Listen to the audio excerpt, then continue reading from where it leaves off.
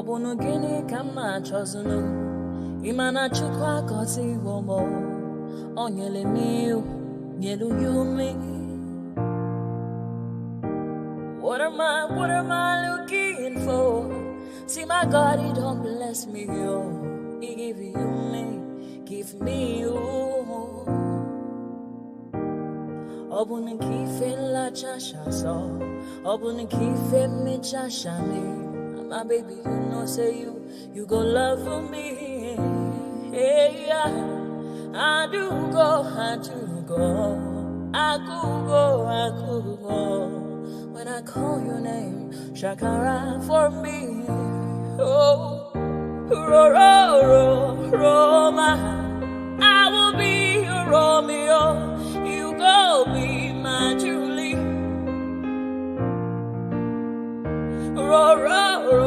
Roma, I will be your Romeo. You go be my Julia. Oh, give me your love and I'll go run away.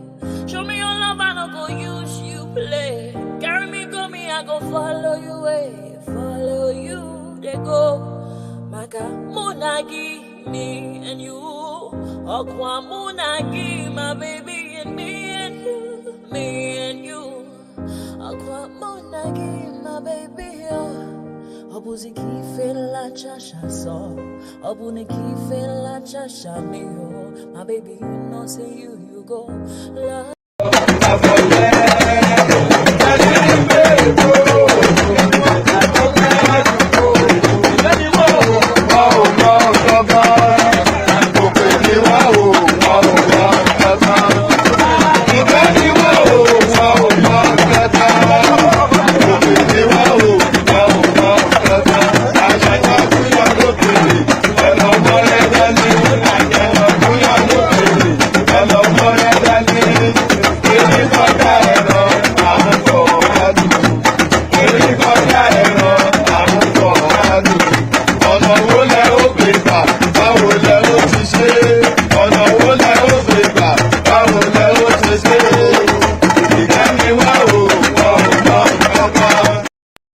Sergeant na crook I dey shoot. It be like music, say na hook I dey cook. See as them they laugh, they open 32. Who you see? Na Naija actors. Which one? Chidi Mokeme, King of Shantytown, Ogene. make them no come carry me go Ikotek Mene. I for shoot, make you no go hit Mr. Ebu Bele. See Yabo Joe, Ekwele. Shoot Mercy Johnson, she get belle. See that Igwe where they rap. Which one? We get baby. I for shoot Regina Daniel's hand, but that's weird. There's a guy standing beside her. Oh, that's Ned. The guy with the blue suit, No, that's red. Eating brown cookies, bruh. That's bread. I for shoot Nancy, but she too fine and no be hypo. Shoot Adesua. Na banky wife, oh. Make them no go kick your head, no shoot Jim Aiko. Bimbo Ademoye, na their type I like. Shoot Patient Ozokwo. You know they fear Juju. Chiweta Lago. You know they fear Juju. Pete Duchi. You know they fear Juju. Kanayo. You want shoot to Juju? I for shoot RMD, but that man too.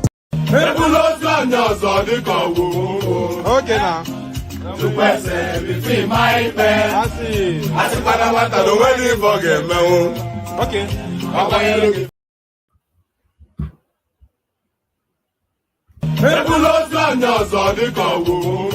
Okay now. To pese between my pen. I see. I see Panamata the wedding forget me. Okay. Mama say na wa me to go kwa. Agana nwa mu jelumba o we butike aganilu le butilo wanne mo ata me wanke ya di pa ya joma Ìjẹ̀bú ọmọ alárẹ̀ ayé wo la ò jẹ́ rí. Tell them, let them know say wọ́n lè bá. Then they see us as they emulate.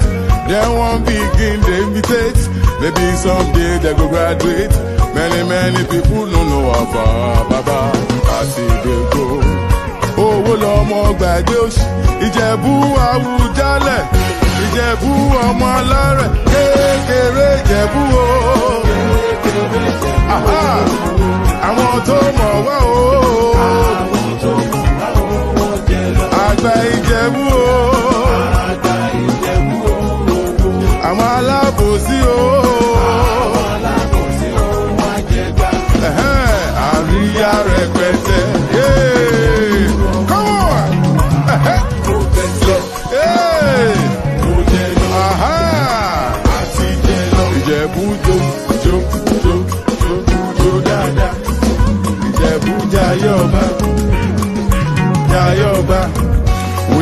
the poor we dey represent.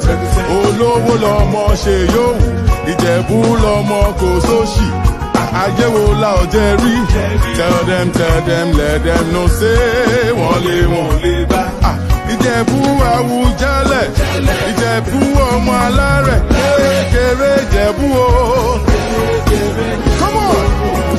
Àwọn tó mọ̀ wá o.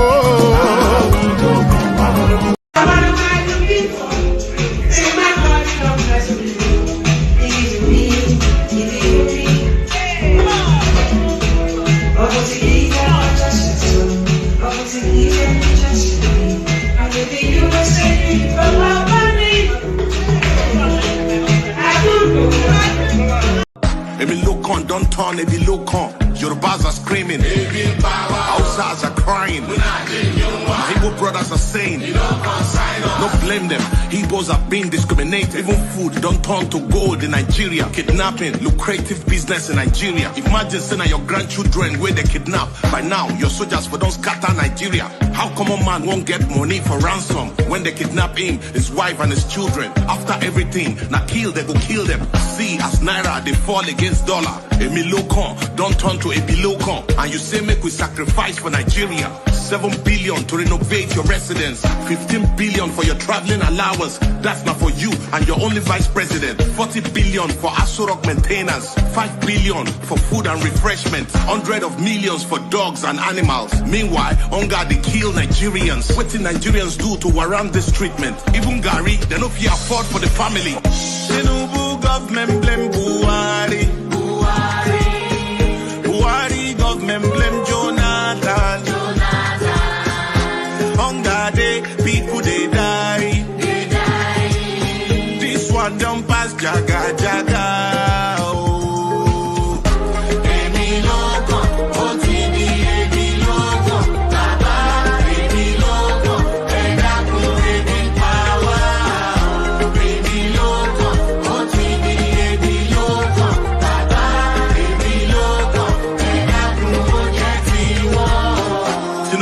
Ẹ̀jẹ̀ mi ni ẹ kí n gbọ́, àkànbí ewé ayò, ewé tún méje, ìtún ló ní ọ̀tún ẹ̀ ṣe, ìfà ló ní kan fà ẹ̀ mọ́ra, àìbínú gbogbo àtàrẹ, gbogbo méjì ọkà bàbà, gbogbo mẹ́ta ọkà wáṣẹ́, orí ló túmọ̀ ẹ̀dùn, gbogbo ọ̀nà ní túmọ̀ ẹsẹ̀.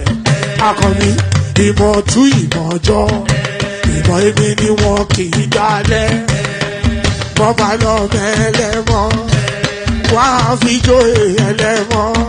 Akọni wọ́n bá lọ gbé fèrè, wọ́n á fi jóye ẹlòkò. Bọ́ọ̀wọ̀ wọn bá tẹ̀lé, wọ́n á fi jóye aláre. Àwọn mẹ́tẹ̀ẹ̀ta parapọ̀. Wọ́n wá jọ ń pẹ́ mọ́, ẹ̀ẹ́mọ́ olóko jẹ. Wọ́n pa Akíntọ́lá ọmọ Ògún. Wọ́n pa Ìyọ̀dà ọmọ Àtàlàbọ̀bà. Àkànbí wọ́n pa Jíṣà padà dẹ ọmọ ọba Ìjẹ̀bú Mèrè. Aṣíwájú odò gbólùkẹrẹ, ajagun lólòdì ọ̀run. Tó o bá ṣe pé tìyẹ, tó o bá ṣe pé tìyẹ, lọ bá ń darí jọ wí.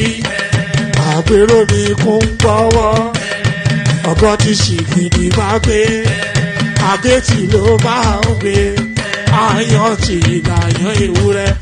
Ọlọ́run dákun má padà lẹ́yìn ẹ, kó má gbàgbé ọ̀rọ̀ tẹ́. Aṣíwájú Ọlọ́run dákun má padà lẹ́yìn ẹ. And it is right there, Akambi. So there it is. I wonder if that is Tinubu's Oriki. So Oriki in Yoruba language is a praise song. You know, they evoke your family history to make you swell in the head. So that's Oriki in Yoruba language. So good day to you. Good to be in your company. And how are you? So we start off with the greeting. Good day to you. Good to be in your company, and how are you? Sorry if my voice sounds a bit croaky. I think I'm carrying a little bit of something. that have still not yet shaken off. But nevertheless, we soldier on. Good day to you. Good to be in your company. And how are you? So the usual protocol, click on the like button just as soon as you hear me invite you to do so. So as I'm inviting you to do so now, do that. It's been a moment since we hit 100 likes, but we get on average thousands of views, both in the live stream and subsequent watch back. We get plenty of views, but that's not being reflected in the like button. So click on the like button. If you don't recoil viscerally from clicking on the like button, then you have every reason to do it. If it doesn't jar your senses to do it, then you have every reason to do it. So click on the like button. And then if you're not already subscribed, please do that as well. It's a numbers game, as you know, so we're forever chasing numbers. So click on like and then click on subscribe. So do those two things. And then if you want to come and join us on the screen, we're especially canvassing for new voices. It's been a moment since we actually had a new voice. So it'd be a delight to have a new voice come join us. So if you've always listened, never been on before, promise yourself that one day you will join them. Make today that day. So that promise that you say, oh, one day I'll join them, to give it to them or to agree with them or whatever your intentions are, make today that day. We're forever looking for new talents. We want to harvest your brain. That's what it is. As crude and as crass as that. Let's harvest your brain in the Professor Frankenstein sort of manner. So all that, click on like, click on subscribe, click on the hyperlink that says StreamYard. Share the links in your social media spaces to help expand the space. Do all those things. And then the $ at the bottom of the screen as well. Click on that and super chat, super sticker towards the stream. We have the anticipation of a minimum of 5 super chats in the course of every stream. It is very rare that we don't hit it. So be the first one to set us be the first person to set us on our way. So click on the $ at but don't be derisory. Don't be a punk. If you are going to click on the $, then make sure you are doing it generously, or don't do it at all. Don't try and troll the space by acting like a punk. Don't be a punk. So do all those things. Let's just launch into it. Let's launch into it. I will link up one day to come and fight with you. Yes, link up, come and fight. It's not a boxing. It's not fight night though. It's not a boxing ring. That's one of the commentators right there. So let's actually kick it off with a clip. So let's kick it off with this clip. So this is a curious clip of Portable, of all people, meeting Peter Obi, and he met Peter Obi. You all know Portable, Zazo, of the Zazo fame. So he met Peter Obi, and this is what he had to report back. So let's kick it off with this.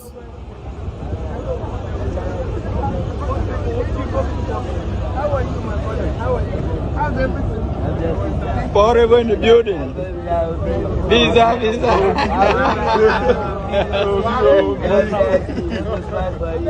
God bless Nigeria. Ó ti lọ bẹ́ẹ̀ ọjà rí ogun ṣòkòrò bí. Ọ̀gá mi, ebi pa Nàìjíríà o. Ọlọ́ba tún Nàìjíríà ṣe o. You're beginning for a show. Yes. Okay, all the best. Hello, sir. I don't blow today. I call with Obi to Obi. Hello, sir. Àwọn èèyàn bí kù bánà lélẹ́ yóò lórí àwọn olówó Ìgbò Kwenu. Ebi pa Nàìjíríà o. Ọlọ́ba tún Nàìjíríà ṣe o.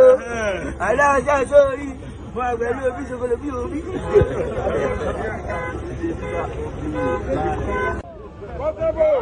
Hey, I'm Miami. Whatever. You don't tell us anything. And you don't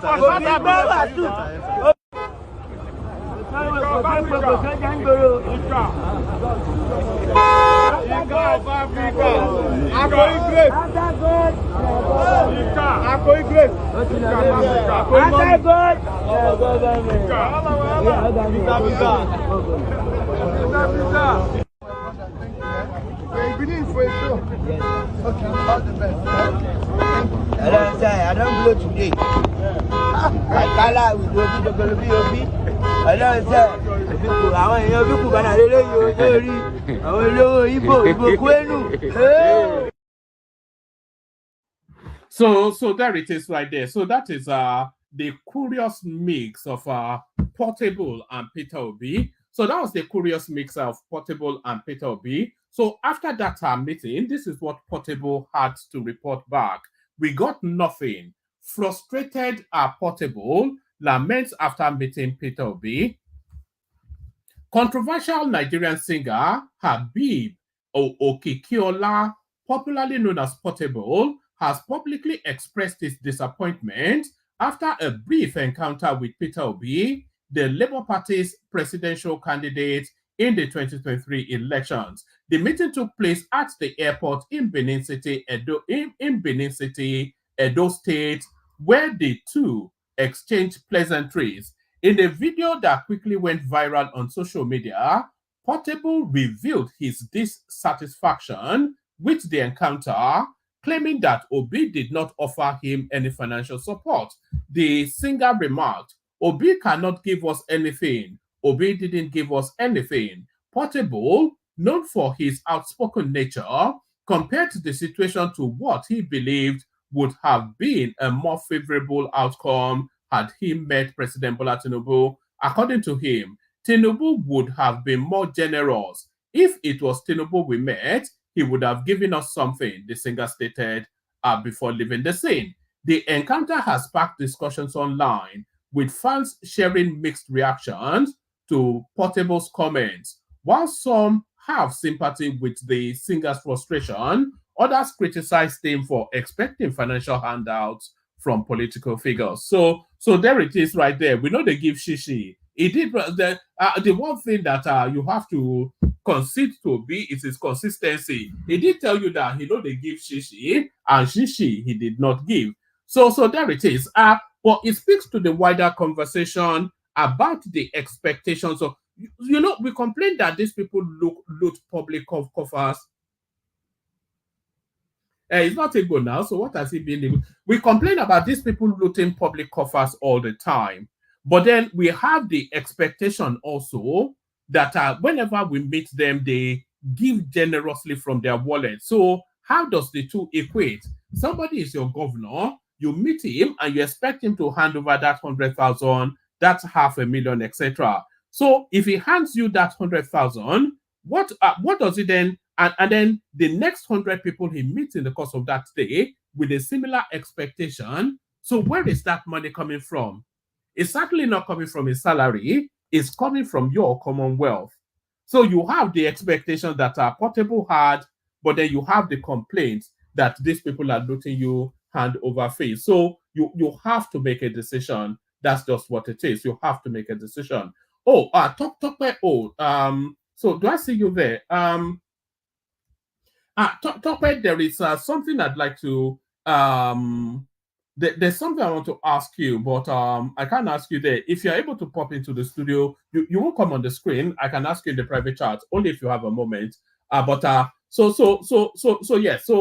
that's Portable then. I mean, what expectation does he even have? I thought it was wealthy enough for him not to have that need.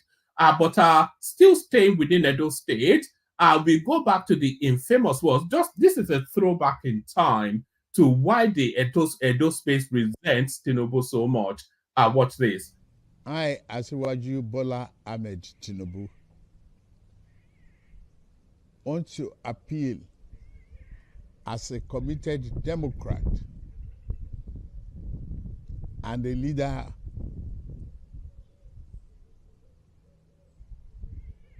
of all Democrats, regardless of political party, to our conscience and our commitment to democracy today on the forthcoming election in Edo State. I want to appeal to you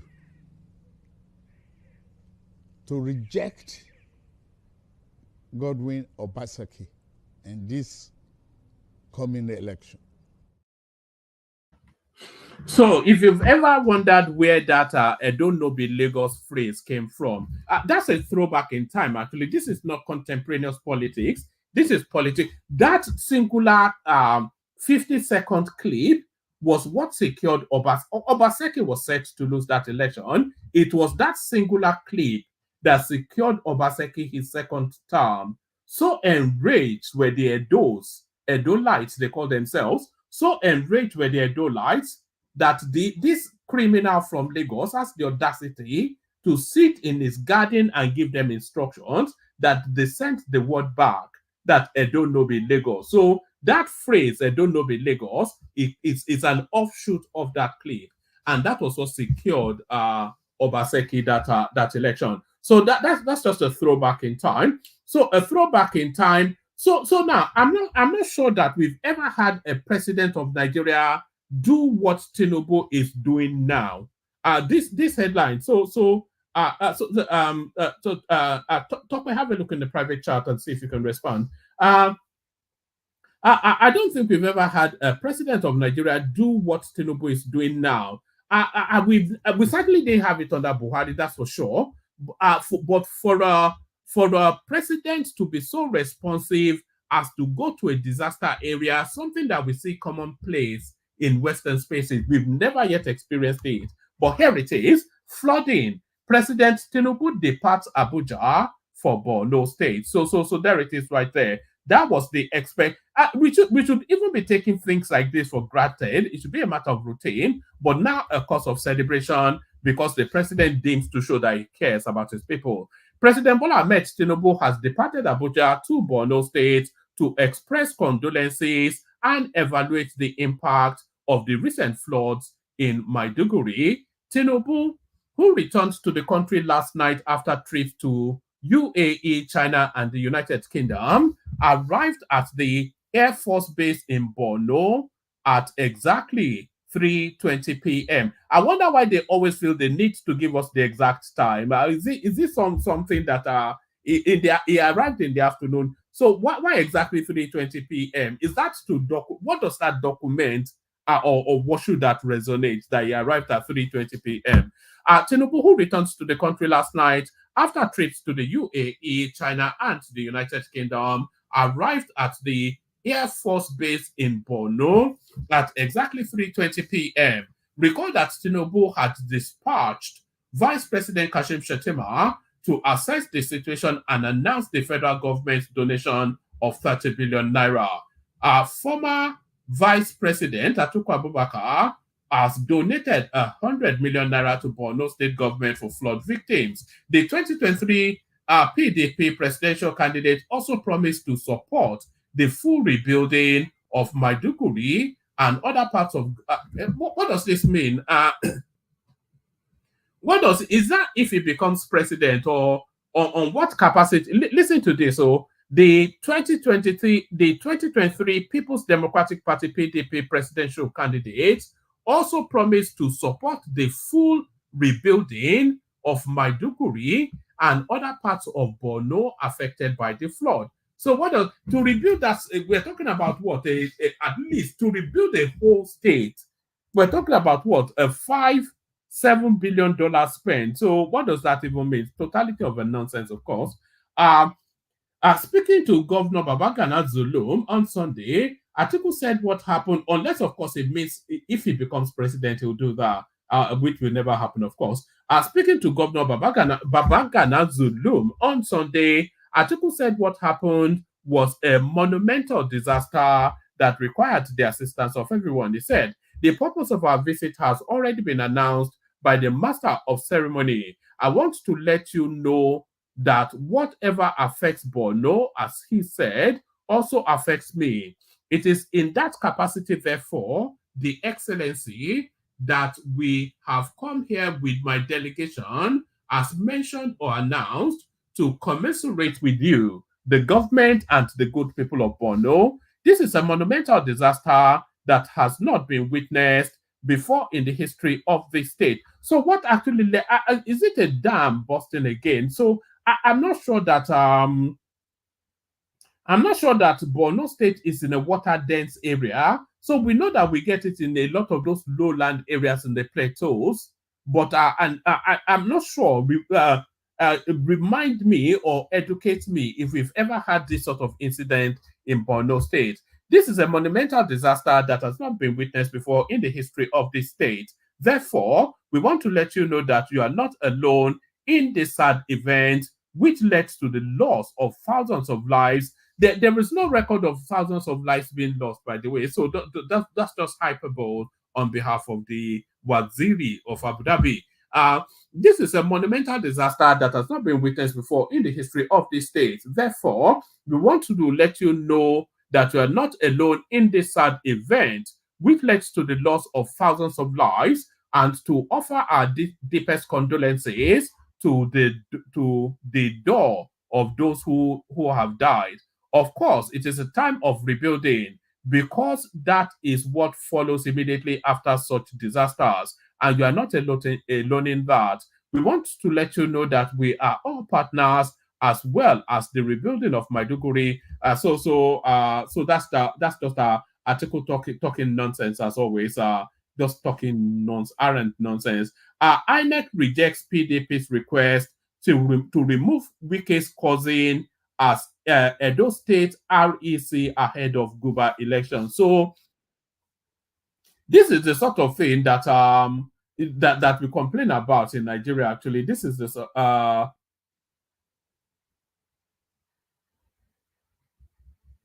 all right. Let me capture that. So, all right. Thank you, Tokwe. This is the sort of thing that. Remember when they put Loretta Onoche as a top functionary of INEC, a top party member being a top functionary of INEC. So this sort of things that we complain about. How can the cousin of Wike be the lead electoral person in Edo State election?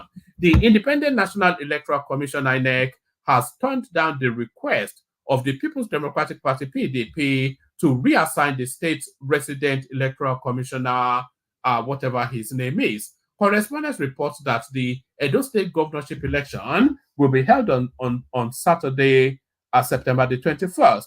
The PDP's concerns stem from Onoaha's family ties to the Minister of the Federal Capital Territory, Yemsen Wike. This development has sparked significant controversy, especially given the fallout between Edo State Governor Godwin Obaseki and Wike, despite the latter's initial support for Obaseki's second term bid under the PDP. It was actually Wike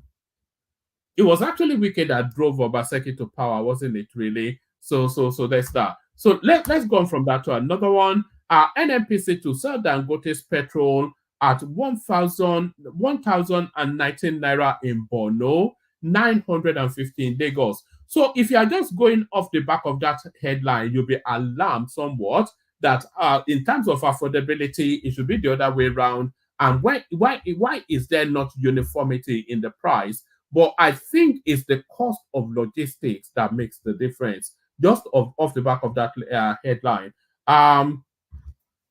The Nigerian National Petroleum Company Limited, NNPCL, has revealed that petrol sourced from the Dangote refinery will be sold at varying prices across the country, with the highest. And by the way, I'm going to play you a clip in a moment that actually explains all of this. The Nigerian National Petroleum Company Limited has revealed that petrol sourced from the Dangote refinery will be sold at varying prices across the country, with the highest rate expected in the northern regions. In a statement released on Monday, titled "NNPC Limited releases estimated pump price of PMS from Dangote refinery based on September 2024 pricing," NNPC spokesperson Olufemi Shoneye outlined the pricing structure. According to the statement, the price of petrol could reach 1,019 naira per liter in Borno State, whilst it will be priced at 999 naira in Abuja, Sokoto, Kano, and northern states. In contrast, consumers in the south will face somewhat lower prices, with petrol priced at 960 in Oyo, Rivers, and other southern regions. The lowest price of 950 naira per liter will be available in Lagos and its surrounding areas. This pricing disparity highlights like I said, is logistics. This pricing disparity highlights the logistical and distribution challenges faced by the NNPC, affecting fuel costs across different regions. He stated, the NNPC Limited has released estimated price of premium motor spirit, also known as petrol, obtained from Dangote refinery in its retail stations across the country. The NNPC Limited also wishes to state that, in line with the provision of the Petroleum Industry Act, PMS prices are not set by the government, but negotiated directly between parties at an arm's length. The NNPC can confirm that it is paying Dangote refinery in USD for September 2024 PMS takeoff, as Naira transactions will only commence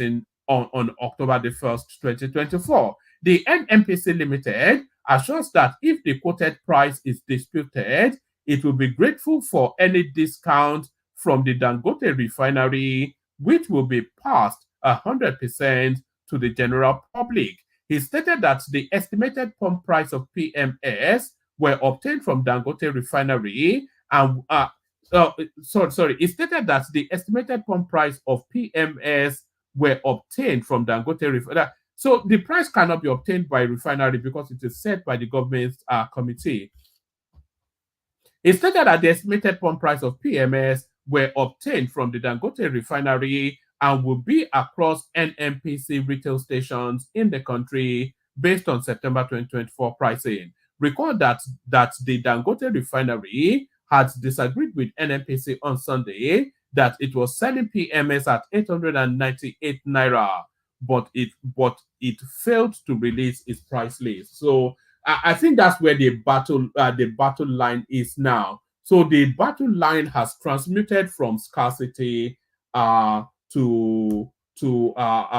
pricing. So that's the battle we're going to have now.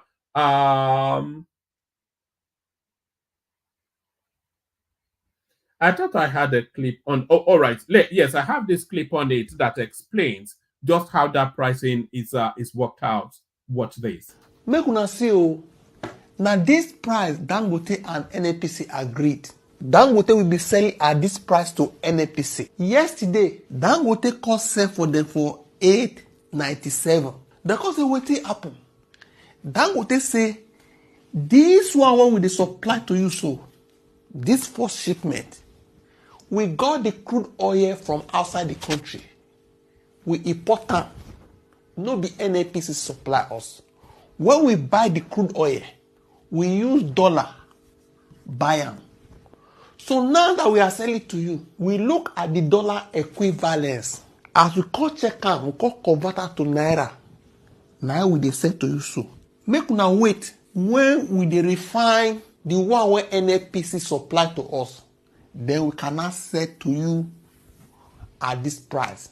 For now, the one we import never finish. What we call the refine, the one where NNPC supply to us, we cannot sell at this price to NNPC. It means for you where we expect cheaper fuel price. If NNPC buy from Dangote at this price, it means say you can't get fuel less than 900 naira for now. That is the meaning for now. We don't know tomorrow. The way they expect the fuel make it cheap, the fuel no go cheap. The way we are the same, so it no go ever cheap. The reason being because government need money. Okay?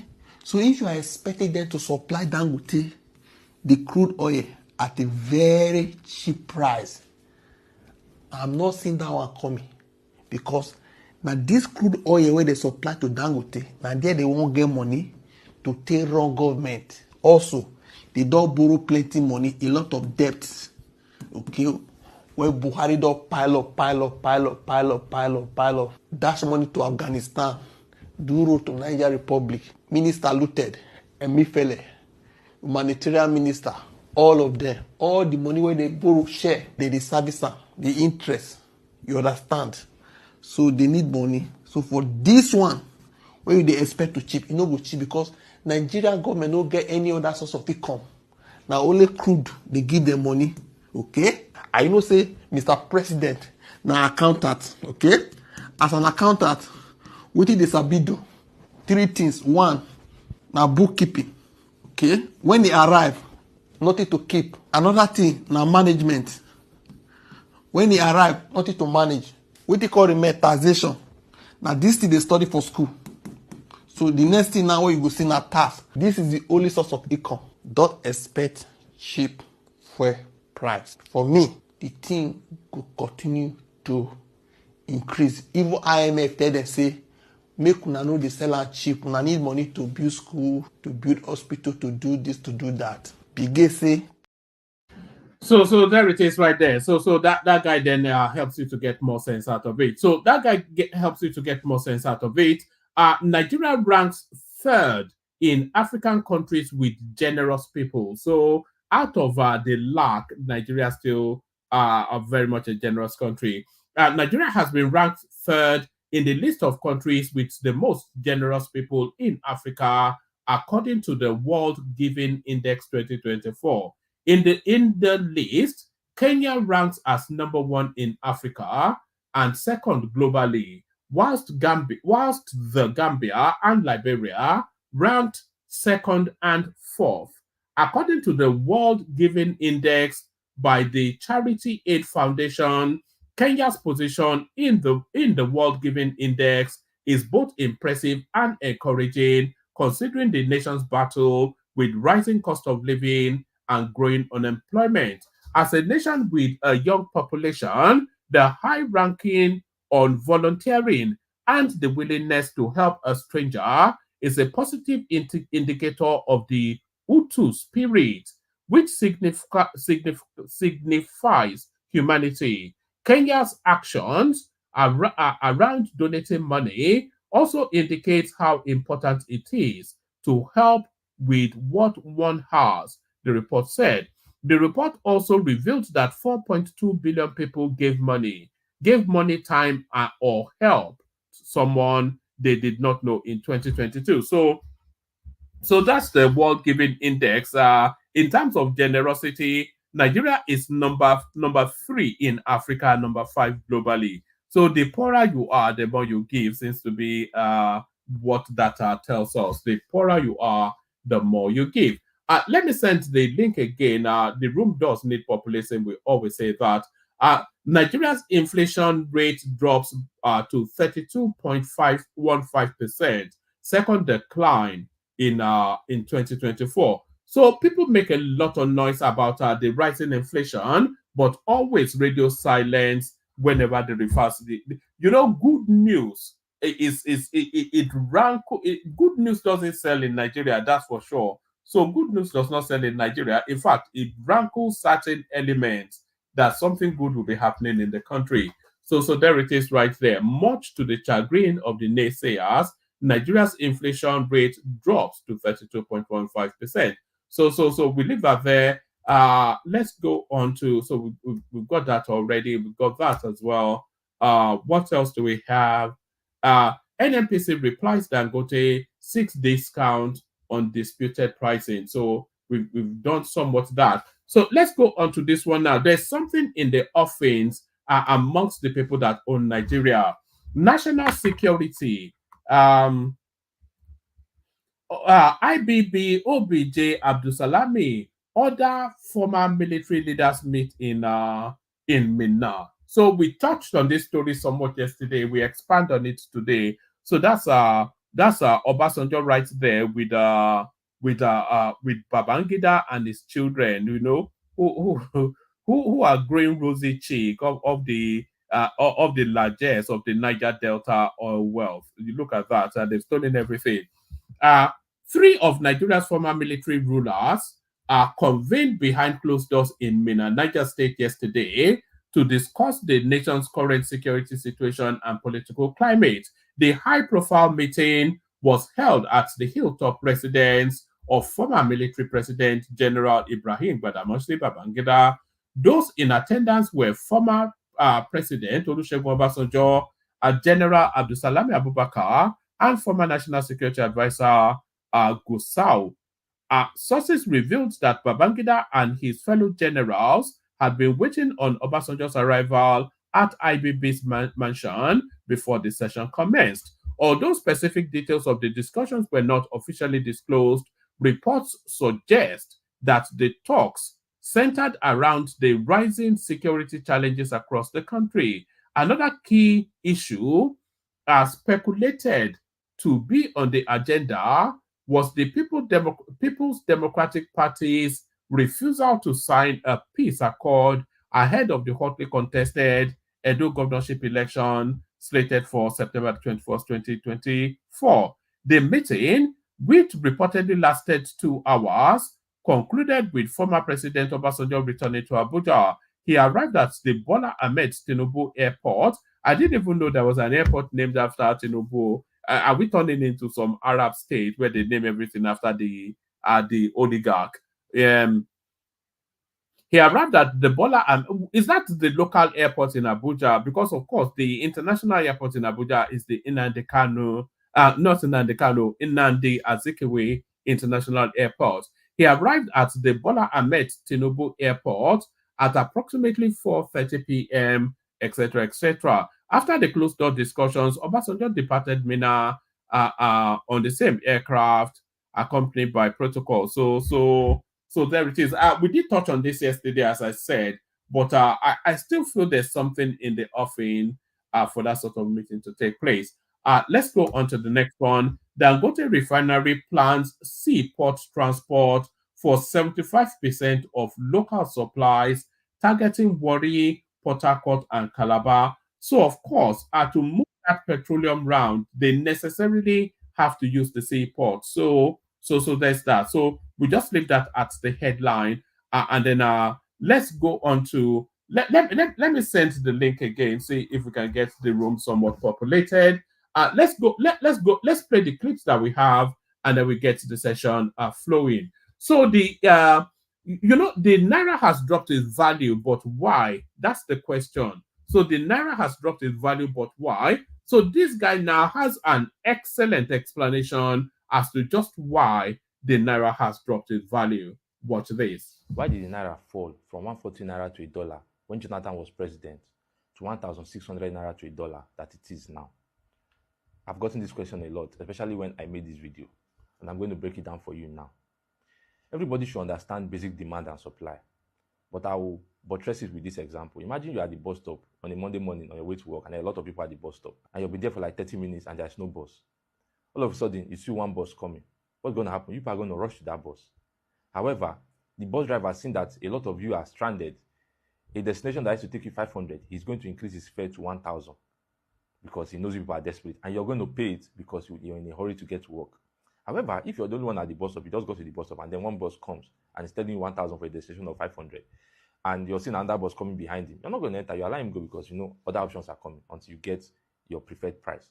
This is basic demand and supply. When the demand of something is high, the value of that thing goes up. When the supply of something is high, the value of that thing goes down. Now, how does this tie into the value of the Naira?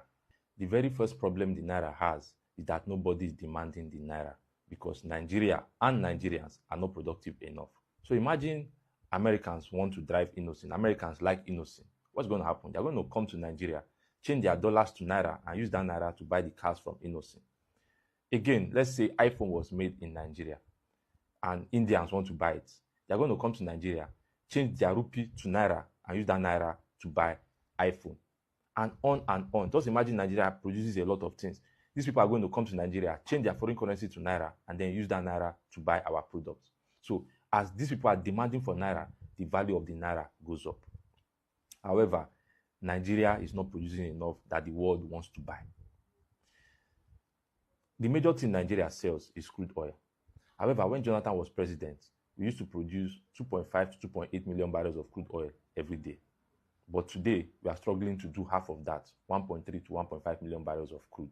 So the major thing that we used to sell in the market, that was even sustaining us then, we are no longer producing it enough. So that is the first problem. They are not demanding for naira. The second problem is the supply of the naira. I want you to look at this chart. You will notice that at the beginning, it was stable. It didn't change much. But something happened around here, and then it flew to where it is now. If you click on the date here, you see that this year was in 2015. What happened in 2015? We elected one of the worst presidents in the history of this country. In the 8 years Buhari was president, he printed 22 trillion naira into the economy through a process called Ways and Means. Now, I wouldn't go into details of this because to make this video too long. However, I'm working on a YouTube video where I'll really break down what Buhari and even Tinubu did that has impacted this economy. But those are the two major reasons why the naira has fallen. So there it is right there. So that makes infinite sense. So we still stay with that guy who goes on to make a comparison between the Nigerian currency and the Ghanaian cedis. I'll urge people to follow this guy because he seems to know what he's talking about. So these Ghanaians were mocking Nigeria because they changed 200 cedis and see the quantity of naira they got. I went into the comment section and, as usual, Nigerians were just complaining without really understanding the situation on ground. In 2007, the value of the cedi depreciated so badly that $1 was equal to 10,000 cedis. So the president was like, see, we need to do something about this because it was an accounting problem. And let me break it down for you. So an iPhone sells for $1,000, right? Now, that same iPhone in Nigeria is going to cost 1.6 million.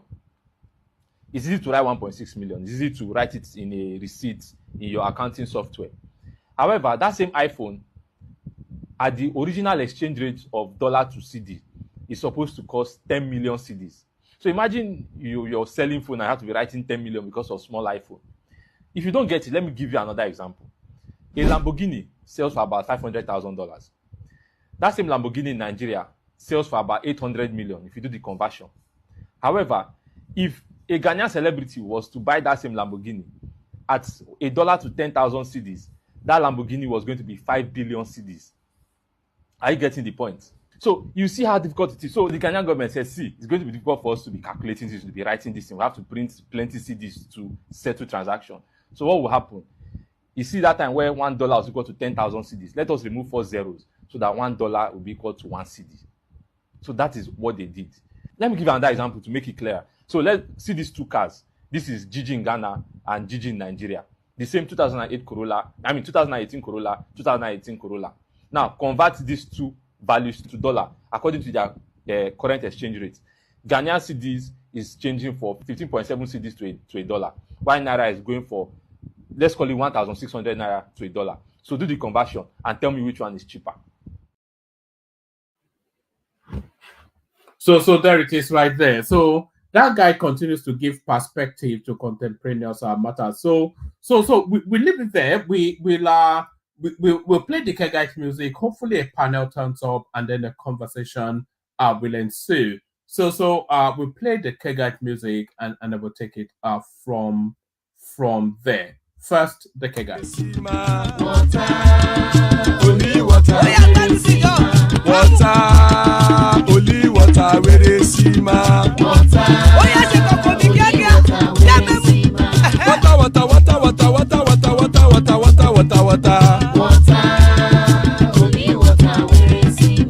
Hapa o naido.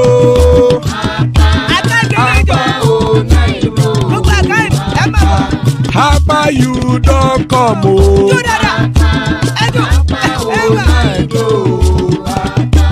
Hapa o naido.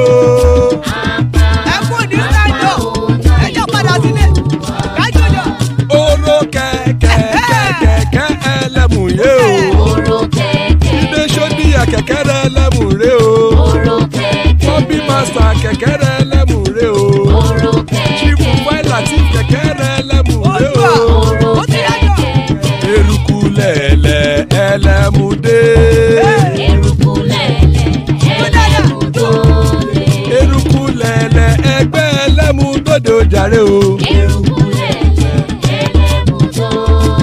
Eruku lẹ̀lẹ̀ Ghana ti dé ẹgbẹ́ bọ́dì o. Ọmọ ẹlẹ́yẹ ẹ̀yẹ o ó dilẹ̀.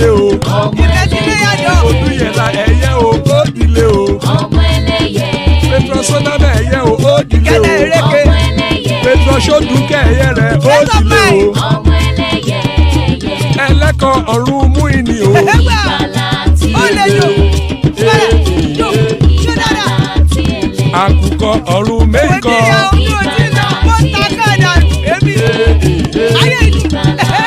ikú kò ní ríwà gbéṣe o. ìgbàlà tí èlé.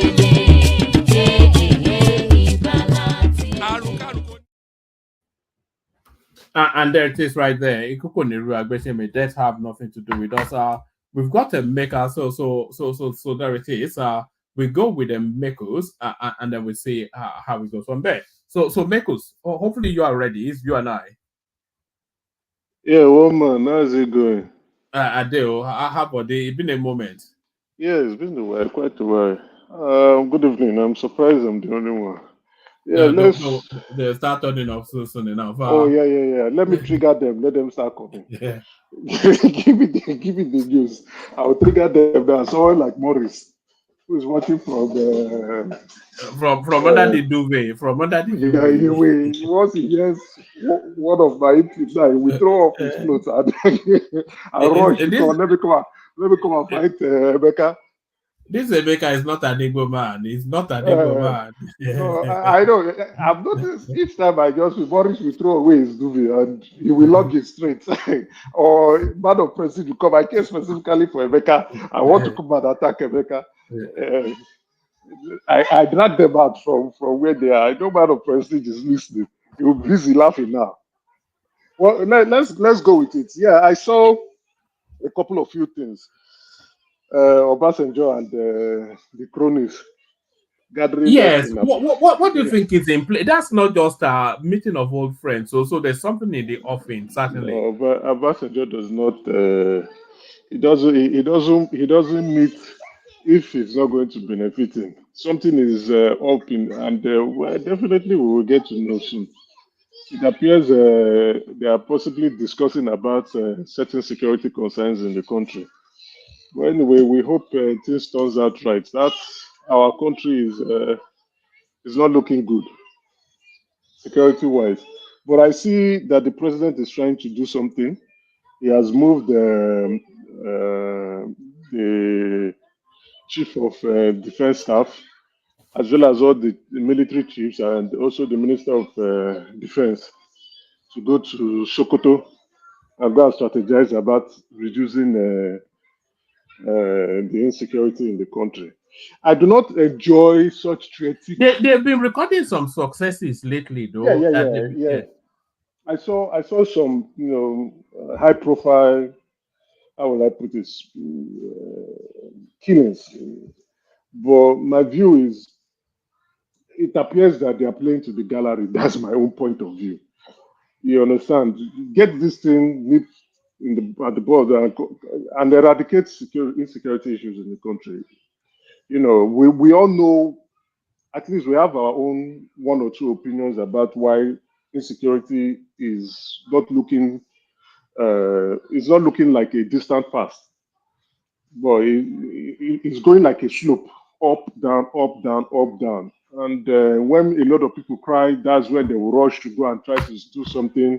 Now, Buhari did the same thing. The military chiefs went to Medugri. What did that one bring?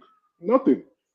Now, it's like they're just acting a movie for us. The military chiefs, really, they have no business in Abuja, do they? Abuja is not the theater of, be at the center of it, and if you get shot, you get shot. The presence doesn't even matter. They can even go to the moon. It doesn't matter. Just get the job done. They are still not the ones doing the job. Whatever they convey, it doesn't matter. So that's why I say it's up for theatrics. You are just doing it for showbiz. So it's about getting the job done or not getting the job done. I think what the president should have actually done was to put a performance plan for them. I want this resolved in 3 months. If there's still insecurity issues in 3 months, I'll sack you guys. As simple as short. I don't care how you guys want to do it. In 3 months, I want to. I feel we need that. We need a public and a humiliating sacking of a minister for non-performance. Well, I think we need that to. that's how it should be done from NSA to all of the anybody holding a security portfolio. 3 months, I want it to be resolved. It's not if it's not going to be resolved, please just tender your resignation and go. And once you are leaving, there will still be a financial probe. So which means you are not going scot-free. There will still be a corruption probe on you to ensure that you did not steal money or you did not misallocate funds or you do not misuse funds in or divert funds in any corner. So that's the best way to do it. To be even kind, you can give them in 6 months. Get your house cleaned up and go and do it. We have seen multiple military personnel, low-ranking soldiers who are saying, give us the tools that we need to work. We will go and finish these guys. Now they are not being called, those bandits are called TikTok bandits, showing us money that they get from ransom. And it's quite a bit embarrassing if you ask me. So my view there is the president just putting up that date. If they don't do it, sack them and promote the next batch of individuals who are willing. And I will tell you, you will get to the point you would employ professional military individuals who are there mainly to go and solve that insecurity problem. Or else others they will have a different view, so it will be clash of interests, clash of opinions, clash of views, and that's not what Nigeria needs now. We need to stop insecurity and get it out of the way and focus on more priority. We have more issues that needs to be addressed, especially the economy. I saw today that the inflation rate is down by it came down to 32.19%. It's only a marginal decrease, but the trajectory has gone somewhat in a positive direction. Because it was 33 point something, so it's not as though it's a leap. Exactly right. At some point on the platform, we were looking at 27.5, we were looking at 28, we were looking at 30, then we looked at 33. Now it's coming down. It's not going up, it's coming down. That's a good positive outlook. But again, 32.19 is still high. It's still high. You would look at it and you say the people in Nigeria currently they are trying. If you imagine a 32.19% inflation rate in the UK or in the United States, I think the entire world will feel it. In short, all these noises they are making in the election, they would have kicked somebody out since. So that's the viewpoint. 32.19 is high and mostly from food. So they need to address that condition so quickly. And we can see that the president and his team are trying their best on how to address the food inflation and trying to bring the prices of commodities down, especially food commodities. But again, it needs to be addressed quickly. Then comparing it with the price of fuel, you see, the country is faced with a lot of challenges. Let's be realistic. And at this point, we need to begin to scream at the president to begin to do something. The country is faced with a lot of challenges. NNPC and Dangote, both of them, I don't know what is going on between the two of them. They are playing games. The game they are playing is how much they to squeeze the Nigerian populace by. No, if you ask me, I think the games is coming more from NNPC, right? Because there was an initial agreement between NNPC and the Presidential Task Force and Dangote, the Dangote team. This was completely agreed. So it completely shows, like which I've said on the platform, the inefficiencies, the operational inefficiencies in NNPC. So it appears like there is a communication gap ongoing in that what will I call that company? Conglomerate. People don't talk to each other.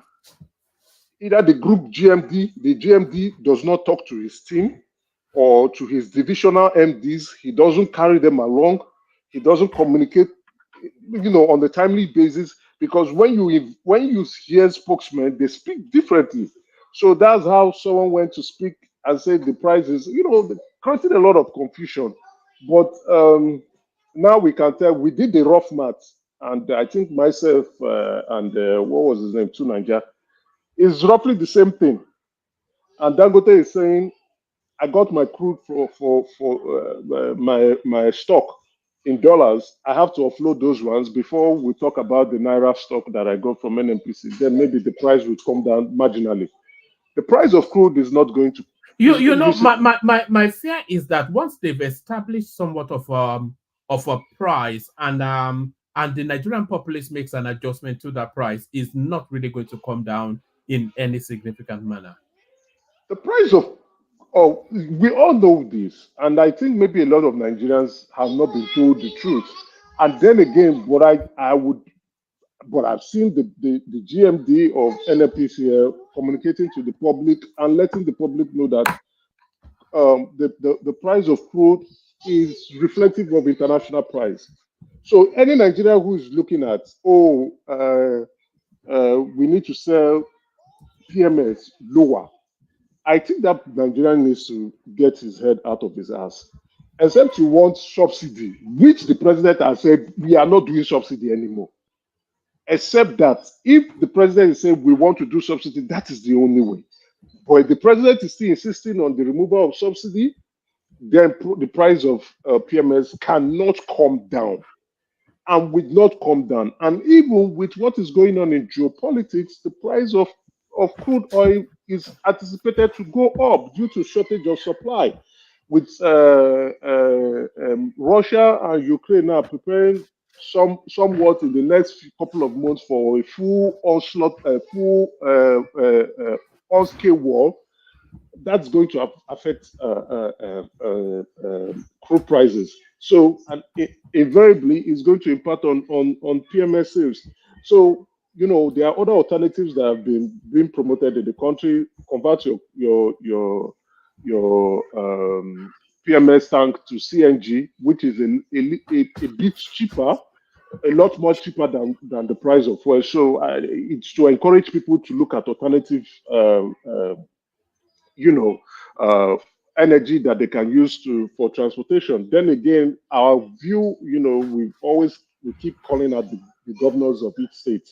They're actually our problem. They need now to begin to provide infrastructure for their states, public transportation, improve public transportation, improve road network, ensure that the public transportation is going around every corner and every local government in their state so that people can move, the mobility of people.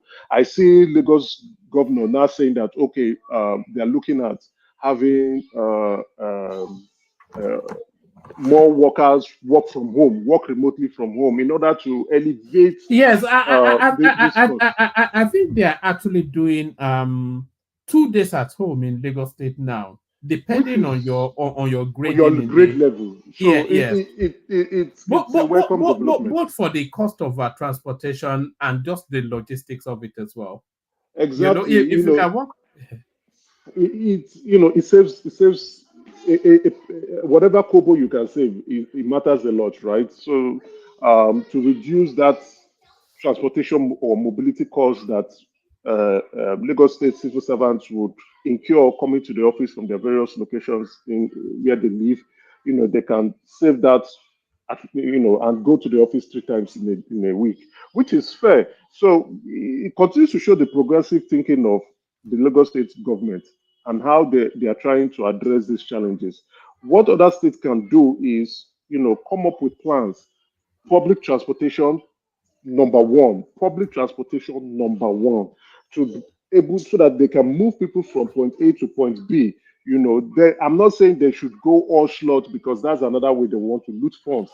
But start with buses, CNG buses that can convey people from one point to another point. And that, people will look at it and say, okay, there might be no need for me to use my vehicle, or there might be no need for me to go patronize a keke napep that might be a lot more expensive than the public bus transportation that I can use to get to the same location.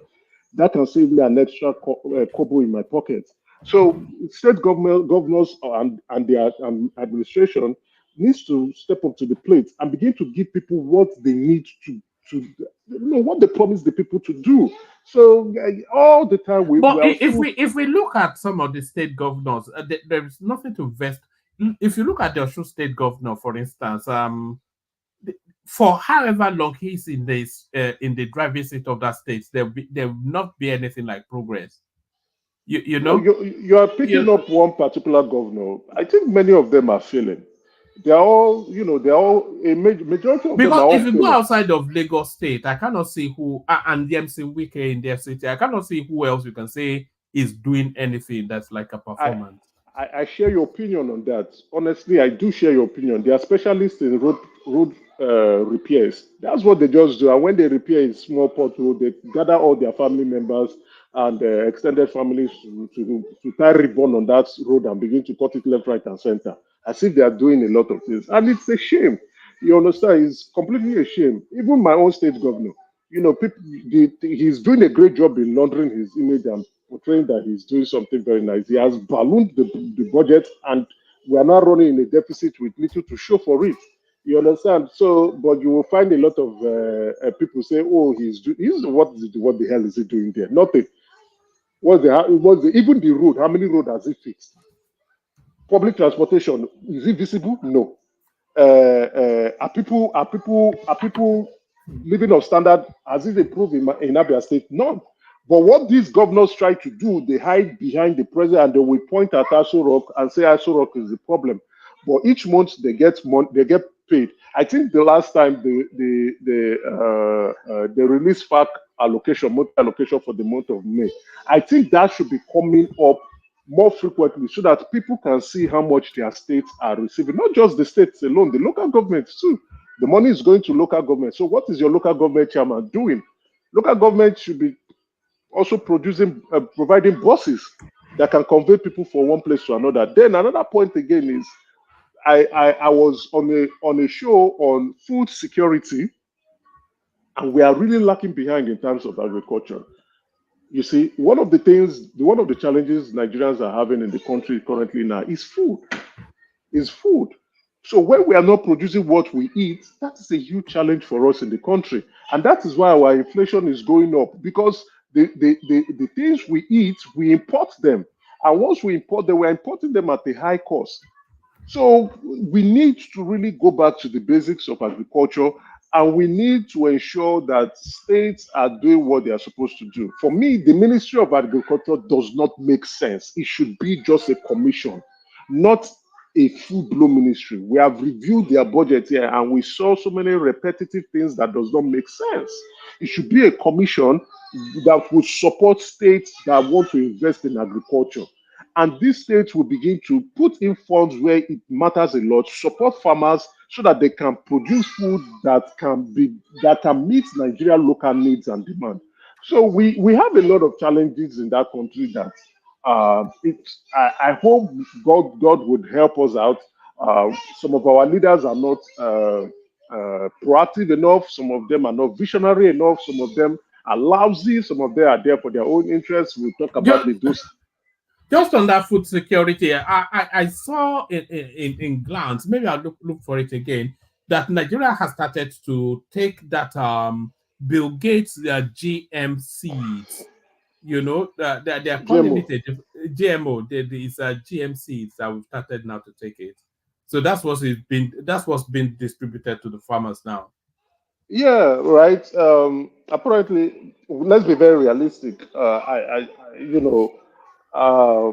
I'm thinking maybe I can call that guy who on that food security show, so he could come present or discuss with us here. That was a very eye-opening for me. I learned a lot. You understand? For a start, the GMO seeds are cheaper than organic grains. So, but I don't want to go into some of the drawbacks that people have complained about. What we need now is food, and lots of it. Supply of food everywhere before we begin to, because according to the he owns one of the biggest farm in Nigeria anyway. So it was like Nigerians at this point in time cannot choose. Even if they can choose, where is the money? If you put a module of GMO germinated produce and as well as organic, the price of it is quite different. So people will prefer to patronize what is cheaper than going for the one that they say, oh, this would improve your health, this would improve your, give you less, organic. We don't have that a lifestyle choice at the moment now. That's a huge, different, complete challenge. We need to produce lots of food, flood the market with food, so that the prices of things can come down, and then those who are now into that lifestyle,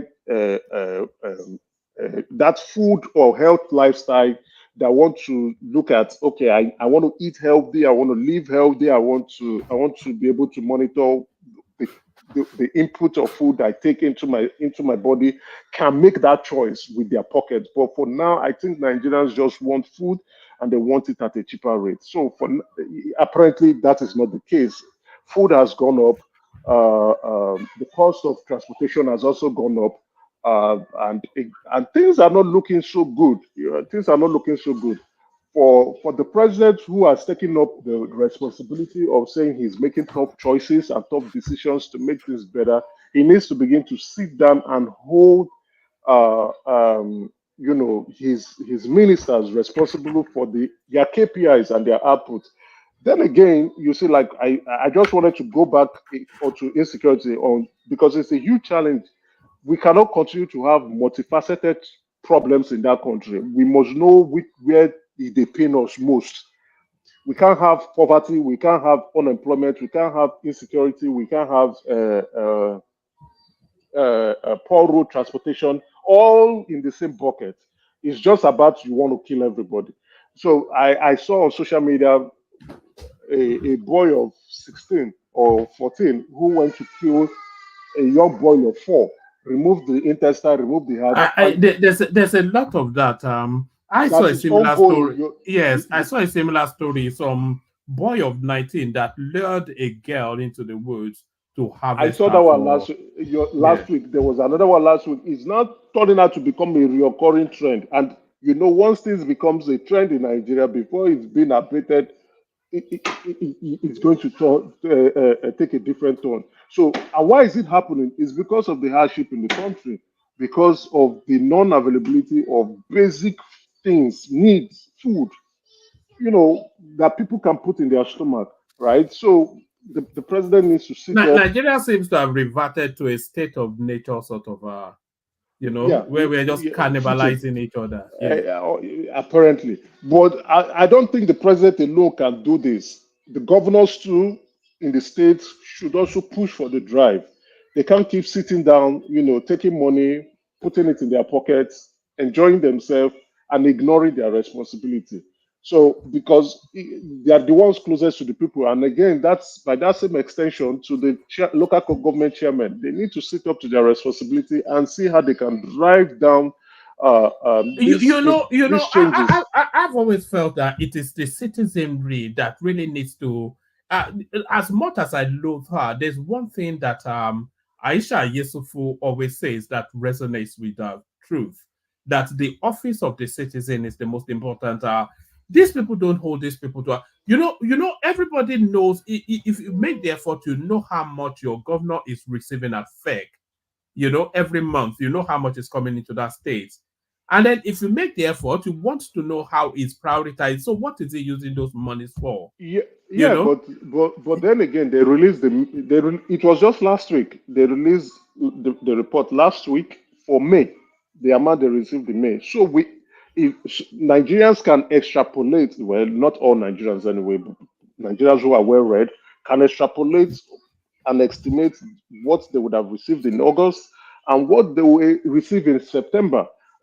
You understand, and see, okay, where are they putting this money, and begin to make the necessary calls and to their state government and to their local government to find out, okay, what are you using these funds for?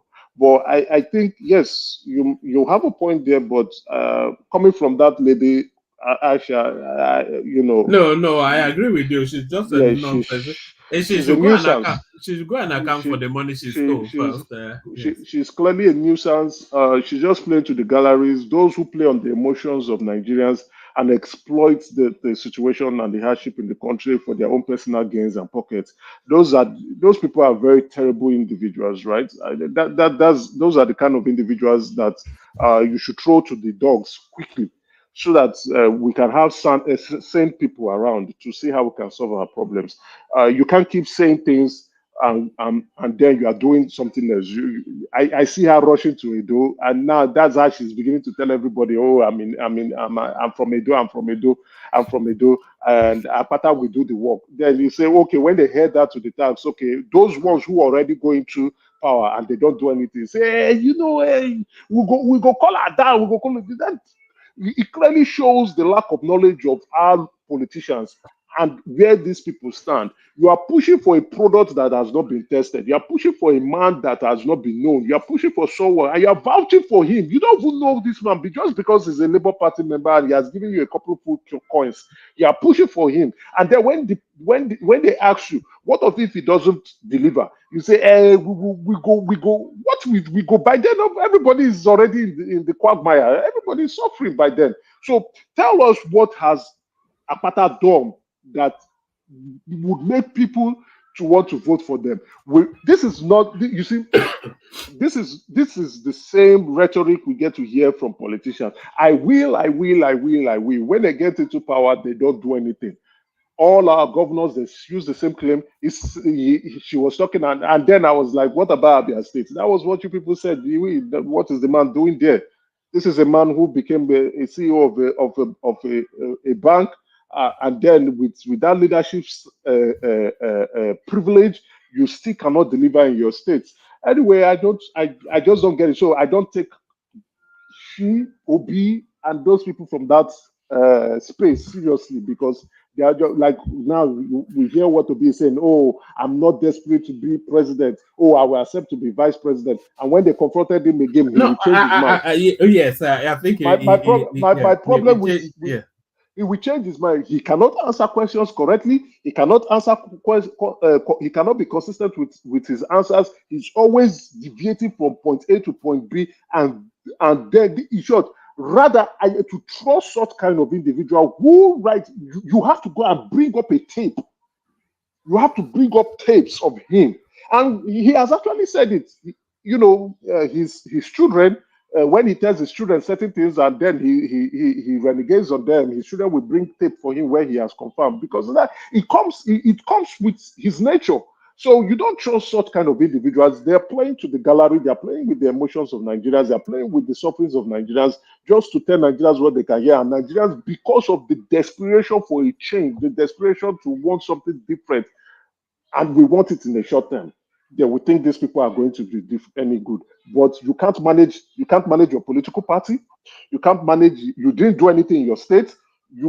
Those are signs, and still yet Nigerians can't see that these individuals, given the opportunity, if they've been given the privilege to go into office, they will make a lot of mess, because they have never demonstrated any point of excellence in their life in governance. They've never done it. So let's exclude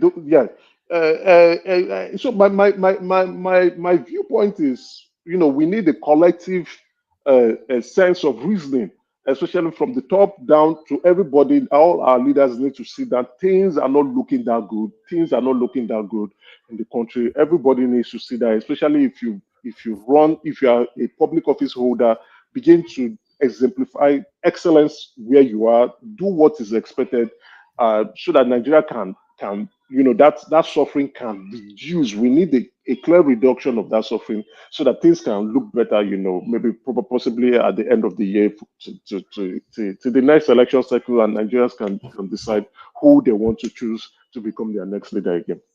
All right, let me take you to one more headline, and then we go on from there to Baba. So Tinubu arrives in Nigeria only to hop on the plane again to go to Borno. They flooding there. But by my recollection, I've never yet known a Nigerian president to actually go to the scene of a disaster to go and commiserate with the people. So what are you making of that? No, that's not true. I think I remember the Ikeja bombing, right? Obasanjo came. He came to Lagos. He came to Ikeja. I think he also went to Ojota, where there were a lot of victims there, close to the Ojota side that was close to Ikeja. My recollection or my memory might not be able to capture things properly, but I knew Obasanjo came.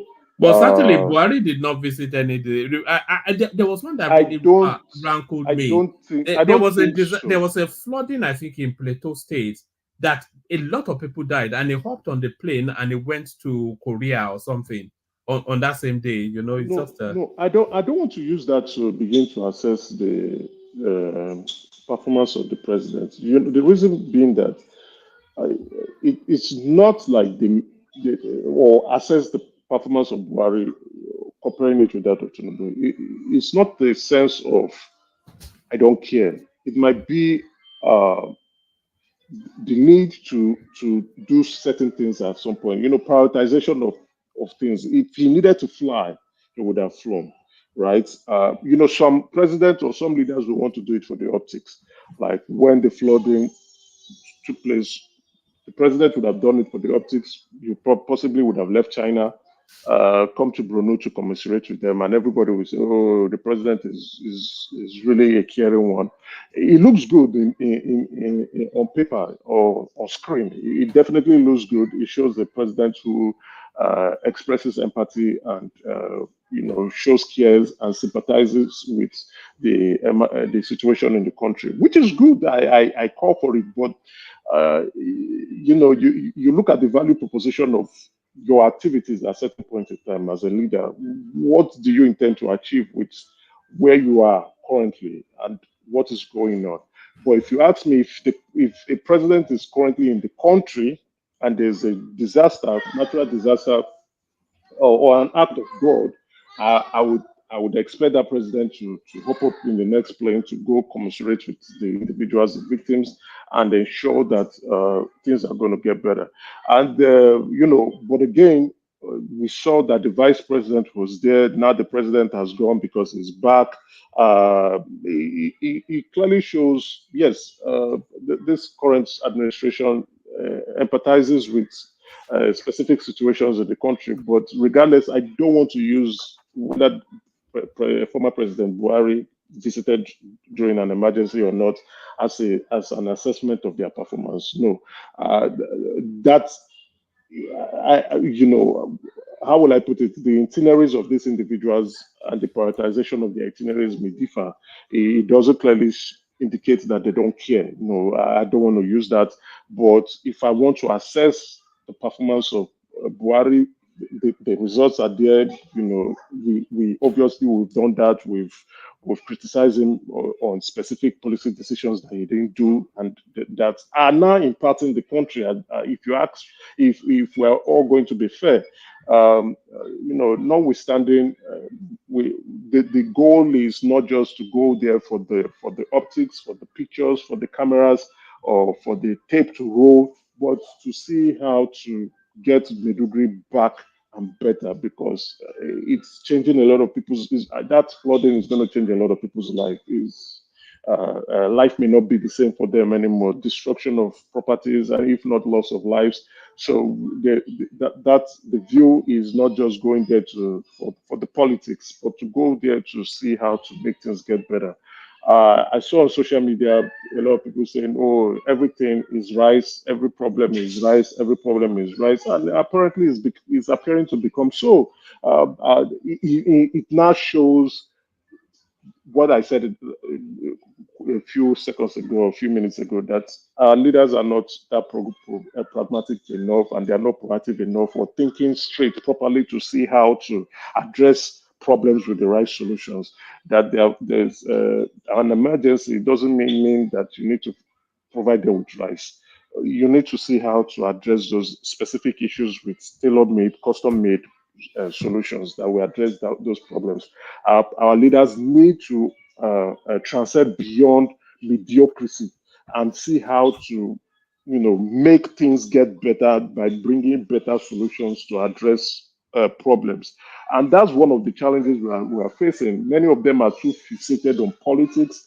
Many of them are too driven by the power to get and retain power, are driven by the idea to obtain and retain power, that they don't think about solutions to address their people's problems. So when they fought for power, they used 3 years to think about how to get power, and finally they not get the power.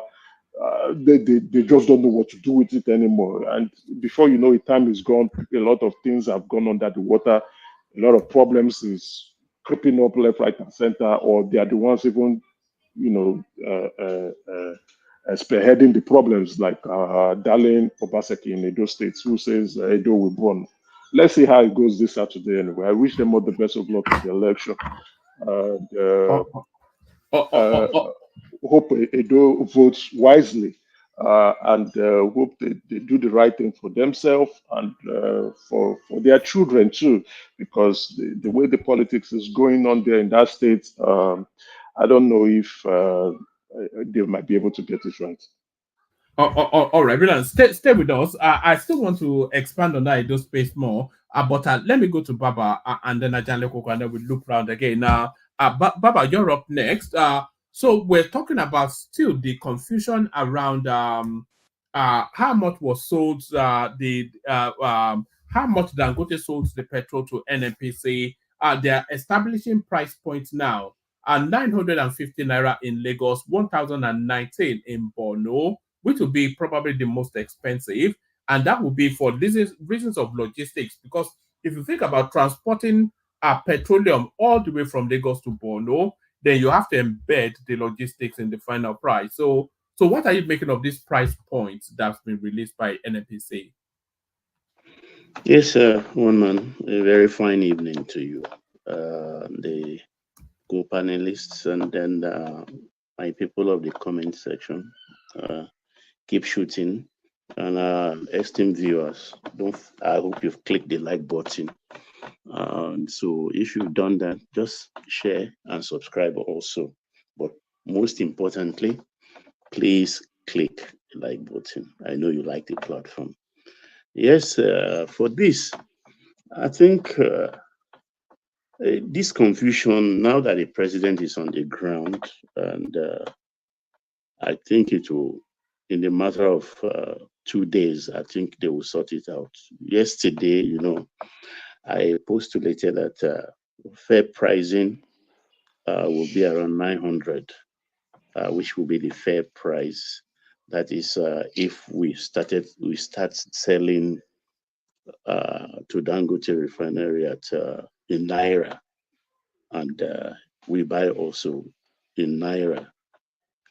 So I think this price will stay, because Dangote is claiming that he bought all this stock he's having presently in dollars, which is true anyway, because 30 million barrels supplied by NNPC so far were all paid for in dollars.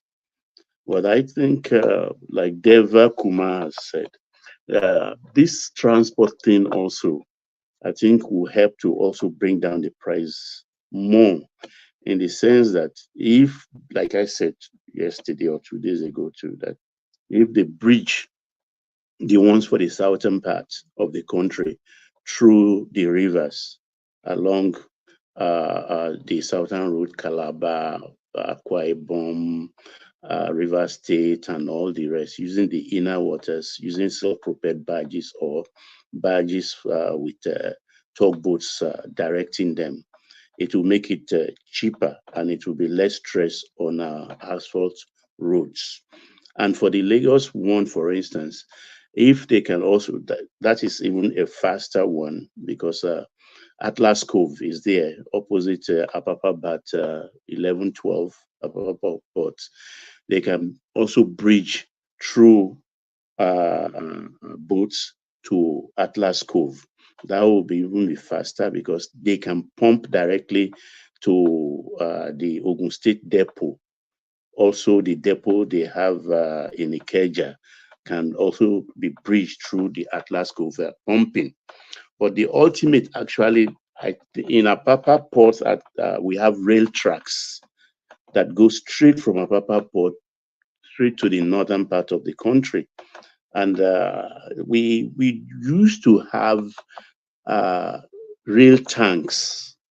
I don't know if those are still available or if they are serviceable. I think that's something government should also look into, because if the rail railway can do that. The trains can come to Apapa port, and through piping, they can pump into those wagons, the tank wagons. They can also bridge from Apapa port straight to the northern part of the country. That will be cheaper, and there will be less traffic or pressure on our roads for bridging through just 33,000 liters tankers. Imagine those tankers on our roads, which roads we don't even have much of them that are in good condition.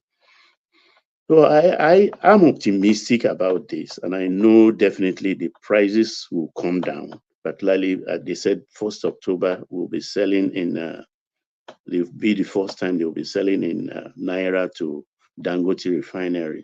So fair enough, it's just 2 weeks away, and let's see how the pricing will go. This is prices for the dollar products Dangote bought. Baba, So why you say prices will come down? Please be clear and concise so that Nigerians watching will not think it's going to come down to 197. No. When I say come down, I'm not saying that. I say between. I've said 900 yesterday, and I think maybe 850, 900, because all of these things I've said are just about reducing it 10 naira here, 20 naira here, and it sums up. You understand? I agree. Yeah. So the other Nigerians will not think, oh, things are going to return No, back that era to is gone, Emeka. Yeah. That era is gone. It's not going to come back again. And it's not going to come back again. The Dangote refinery is not charity. Even if our own refineries were to be working today, the prices will not still go to 300 or 400, because maintenance of the refinery is not something that is cheap. And we shouldn't forget that the components for refining crude oil too, it contains some elements of other chemicals, not just the crude that you just put and fire it alone. There are other additives you have to add. Those additives, they import them too. They pay for them. So a lot of things, they have to pay expatriate workers and things like that. So the crude does not mean PMS or AGO or polypropylene or naphtha or urea or anything. It's just crude, raw material, pure raw material that has to be fired. So that's the essence. So when we say we have crude, we have crude, we have crude. We don't have PMS. Crude is not PMS. It's refined crude that is PMS. It's refined crude that is AGO and other auxiliary products, byproducts that comes with it. So that is it. I think 850, 900, like I said yesterday, will be the fair price when we start, because I suspect the Dangote himself, he has an arrangement directly with the president, and I think eventually they may not announce it to us. They will peg the exchange rates for that particular transaction to about maybe 1,500. They will peg it. That's another sure way of getting it a bit lower from this 950, 1,000 plus. Because if they don't peg it, then they can't even subject it to the vagaries of fluctuations of the value of the naira. They have to peg it. I'm sure of that. So I'm very optimistic. So let me go to security situation. The security situation, like I've always said, but it happens mostly in the north. We have the southeast though, and we know why that is like that. But the northern one is just like an invasion, as far as I'm concerned. And I think a week and a half ago, I can't remember that particular governor. He said something very, very pointed. He said he went to a village that is about a remote village, 2 hours. It took him to get to that village. When he got there, and the way he met, I think they were just raided before the government went there, and he was sympathetic with them, and he was wondering that, look, if it took me 2 hours to get to this village through rough terrain, imagine when this same village or other villages around have been invaded, and they call for help from the military authorities, how long is going to take them to get there? But it might take them even more than 2 hours because they have to prepare their logistics. And by the time they get there, the damage has been done. And also he's talked about the collaboration between some of the traditional rulers and these invaders, this terrorist group. And he particularly mentioned an instance where the emir, or whatever they call them, ruling a certain village in his state, collected 700,000 naira and allowed the village to be invaded. And about 30 people or so were just slaughtered. The governor said it. I'll search for that publication. So you would be in the same vein, the Fulani young man was talking about the Obas in the southwest, that they pay some kind of dues to them anytime they come to graze their cattle, that they don't just come there for nothing. So you can see the complicitness of most of our traditional rulers in all of this. And that's why I always go back to the police jingles in those days, that armed robber not be ghosts. You get wife, you get friend, you get landlord. So these are the things. If a country is secure, then the people are vigilant. The price of liberty is eternal vigilance. The price of liberty is eternal vigilance. So the people, if you are not vigilant, of course, you will be raided. So these are these challenges we are facing in our country. We have each and everyone has to wake up to their responsibility. It's not just a governmental thing. If you don't report, how did they know? How did they know? So that is my take on the security issue. It's not the responsibility of the government alone. And for the OBJ going to talk about security and everything in Mina. Mina has become the headquarters of ex-military rulers, coup plotters, and stuff like that. Okay, fine. I don't know how they can repair the country when they didn't do it in their own time or put us on a sound footing. The hen has finally come home to roost in 2023. And there is nothing anybody can do. We need an economic reform in whatever shape it will take. We can't continue to do the same thing over and over and over and over and expect the same result.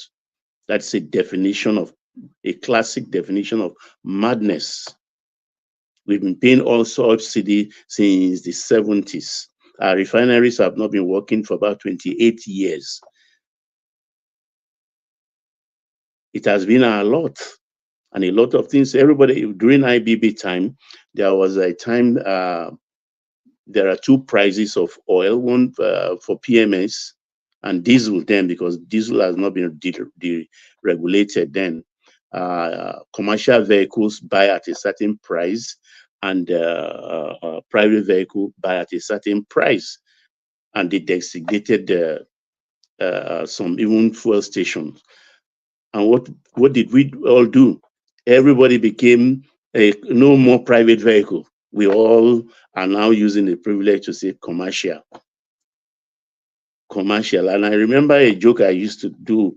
I think I was one of the first station around Think, and then I just packed one day I wanted to buy.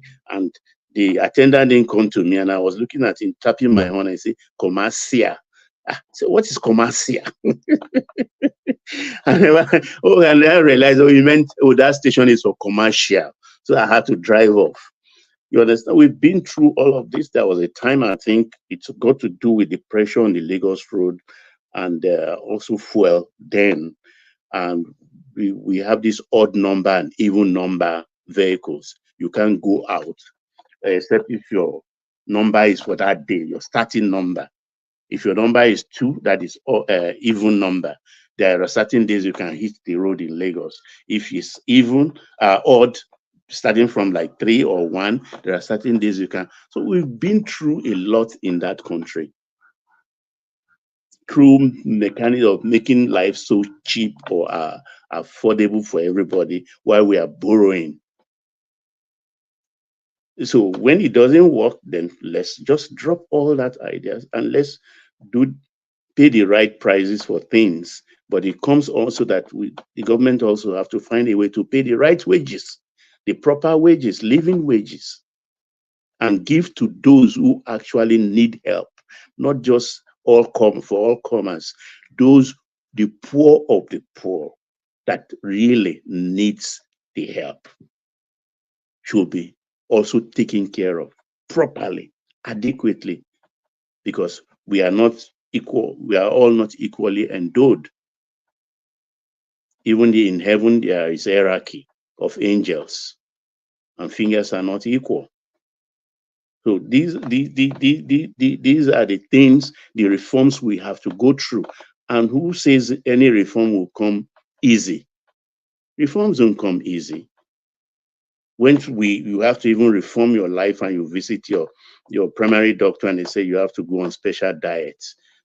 Baba, That is not, yes, sir. Baba, it's not about we've been talking about reforms, the president encouraging every one of us to exercise some bit of patience. But then again, we've seen some reforms not hitting the end mark, right?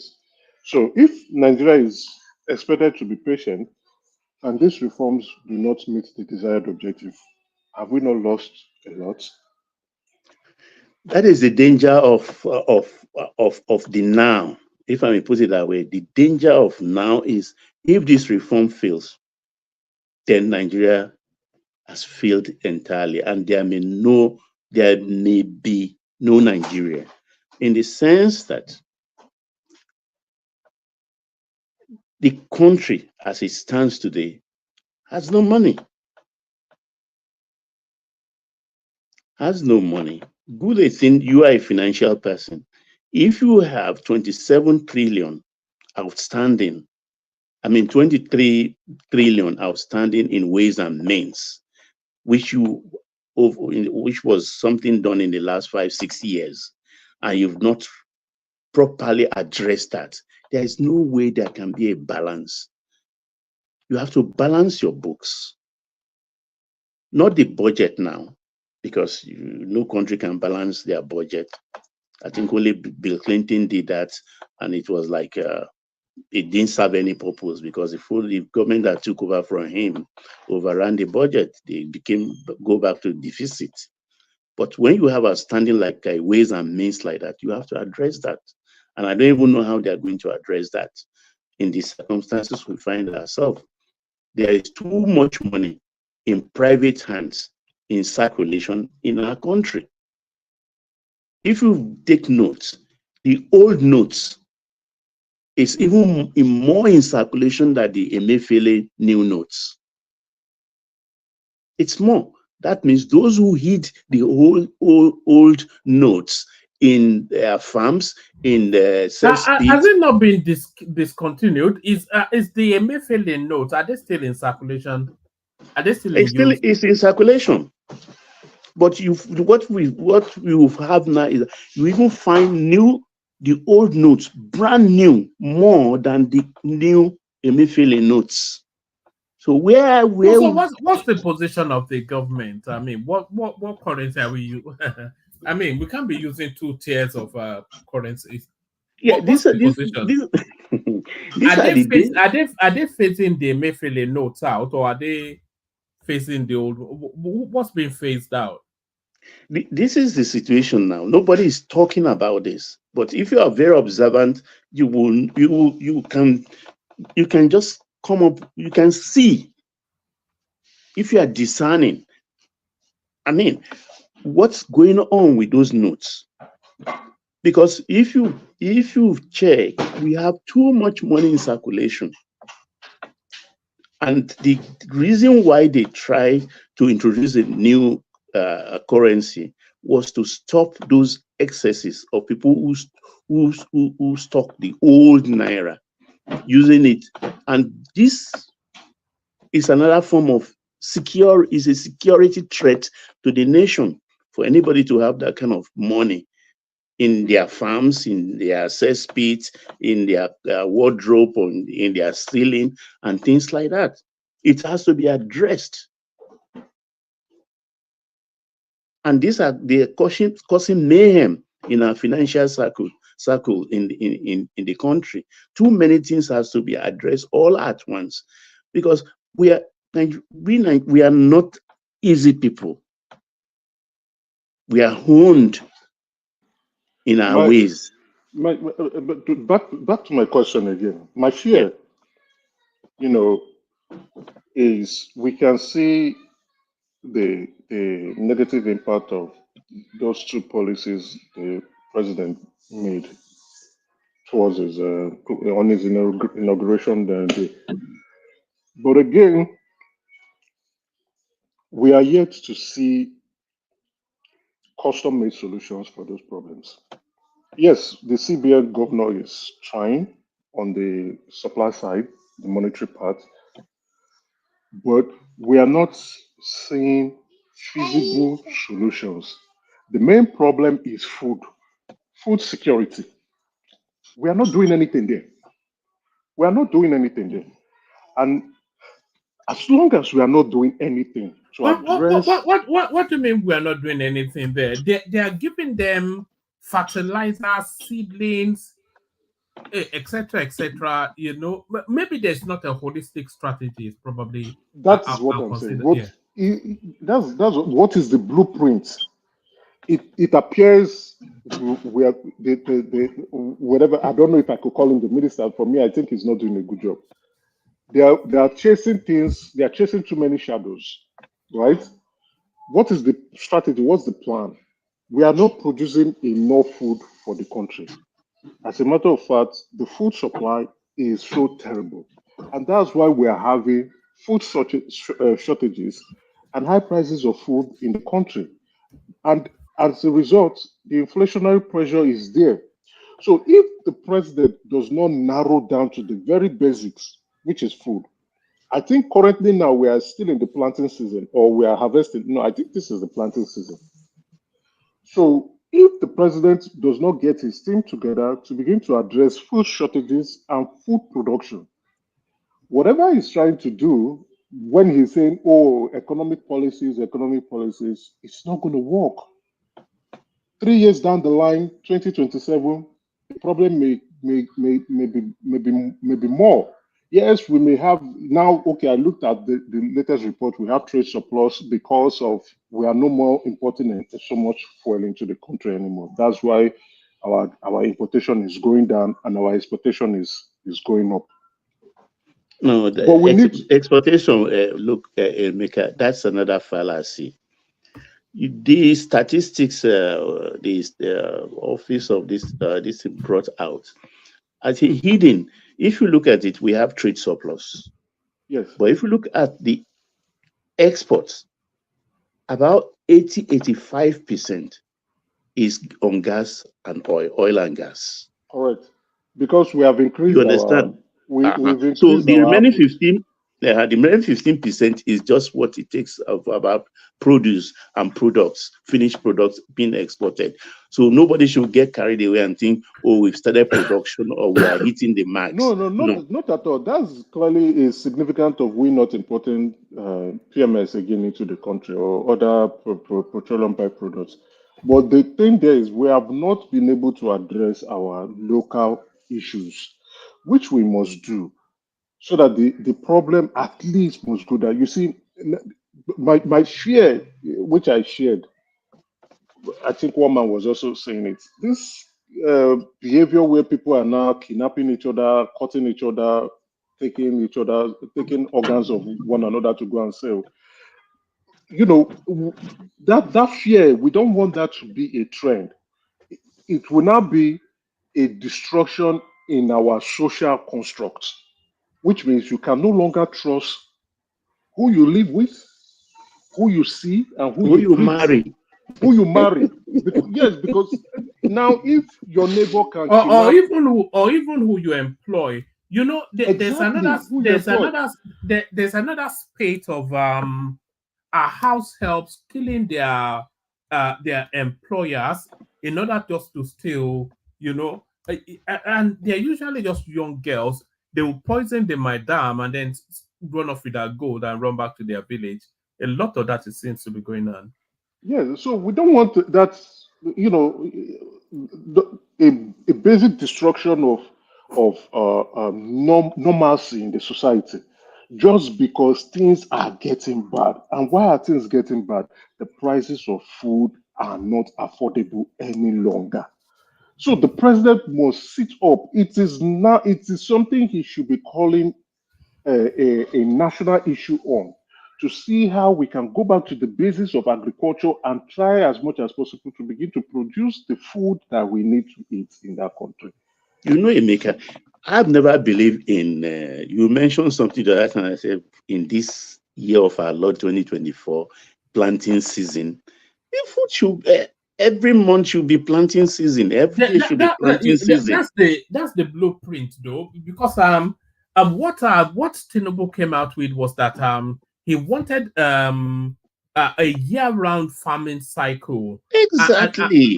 And it was saying that the Ministry of Works, I mean the Ministry of Water, the Ministry of What the Ministry of Water should work with the Ministry of Land, so that they can come up with a structure, you know, that enables a year-round. Like you, there should be no, in this age of technology, there should be no such thing as a farming season. What does that even mean? It sounds so archaic when I hear was talking about planting season. When you have irrigation, you have mechanization, do we and have you're eating talking about season? We don't have eating season. We have to eat 3 square meters every day, But so we have to our plant morning, noon, and night. the topography of some of the states makes it very challenging, especially in the north, right? You made mention of the fact where a governor had to navigate his way for 2 hours to get to a particular place in the north. So we have to also take cognizance of those challenges. But then again, not discounting or ruling out the important point that both you and woman has actually highlighted. We must produce all year round. We have to. You see, it's a problem for us now. And if we don't seize this opportunity to begin to produce our local foods to the point that we now produce excess that we can export to other African countries, we will miss out this situation. And if we miss it out, I think everybody will resort to a different kind of way of living, and Nigeria will become a very scary you know place. what? I don't even believe there is anything, one state is the food basket. Everywhere we have terra firma, we have Mother Earth, we have soil. It is possible to grow something. Yeah, As but well as Baba, what Emeka was saying about that topography, it actually lends itself to specialism, because you are saying, you know, we have when there is land, then, but there are certain topographies that are suited to certain sort of crops. So maybe what we should have is specialisms, you know. So we concede maybe cattle rearing are likely to the north, yam farming likely to wherever it is that's the topography. So you have these hubs of specialisms that specialize in what we feed on the most, you know. I think we've missed a lot of. I remember when Saraki was the governor of Akwara, when the Zimbabwean When they farmers brought the came, Zimbabweans, yes. they brought a lot of cow from Australia and from Canada, and things were rolling. What happened to that project? Well, you know, maybe like most other projects that come to the country, where everybody wants to see how they will benefit individually rather than the collective good of the country. It's a sad one, right? It is. We're heading to the rocks. As it is, we're heading to the rocks. Yeah, why we want to blame the federal government, you understand? But I want to put more emphasis on the governors because they are not doing anything. Because even as small a state as Lagos State, the Lagos State government has a tomato farm in Badagry. At least they are trying. Apart from that, I've not seen any governor rolling up their sleeve of talking about agriculture. It's all road, bus stop, and things like that. I just hear. But food is more important to man because we have to eat, feed well, and survive before we can even put fire to our car and start driving somewhere. A man that has not eaten cannot think straight. Honestly speaking, our governors are still playing politics. That's what they're doing. They are not taking their jobs seriously. They are not taking their people seriously. We cannot, if you look at those states, it's just a microscope of what Nigeria is, especially in the states. And even the electorate are not taking their state governors seriously too. That's why you see them not demanding, making specific demands for what they want from their state governors. I remember one of the governors from the Southeast who said he was going to send 4,000 people to abroad for a job. He has won the election now, and everybody was shouting when he was saying that. Yay! He has won election now. What was about that? Is that full anime? Is that full anime? Eh? No, it's on in Imo State. The Imo State governor now. They said he was going to send 4,000 Imolites to abroad for a job, and go sit down and everybody leave that team. And everybody shouted, hey, even though it sounded ridiculous, they still shouted, right? It sounded very ridiculous, but they still shouted. Then again, now he has won the election. Is he delivering? So these are the things. Sorry, Baba, I'm taking a bit of your time. No, go ahead. We are not many, just three of us with Ajanle Koko. These are the things that I say, in our politics that we are not quite serious enough. I think after the presidential election, everybody just goes home and begin to mind their business. We hear a lot of governors coming to say ridiculous statements and not fulfilling those statements. You hear them trying to, they are not even over-promising. It's not like you're over-promising and then you are underachieving. They are making statements that are very mundane and they are still not delivering on those mundane promises. You can imagine a governor who is not interested in providing job employment to his state and will only continue to maintain the civil servants that he inherited from his predecessor, and we still not pay them salary. We still not pay them the normal minimum wage. We complain about the minimum wage even when FAC has increased. Then the question is, what are you using the money for? Let us know what you are using the money for. If you cannot pay your civil servant, you have not increased the number of civil service. And even if you have only appointed SSAs, right? They will not pay minimum wage. They will not provide job employment in their states. They will not do anything productive. Then they will look for one road that is spoiled and then repair it and call their family members, and all their family members' wives to come around, and they will tie that road, that small place that they've had, with so many ribbons. Spend money to tie that place with ribbons, and spend money to buy scissors. Just like Aisha Yusufu told the entire world that she spent 26 million for campaign materials and to buy nylon bag. They will spend that kind of money. And then they will now cut that nylon bag for how many millions and tell Nigerians that they've done road. They are specialists in road construction or road repairs, not even construction, road repairs. I think our people, that's what our people need to wake up, right? And begin to hold governors responsible for their welfare, for their own survival. Everybody keeps looking. We look at Lagos, we envy Lagos, we're jealous of Lagos, we want to emulate Lagos, but yet we don't want to do what Lagos is doing. And the quick thing they will tell you is that, oh, Lagos was once a former capital, or Lagos is generating enough money. But Lagos didn't start like that. And it's because there have been some governors who are more responsible, who think more progressively, and want to do something for their citizens or residents. That is why Lagos is trying to move forward. You see, I even saw a spectacle in Mecca today when some I think Abia State Polytechnic workers received their backlog of arrears for about 1.5 years or 1 year. And they were dancing all over the place. I your own money being owed you and belatedly being paid, and you are happy, dancing as if you've been done a favor. It's sad. It's sad. What has happened to our brain? I don't know. No, it's sad. It's completely sad. It's the deceit that is going on in the country, right? You know, we keep thinking yes, I would agree to some extent that the ball stops at the president's court. Is the one that would design the policy programs that needs to go, and you know those holistic changes that would come through. But the governors themselves, they need to devise strategies for their specific states on what the plans, the programs they have. I know for a fact that healthcare, public infrastructure,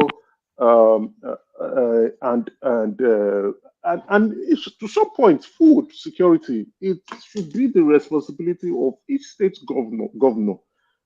But when you go there, they do not even provide employment, basic employment, employ people, increase the number of civil servants in your state, at least by one individual.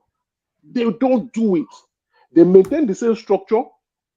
They hand over to the next individual that is coming and they move on. Increase that number. That is one way you can improve the standard of living in your state. But what they will do is they will increase the number of special assistants and special assistants, and also go as far as going to go and be giving special assistance to celebrities. You know, the one thing that I've always thought state governors should do is to open the rural areas into their main cities. You know, we're mainly an agrarian society, and a lot of that agriculture goes on in the deep hinterlands. But if you look at the roads that actually leads to those farms, there are all these rickety roads, mainly mud roads, etc., etc. So if you can build that infrastructure to funnel the hinterlands into the main cities. So let's say, for instance, Onitsha is the capital city of whichever state, then build good roads into those farming interiors so that they can get those goods out. So then that builds the economy by itself. It's always about infrastructure, nothing else. Our governors, go ahead. Sorry. Most of the governors are wigged. Like the guy in Imo State, useless governor. The guy in Imo State, useless governor. The guy in Imo State, uses the governor. It's not just the guy in Imo State. Basically, many of them are very useless. Many of them, I would say rather 98% of them are useless, with the exception of that individual that is doing a lot in agriculture, who has sat down and said, this is how I want to contribute to Nigeria by making sure that my state produces. I think the Jigawa governor, right? But the rest are basically doing that. They are so fixated on politics. They focus too much on their opponents. For 3.5 years, they gather funds, all the funds that, especially security votes, they keep it for the next election cycle. They fight their opponents from left, right, and center. They are fixated on their opponents to the point that when election comes, they're now trying to block everywhere. So even if you follow the politics of each state, and most states especially, you will find that they even create problems in the state, because they know that once they create those problems, it makes their opponents weaker. So you are creating issues in your state just because you don't want your opposition to appear to be strong. For instance, I don't want to call names, but what's happening in Southern Kaduna now? Are we seeing any form of insecurity in Southern Kaduna at the moment? That place has gone quiet. So But at one point in time, there were so many excuses being floated in the media about what is going on in Sada Kaduna, about so many excuses. So many excuses were disseminated on that space, and people were losing their lives, people were losing properties, people were running away from Sada Kaduna and not being able to sleep at night just because of politics. It clearly shows the selfishness and the wickedness of most of our, I would say most, because it's more than 75% of them, most of our state governors, they don't want to work, they don't want to do what they are elected to do, they don't want to provide the basic infrastructures that is needed in the state, they don't want to elevate the poverty in the state at any point in time.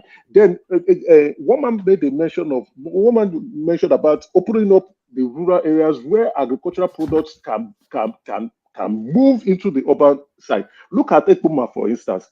Ekpoma, if I stand to be corrected anyway, is the place where it has the highest cash crop in terms of palm oil, palm trees, where we can be able to convert this as an important cash crop in the country. You see, which country? As a matter of fact, we are importing palm oil in the country, where we have so many palm trees in Ekpoma. The road to Ekpoma from Benin, in short, if you need to, you pump your tires like how many We have times? in Imo State now, they pump about 2 large palm farm in Imo, dating back even to colonial days. Exactly. This is how many years now? This is 23 years of democracy. How many governors have been in Edo State? None of them has seen it wise enough to say, okay, we have a cash crop that is existing in our states that we can be able to use to improve at least the standard of living of people within that environment alone. The least we can do, let's do the road so that those who are interested in wanting to come and invest in this cash crop can come in and invest in it, and we can see how to get better. No, all of them, but currently as we speak, the election is next month. When you ask the governors, what will you do? Some will tell you they want to bring insecurity into the state. Some will tell you that they want to bring they want to bring peace in the state. The same peace that they will not allow to come to that state because they are fighting themselves. When they say they should sign peace accord, they refuse to sign. The same peace they don't want to bring to that state. Now, each state, if the governors are very pragmatic and proactive and they want to work, and not just for selective few, but they want to contribute to the larger society and the progress of that country, each state is sitting on specific gold mines. I don't mean gold itself. We are sitting on things that can help the country become better. We are sitting on things that can help the country become better. And the governors are investing a lot of money. Baba, let me play this clip. This is the narrative of the son of the former DSS director or leader, Yusuf Bichi. So he's the character in this clip. So watch this. They find DSS, they don't get internet, so they don't get social media. DSS, they don't even know, say I know they Nigeria like this. I use fake passport, come out the country. I don't go to surgery, change my face because of $2 million. I don't change my face like this.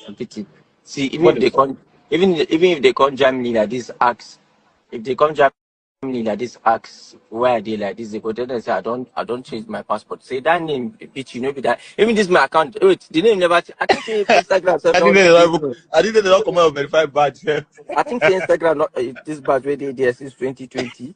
You they play. Where some of their celebrity never get. Junior, you if I catch you $2 million. Like this for Germany, are they Hamburg? See, if you need where they currently say and generator hostels, that's where they currently like this. Next to the train station. Next to the train station. So if you're looking for me, they don't spoil my party where I go today. Today be this thing. Will be Friday. So if you're looking for me at the moment, you're looking for your $2 million, you can come to Germany, come to Hamburg. You can contact the German embassy or Interpol, I mean, these people say what they I don't even understand. Say if you define person, so you now not get system in place. And I bet help me search his account. So that was Yusuf Bichi's son, who went into the father's safe, stole $2 million and ran away. And you can hear him boasting and bragging there, telling us that the DSS is of no use. So first, what is $2 million doing in the safe of Yusuf Bichi? You know, so sometimes when you hear some of these songs, so many people are stealing so much from that country, you cannot even begin to account for it. And now the thieves are stealing from the thieves now. Look, that too many of these funny stories. I will tell you even one. It's not an anecdote. Desiani, in her early days in Jonathan, before she became a minister, she rented a house to a pastor of one of those big congregations. And they paid in advance, I think about 2 years. At that moment, she became a minister. And when it was overdue to renew the rent, she was not reachable easily. It took the pastor about almost 2 years because he didn't want to give the money to anybody before the pastor could gain access to her.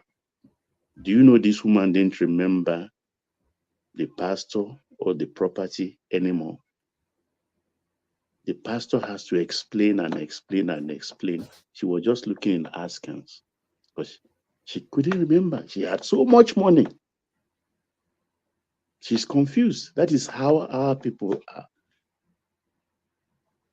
Too much money. The kids, this is not during this regime, during the military regime, the Abdul Salam regime, corridors of military administrators, you will see Ghana must go bags. Their children will invite their friends from school to come and carry Ghana must go. They were buying 505 cars and lodging in hotels, big hotels, secondary school children.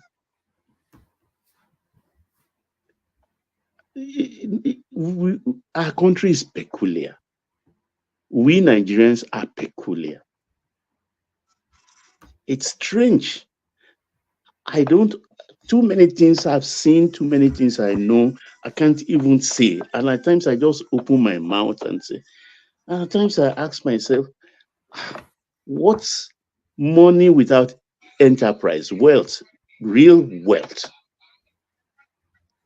I mean, can you imagine the other minister? Is it Derrier or who a cleaner in a London hotel saw at how many hundreds of thousands of British pounds under the bed in an hotel, and she had to report? I mean, if you can put that kind of heavy sum under your bed in an hotel room, then you don't need it. It's not important to you. So why did you take it? In the words of Farida, EFCC chairperson, why do they even take what they don't need? Our greed is excessive, like every other thing we do. We have the knack of using hyperbole all the time in wealth making, in dressing. We just go to the extreme. We even need reorientation as a people. Honestly, we need reorientation as a people. Because I do not understand. What is that young man? Look, what does he know? What does he want to do with $2 million? $2 million? Even it's just going to blow that money away on women and drugs, and then he'll go back home and the father will forgive him and he'll steal some more. It's just it's funny. And he comes to catch cruise on the cyberspace, talking about it. Everything has become fun. people harvesting organ of we are harvesting organ of one another for what? At times I get confused at what is going on, and we when we don't even have many churches in Nigeria, things were very okay. Now no street in Nigeria, no street does not have 2 or 3 churches. Baba, morality, when there's hunger, morality ceases to exist, right? It is only when people are full in the belly that you will have a civilized society. But when there's no food, you will see the cannibalism in people and the wars of people. Nobody will care about your state of faith anymore. They will all go out to see how to survive. It's not going to be the basic level of survival, right? The war. That's my actual fear. You know, I sat down and I was thinking about it, and I'm just hoping. You see, the president, when you hear him speak, you see him as someone who actually means well. We hope he means well, but then again, is he surrounded by people who share in that same belief and that same objective, or are these individuals just there for what they can benefit for themselves? And it's showing the examples. We can see the examples all over, featuring everywhere in the country. You see a DSS, a head of DSS, who is not interested in going after security issues, but to stash money at home. You see insecurity. Nobody is interested in that. You find Chinese nationals coming in to steal our mineral resources, collaborating with local chiefs, and even specifically some politicians to you know there are more and more arrest of these Chinese nationals. In I saw some being arrested in Ibadan, then I saw some being arrested in some state in the east, and then I saw some being arrested in some northern state. So those people, they through geo mapping, they know where all of our resources are, and then they just get the mapping structures from their country, come in there. What they are looting at the moment is lithium. They're just harvesting lithium from Nigeria, like you know. I still find it strange that illegals, right? Illegal migrants. We can call them illegal migrants. Well, yes, we can call them that. We come into the country, and you know, it doesn't occur if they don't have the backing of possibly a powerful individual or a powerful group to mining is not just coming to steal sand and to steal stone and you just jump, or you just steal, maybe you steal pure water. It's an intensive operational is very operational intensive. You bring in tools. So these illegal aliens coming in, they come with the tools. So where are they coming from? Are they dropping from the sky? But is it not the thief in the house that will invite the thief outside to come in and show them? That's what I'm saying, because you just don't come and start mining like that. It doesn't happen. You have to come with explosive. You see, America, that's what Africans don't want saving. We're backward in Africans don't want saving. We're dumb. We're the dumbest ways. We don't want saving. We're backwards. We don't want saving. We don't want saving. We don't want to change. We don't want saving. Africans don't want saving. We're dumb. I'm not sure too many people will disagree with you on that. You know, we have to be dumb to be the way we are. But back to you, Baba. At times I come to conclude that too, but also I always say that every Nigerian is a study in hope. What I mean by every Nigerian is a study in hope. No, I've not met a Nigeria that has given up on himself or herself. Every Nigeria believes in the possibility of making it big. So maybe that is what is keeping us alive.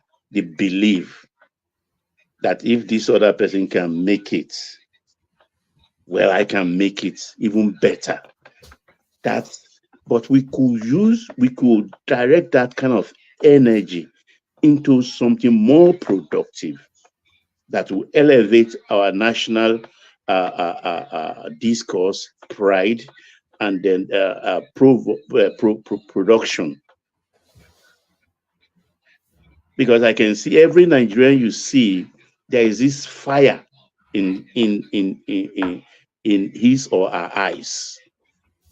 And I think it's something very peculiar to Nigerians, whether north, east, or west. The way the Nigerian mind is built is different from any other type of human type. I think we have a uniquely peculiar outlook that can only be Nigeria. It's a result of the hardship, the hustling, the entrepreneurship, the never say die, the victimhood, all of that, the way we view the world and the way we interact with the world is and everybody will claim that they're unique, but it's almost like a Nigerian mindset and then the rest of the world.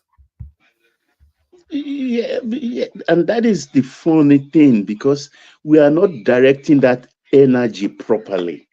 I could compare ourselves, like in private discussion, I always tell people that we are the Americans of Africa, because you can see the same fire in the eyes of every American, and they put it into positive energy, and that has helped their country to grow.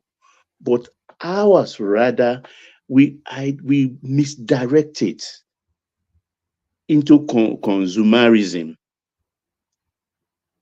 because averagely, if you take, for instance, this is going to be controversial, Adama, I hail you, Adama, a Nigerian and an American, and please pardon me for saying this, a Caucasian American, just for only this discourse, not because I am I believe in white supremacy or not, okay? A white Nigerian and a black Nigerian, give them maybe $5,000 each, and tell them that, okay, I will come back in 30 days to visit you, and I want to see what you've done with this money. 30 days. Go to the Nigerian. What will you find? What do you think you will find? You would have spent it on Owambe. Good shoes, good neck chain, good glasses, good wristwatch, living the life. But check out the other one. You'll find a computer set, goldfish in a bowl, doing one program or the other, and wearing his normal t-shirt and khaki pants. That's the difference. We are very wasteful. Yes, it's good for me to say this now, maybe in my approaching my twilight years. We've all been through it before. You understand? We've all been. It's about competition. If my bosom friend can buy this, I can do this. I can build a bigger house. I can do this. A friend will visit you and say, this your place. This is exactly the size of my boys' quarters. And you become fired that, oh, this is the size of your boys' quarter, something you are proud of. And the next moment, you want to do something bigger. And that is why a man will end up in Nigeria with a house of maybe 17 bedrooms and 2 swimming pools. I've seen a lot of that, 2 swimming pools. One for the wife and the children, one for the baba of the house and his guests. What do you need that for? You are not a royalty and things like that. These are the money the Americans, the Ford, Henry Ford, the Carnegies, and the Rockefellers use to put their country on a sound footing that is helping the poor today. There is money in our country, yes, but we are very wasteful people, and we are misdirecting the use of the monies, the fortunes God has bestowed us with. Every Nigeria has a drive. I've been in some couple of African countries, and those that are running the country in terms of the economy are Nigerians. Some countries don't want to accept it. They make policies to mitigate against it. But if you find out under this successful person who is a national, there's a Nigerian, maybe the legislation of that country is not allowing them. We are everywhere. But then look at our country. Individually, people are rich. How many Africans you find on Forbes list? And when you look at the Forbes list, that's just the tip of the iceberg. Because there are, for every 1 billionaire you find on the Forbes list, there are 3-4 others that have the dark wealth that cannot go on Forbes. What do you want to do with all of that? So at times I'm even thinking that maybe government should do a legislation, amnesty on surplus funds or wanted funds. Just bring it. No prosecution, nothing. If you have 10 billion in your hidden somewhere in your house, bring 5. The remaining 5, take it into the banks. Government will approve it. Nobody will ask you any question. So the government can invest some of these funds, because some of them you can't even take it into the bank because they will ask you through legislation. There is just no way. Wealth without enterprise. How did you get it? Maybe there should be a form of amnesty program for that kind of money. Because the country really needs money. The politicians have You know, I wonder how that boy was able to get $2 million out of the. It's playing on my mind. How was able to get $2 million out of the country? Look, woman, a lot of house help stewards have stolen from ministers. They can't talk. If they can catch, they will take them to DSS, torture them, do this, do that, nearly kill them. And these boys will not say anything. At the end of the day, they will let them go.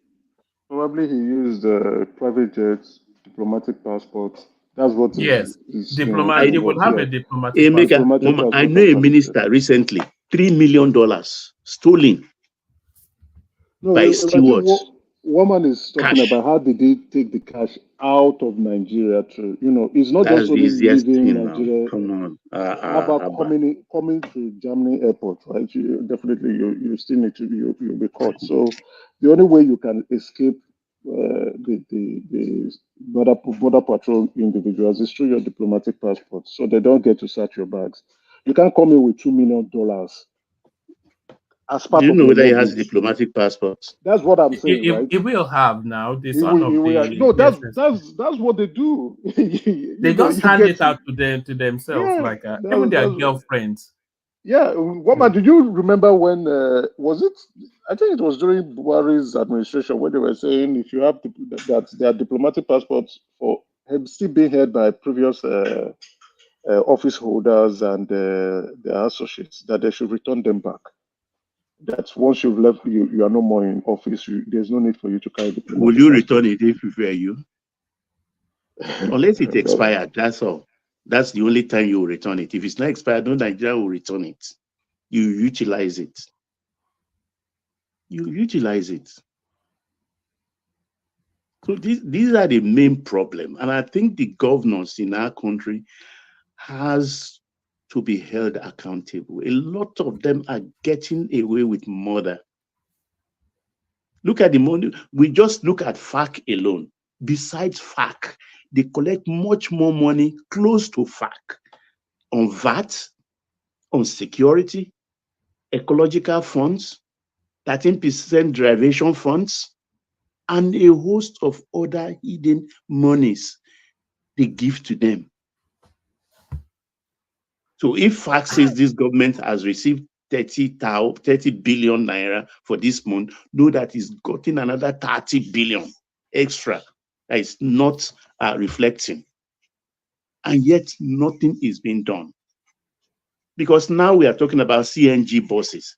I'm yet to see one governor that will say, look, I imported from Germany or from America or from from China, 1,000 buses. They have the capacity to do it. But look at none of them. It's just trickle. 10 buses, 20 buses. All they are waiting for again is for federal government, because everybody is focused on federal government. All the citizenry are abusing the federal government. So federal government should provide the CNG buses. What about you, the governor? What are you doing for your people? Absent local government, you are the nearest to the people. What are you doing whilst waiting for federal government to come up with something? You are not doing anything.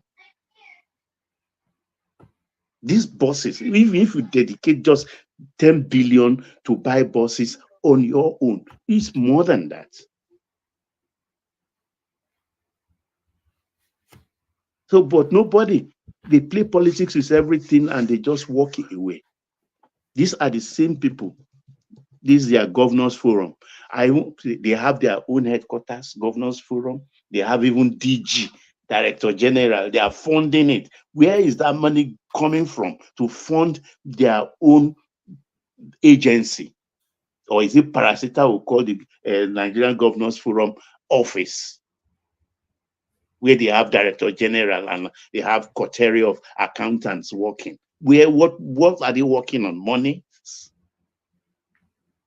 They depleted our sovereign wealth funds, the oil reserve funds, excess crude oil accounts. Too many things going on in that country. At times, I get frustrated and even ask, why are we a country after in the first place even? It's crazy what's going on in our country. It's crazy. At times you don't even know who to hold. You see, Baba, that's why I don't mind. That's why I don't mind those who are calling for resource control, right? But my fear with that resource control is, with these governors, if you give them the ability to control their resources and contribute to the center, these guys they will sell everything off. They are so selfish. They will sell everything off. It's not about contributing to the center, but they will not contribute even to their own state.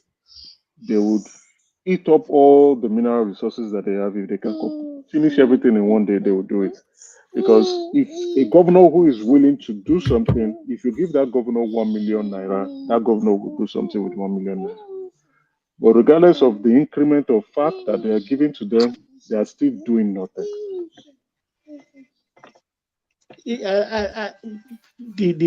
I think this is where the president, I can see what he's trying to do, because he himself coming from that constituency, let me put it that way. Yeah, you can put, coming from that constituency, he feels that, okay, if we can do exactly like all revenues, no more cash transaction, you want to pay for duty, you want to pay for taxes, you want to do this thing, go to the portal once you access and pay your money directly to the coffer. So when there is less money floating around, there will be less corruption and there will be more monies in the coffers of the government. Because that's why maybe I think he doesn't want to confront anybody, because nothing will come out of it. Because you grab a man that has stolen $1 billion, he will take 60 SAN and come to court. Saraki did it the other time when they are having problem when he was Senate president. He went to court with, I think, 65 SAN. And for them to register their presence according to court procedure, it took them almost 3 hours. Armed chief, this SAN, how did they talk for court? And it took about 3 hours alone. The judge was tired. The judge was tired because let's see if we can bring Ajale Koko into the conversation. It's been so quiet. It's either busy or maybe he's driving. Call him up. Let's see. Yeah, I've been listening to everybody. I'm just enjoying the conversation. I see it's so interesting. So yeah, carry on now. I yield to you so far. And we I think it's just an open. It's one of those that's turned it just into gisting. We were talking about NNPC coming out with a price point for the pump petrol. 950 naira in Lagos State, 1,019 naira in Borno, and they are giving logistics as the reason for that. And then this one, a quirky little one. Nigeria ranks 3rd in African countries with most generous people. So even in the midst of lack, Nigerians still are somewhat parting. Nigerians, Nigerians have a good heart and a big heart. That's the one thing we know. And Nigeria would never see anybody suffer if they can do anything about it. Nigeria's inflation rate drops. So that's somewhat good news there, right there. And this one also a quirky little one. Portable meets Peter Obi complaining that he didn't give him any money. Tinubu on his way to Tinubu on his way to Borno State to have a first-hand assessment of what's going on there. INEC rejects PDP's request to remove Wike's cousin as Edo rec ahead of Guba elections. So all of those sort of naughty behaviors are so either that or just we just gist, sometimes the gisting is even better than all these talking points. Well, let me say greetings to our listeners around the world. Click on the like button, share and subscribe if you haven't done so. Well, I think this NNPC price and of petrol, I think we treated it yesterday. The price of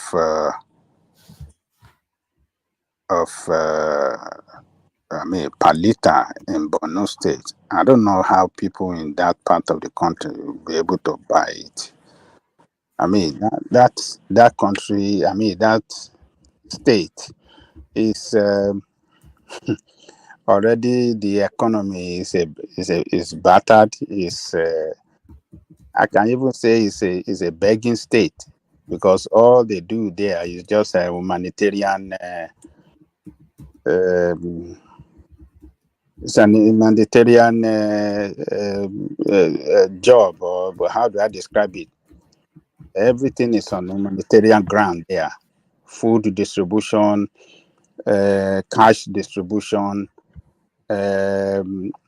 rebuilding of property. It's a state that is going through reconstruction. The state going through rehabilitation, or how do I say it? So I don't know the economy in Borno State that people will be able to. People can. I don't know how it's going to be affordable to people. I know that the transport cost is what is responsible for that high price. But it's really going to. For them, people will take the heat for that because if transporter bought it for 1,000 plus, definitely it's going to increase the fear, and the cost of living will go high, and standard of living will go low. So they'll be badly hit in the north with the price of this petrol.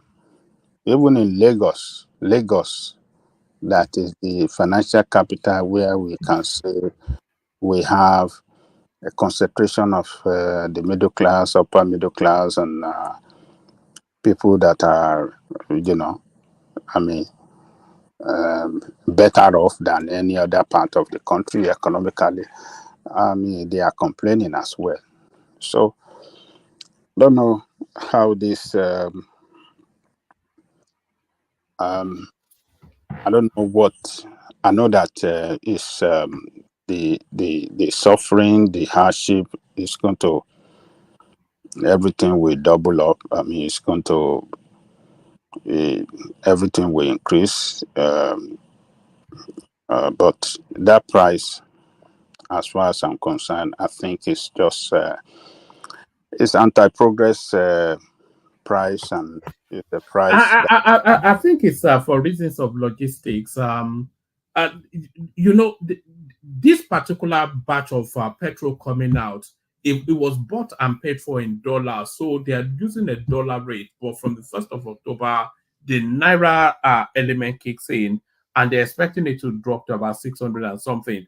But at the 1,019 per liter in Borno, it's for reasons of logistics. So transporting fuel from Lekki to Borno, it incurs a cost. And of course, that cost has to be passed on to the end user.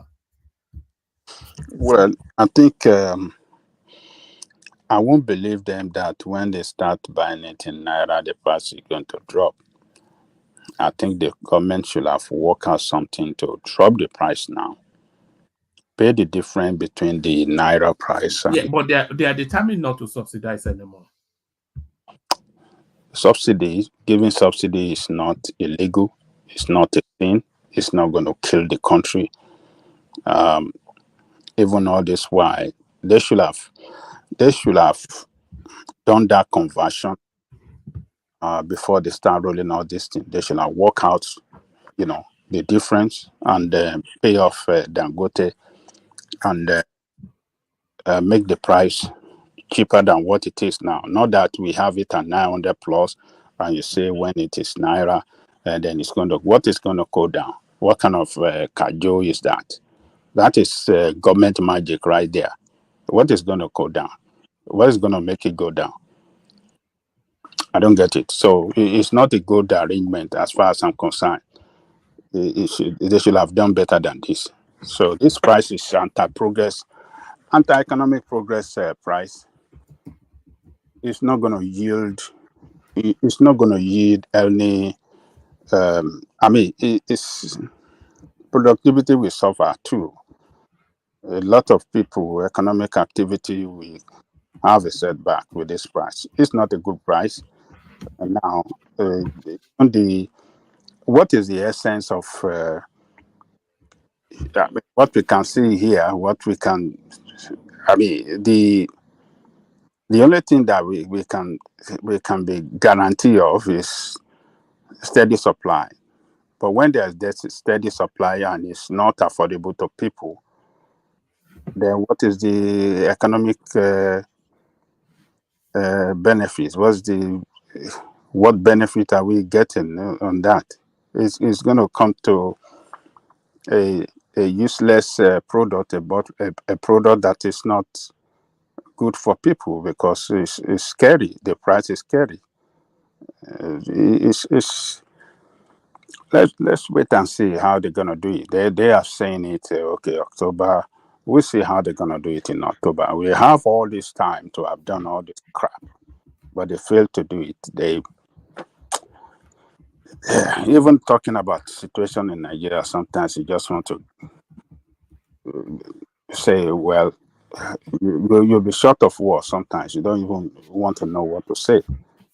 So, but we keep on watching and see what we're going to see next month. It's going to be another story, a complete another story. When we were importing, it was cheaper. Now we are producing. This is a product that we did not source for the raw material from outside the country. Everything in Nigeria, the raw material, which is the crude, the processing, which is the refinery, and then the final product, everything made in Nigeria, and then is what do you call it? It's even is now higher than the price is higher than when we were importing it. It's just it doesn't make economic sense to me. So, yeah, but let's wait and see. Let's see what is going to happen. But if we continue like this, I don't see how Tinubu is going to. I don't see his re-election in 2024, 2027. It's going to be very hard. People will be strangulated economically, financially in that country, and they will carry that to vote against him. I don't know what is going to turn around the economy when the singular product that activate and propel and drive economic activity is very high now. So I don't see.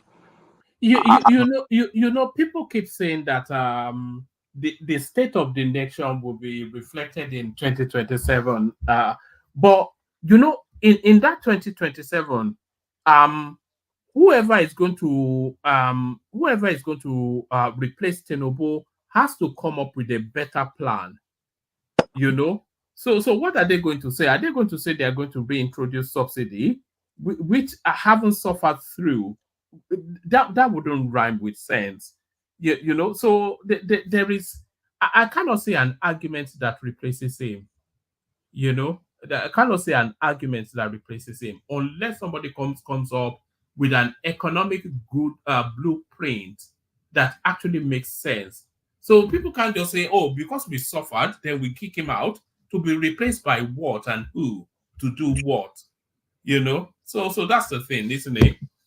So I mean, is it Peter Obi or that we just be talking gibberish, or Atiku that tells you he wants to hand the country to Arabs? You know, so there's no argument that defeats him. That's just the thing.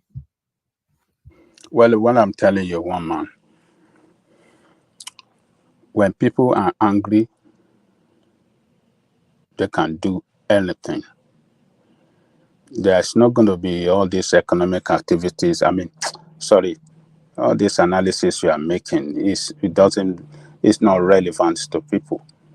No. I agree that people are hungry, people are hungry, people are suffering, and all of that. So who is going to come and tell them what that will make them vote for that person as opposed to Tinubu? Because even if they are going to vote Tinubu out, they have to vote in an argument that betters their lives. So what is that argument? Well, let me tell you, argument will surely come up from some candidate. Yes. Yeah. That we tell you that we told you people that this politician, they don't mean well for you. We told you that removal of petrol subsidy will destroy you people, will destroy the economic activity of the country, and we put you people into poverty. You didn't listen. You have seen it yourself now. If we get to power, we will reverse this thing. We will make sure. So they will reintroduce. You see that argument loses immediately. They will doesn't. reintroduce petroleum subsidy. But to you, it looked like this is the only solution to the way forward, removal of petroleum subsidy. That is the way you see. You think that is the way forward. Also, some other people will say, no, that is not the way forward. There's another way forward. And people that are angry, that have been battered by the policy of this country, of this government, they just want to do away with the government. They don't want to listen to any argument. And people that vote in the poor place, the majority of people that vote don't listen to this economic analysis that you people are doing or we are doing here. They don't. People that I can reason the way you are putting it, that are educated, don't even vote. It's a few one of them that vote. The majority of them don't vote. The poor people, the artisans, all these people with that menial job, those are the people that stay on the line, on the queue for several hours to vote for their candidate. And then the argument is going to be, you people that want to vote for these people, are you going to take money again this time to vote for them and they continue to impoverish you? Is that what you people want to do this time again? So there's going to be a lot of problem. What the administration, if the situation continues, if the hardship continues, the argument of how will the administration, how would they be able, how would they explain themselves to Nigerian people that we have made your life?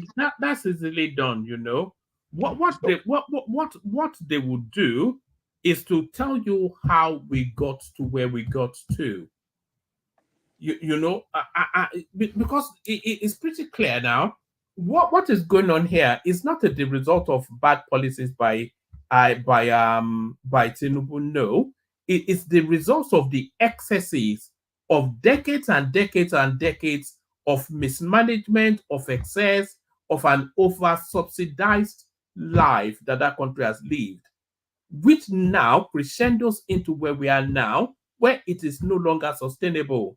So what is going on is nothing to do with Tinubu now. He's just picking up the bag for the Babangida administration, the Shagari administration, the Tafawa Balewa, all of them, all these things that they've done that's led us here. So he's picking up the bag for that. Good luck Jonathan not being able to remove the subsidy when it was easier to do all of these things. This is what has culminated into where we are now. So and he has to make difficult decisions, and that is the argument. So if you want to take us back into that space, and then we bury our head in the sand, like we're some millionaire country, which we are not, so that's the argument. So anybody that wants to revert back to where we were, then that guy is an enemy of the state. And the people will tell him, let's just say, this is the policy of Tinubu that, impoverish Nigerian people. And the Nigerian people will tell him that this is what we are, this is where we are economically before you came in, and this is where we are today. Are we better off today? No. Must you implement policy that will effect hardship on us? So in an effort to fix Nigeria, is that the way to fix problem? You don't fix problem by putting people through suffering and pains. You go to the problem. The source of the problem is the corruption around that. The source of the problem is not the corruption. Is the corruption around the subsidy? The corruption. Other woman. Yeah. Is the corruption around the subsidy, not the subsidy? Why do you have to fail to fight the corruption around it, but removing it is totally an incompetent effort by him. It lacked the capacity to fight. It lacked the capacity to, fix the problem. You know that he didn't remove it. It was removed by Buhari. Okay. The subsidy was removed by Buhari. It was removed. And must it continue? Must it continue? It was embedded in the constitution before Buhari left. He can change it as the president of. It will change the petroleum industry bill. It is not. Hold on. So the petroleum industry bill, is it the petroleum industry bill that says that subsidy should be removed?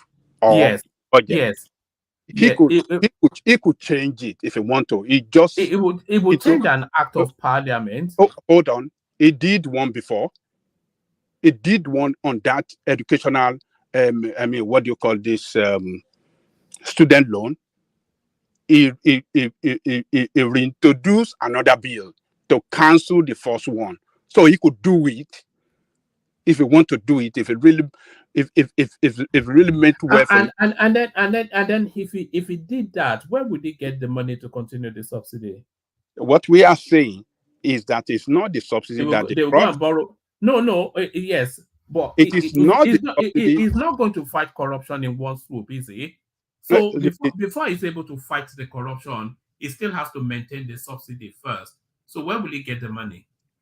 Look, where did they get the money to buy private jet? To buy private jet and the vehicle and everything for themselves? No, it's a question. Is it not a legitimate question? All right. Where did they get the money to do you know how much goes into subsidy? To make all those things? We're talking about a $3 billion a month spend. It is the corruption they were stolen. It is the money being stolen. It is not the subsidy. It is the corruption around it that made that bill look so high. And he and others and Buhari them failed to tackle the problem, but rather the benefit of the people is what they remove and then put people in hardship, in darkness. So look, these incompetent people, we should not allow them to cajole us. So why do we have refinery that could not work in the first place? Why? Why did they promise refinery is going to work? And over, at every time that the promise is going to work, it will not work, and they will have to postpone it. Why is it? That is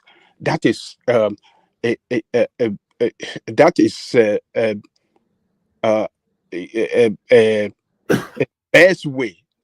That is the best way to describe incompetency.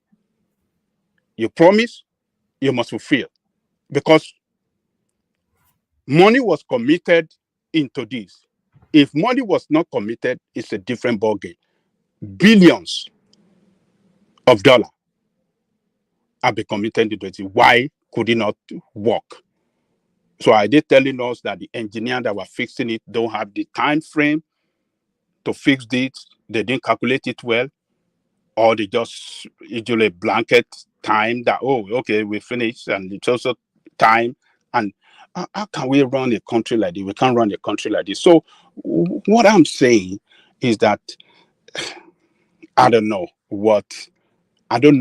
how Tinubu is going to market himself and come up with an argument that he has made life better for Nigerian people better today than before he came into government.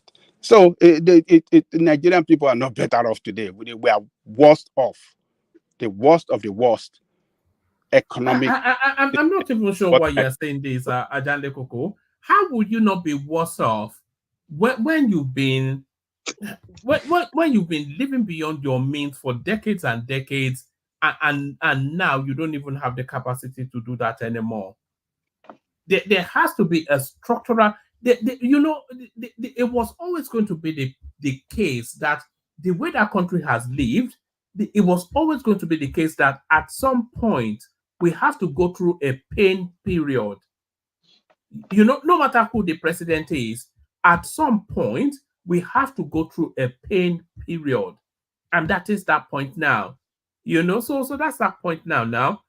Heavily subsidized food is subsidized, education subsidized, petroleum subsidized, even the naira subsidized, everything subsidized. At some point, it's no longer sustainable, and that is that point now. So I'm not quite sure. People keep saying as though they don't know the realities on the ground. Let me tell you this: if you have a product that you are expected to have a comparative advantage over others, but instead of making use of that product to your advantage, you fail to use it to your advantage, but rather to your disadvantage and disadvantage of your people. What would you call that? That is incompetency. And that is what people have voted for as far as Tinubu is concerned. Leaders tackle problem not to the detriment of the people, well-being of the people, but rather to the positive well-being of the people. It's not to the, it's not to the detriment of the people, but rather to the, positive well-being of the people. Let me ask you a question. This is incompetence as far as I'm concerned. You said that. But yes, yes, I don't agree, but that's not even where I want to. Do you believe that that country has been living beyond its means for decades? When you say the nation has been living beyond its means for decades, who are those people been living beyond the means? Are the people of Nigerians, or yes, incompetent leadership? All of them. That is, it's not the people of Nigeria. The incompetent leadership that have mismanaged the resources of the country, that should be held responsible for the problem. And the reason why we're having this problem is because we allow incompetent people to be in position of power over and over. At every election cycle, they are the one that get to power. So, and that's the reason why we are saying that Tinubu, that been portrayed by some of you, is the best man ever in the whole world. Oh, he managed, he transformed Lagos State, he did this, he did that. Here we are today. What have we done good since he came in that Nigerian people can say they have felt the impact, positive impact of his government? No, none. If you know any, you can tell me. None. I can tell you several. Tell me several. It removed the fuel subsidy, which ultimately will be to the benefit of. Well, it didn't even, but he stood by that policy, which will ultimately be to the benefit of Nigerians in the medium to long term. It will ultimately. When will that benefit come? Yes, in the medium to long term. When will Nigeria feel that benefit? When? I just said in the medium to long so term. Even you cannot use just a medium.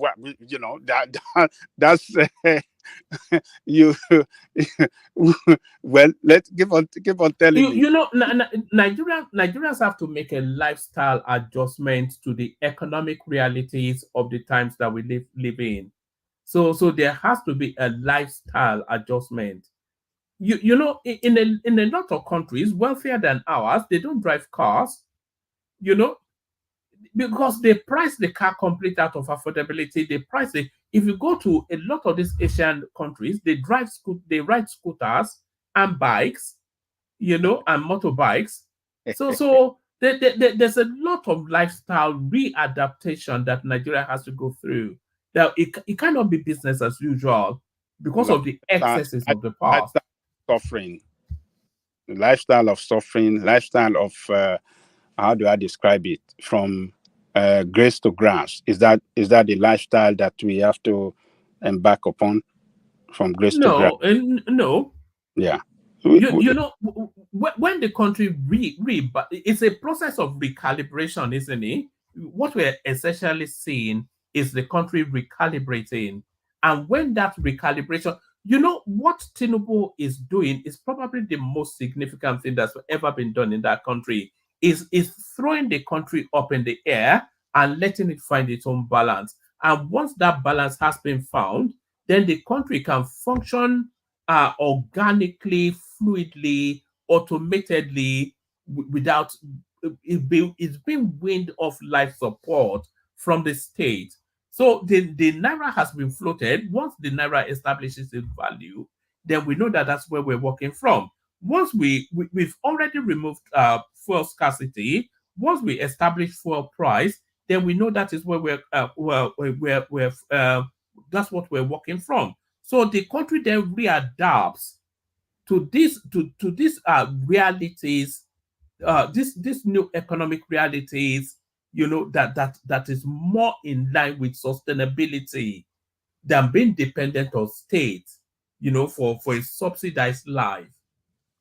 So that to me is a far better plan than to subsidize this. We're not in a socialist system. We're not a welfare state. We're a free market enterprise. Yeah, don't look, woman. You cannot have economy when a singular product that drives economic activity is not affordable to the people of the country. It's not affordable to individual. It's not affordable to businesses.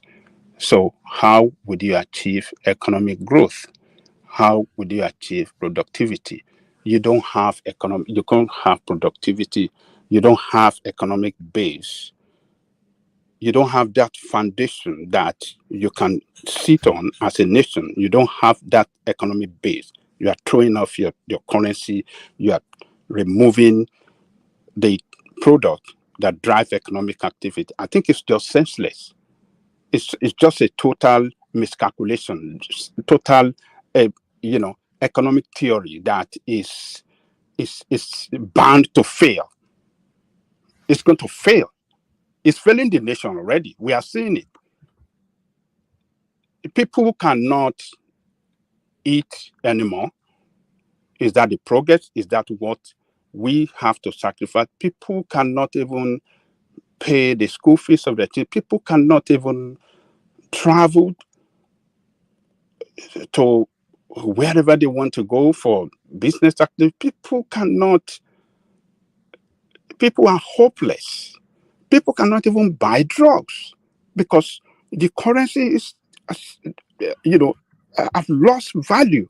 This has been devalued, with such a margin that we never seen before. People cannot buy drugs. People cannot buy food. And you say this is the best policy that ever been made ever. This is not a good policy. This is a policy that will wreck the economy of the country. And what you are going to see is your people are going to be economically enslaved.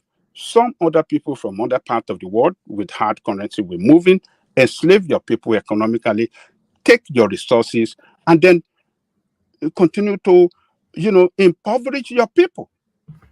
This is what we are going to see. This is what we're going to continue to see. Is that good for the future of the country? No, you are building criminality. You're going to build criminality the more, which is going to be very, very, very, very detrimental to the economic growth. So even to the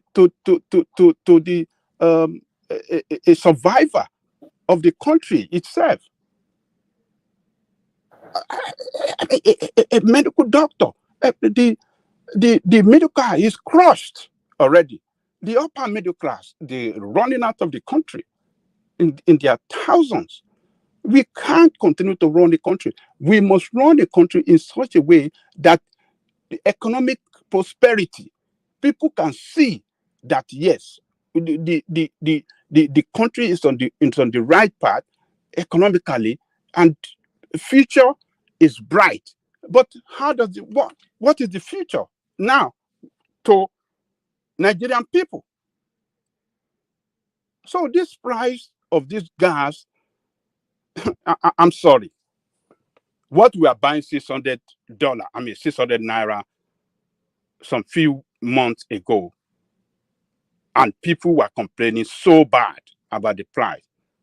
Now you have about 50% increase when now we are producing it in Nigeria.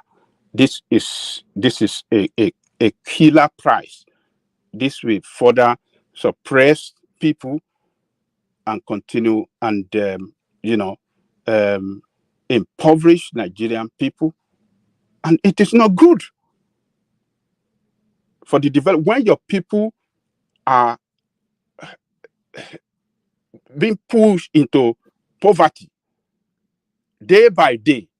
You are killing the country. The potentials of the country is being killed when that happens to your country, and that is what is happening to your to Nigerian state. I mean, to Nigerian people today, we've been crushed every day. Look at, I know that yes, because of this. Do you think people will be able to buy that oil in Borno State for 1,000 plus? Already in Lagos, they are buying 1,000 today already, because a friend of mine told me that it's 1,001. He bought it yesterday or a day before yesterday. But how significant is the need for petrol in Borno State anyway? People don't live there. It's not the hub of the hub of enterprise. What's the need for petrol in Borno State? Assad is not going to travel from one place to the other.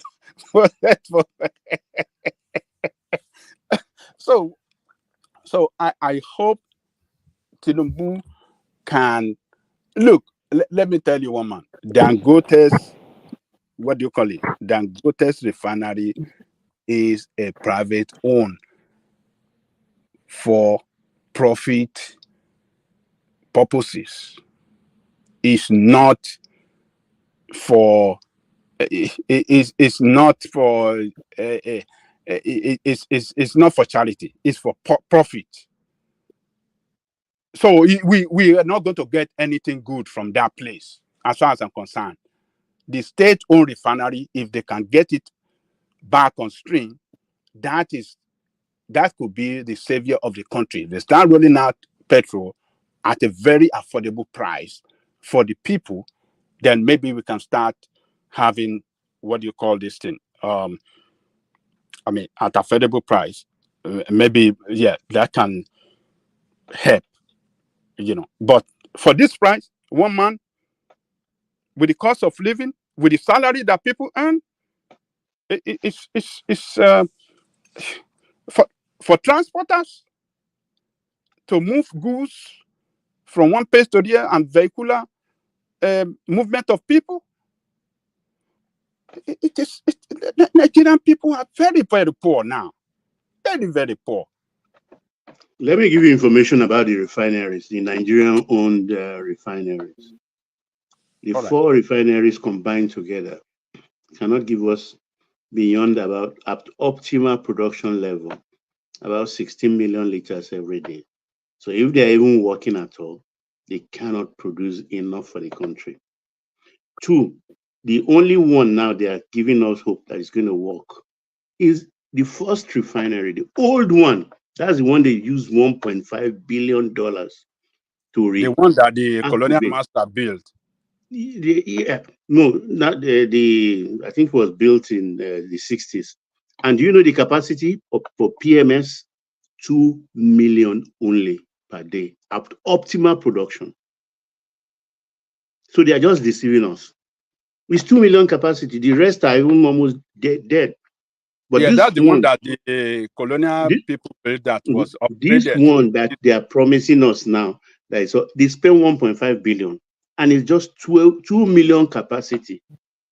If working at full this thing production level, 2 million, and we are said to be using 33 million a day. So there is no way out of this quagmire. How many do we use a day? 32, 33. That's the figure everybody is banding around. We are in for it. It's going to be very tough. So, but I don't know. It's a problem, honestly. It's a big problem. It's a big problem. How can you spend? And that refinery didn't cost even 1 billion to build. You are using you use 1.5 to resuscitate it. It's old, it's outdated, outmoded. You refitted it.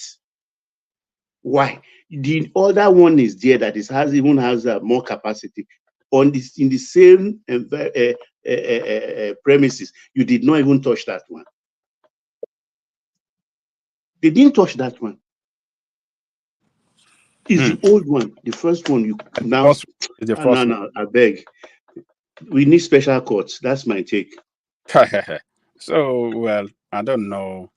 We see one man. We see what Tinubu is going to campaign on for him to win the election. It's going to be very, very hard. It cannot continue like this, except something is done that can give Nigerian people hope. Nigerians are hopeless now, except we are deceiving ourselves. You could be looking at the economic aspect of it and analyzing it as a well-educated person, but ordinary people there don't care about this analysis you are talking about. They care about their bread and butter and their food on the table.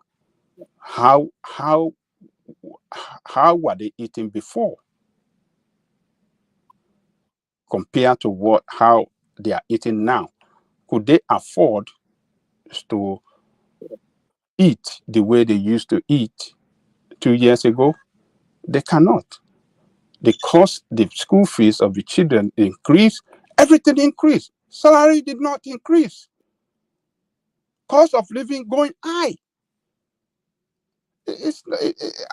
I don't know. They should have done. It should have done better than this. It is not.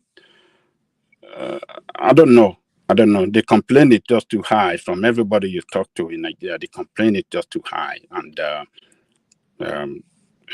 medication people cannot buy. It's very expensive now, and stuff.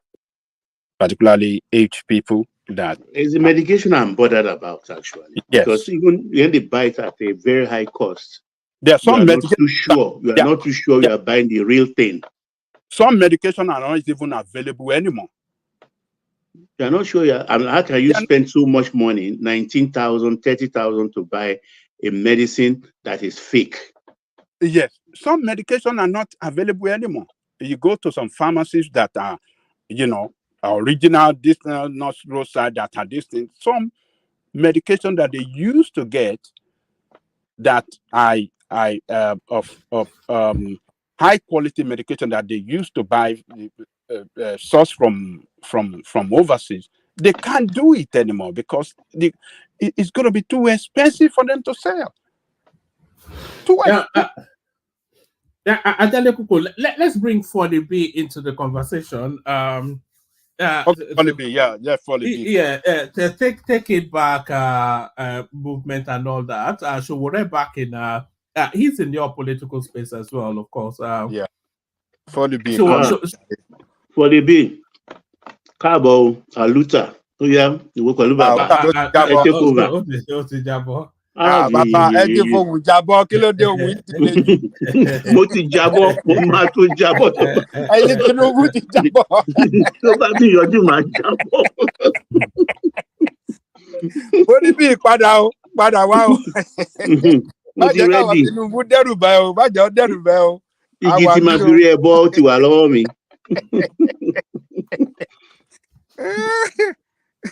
So, what are you making of Sowore making his way back to Nigeria? I don't think you've spoken on that yet.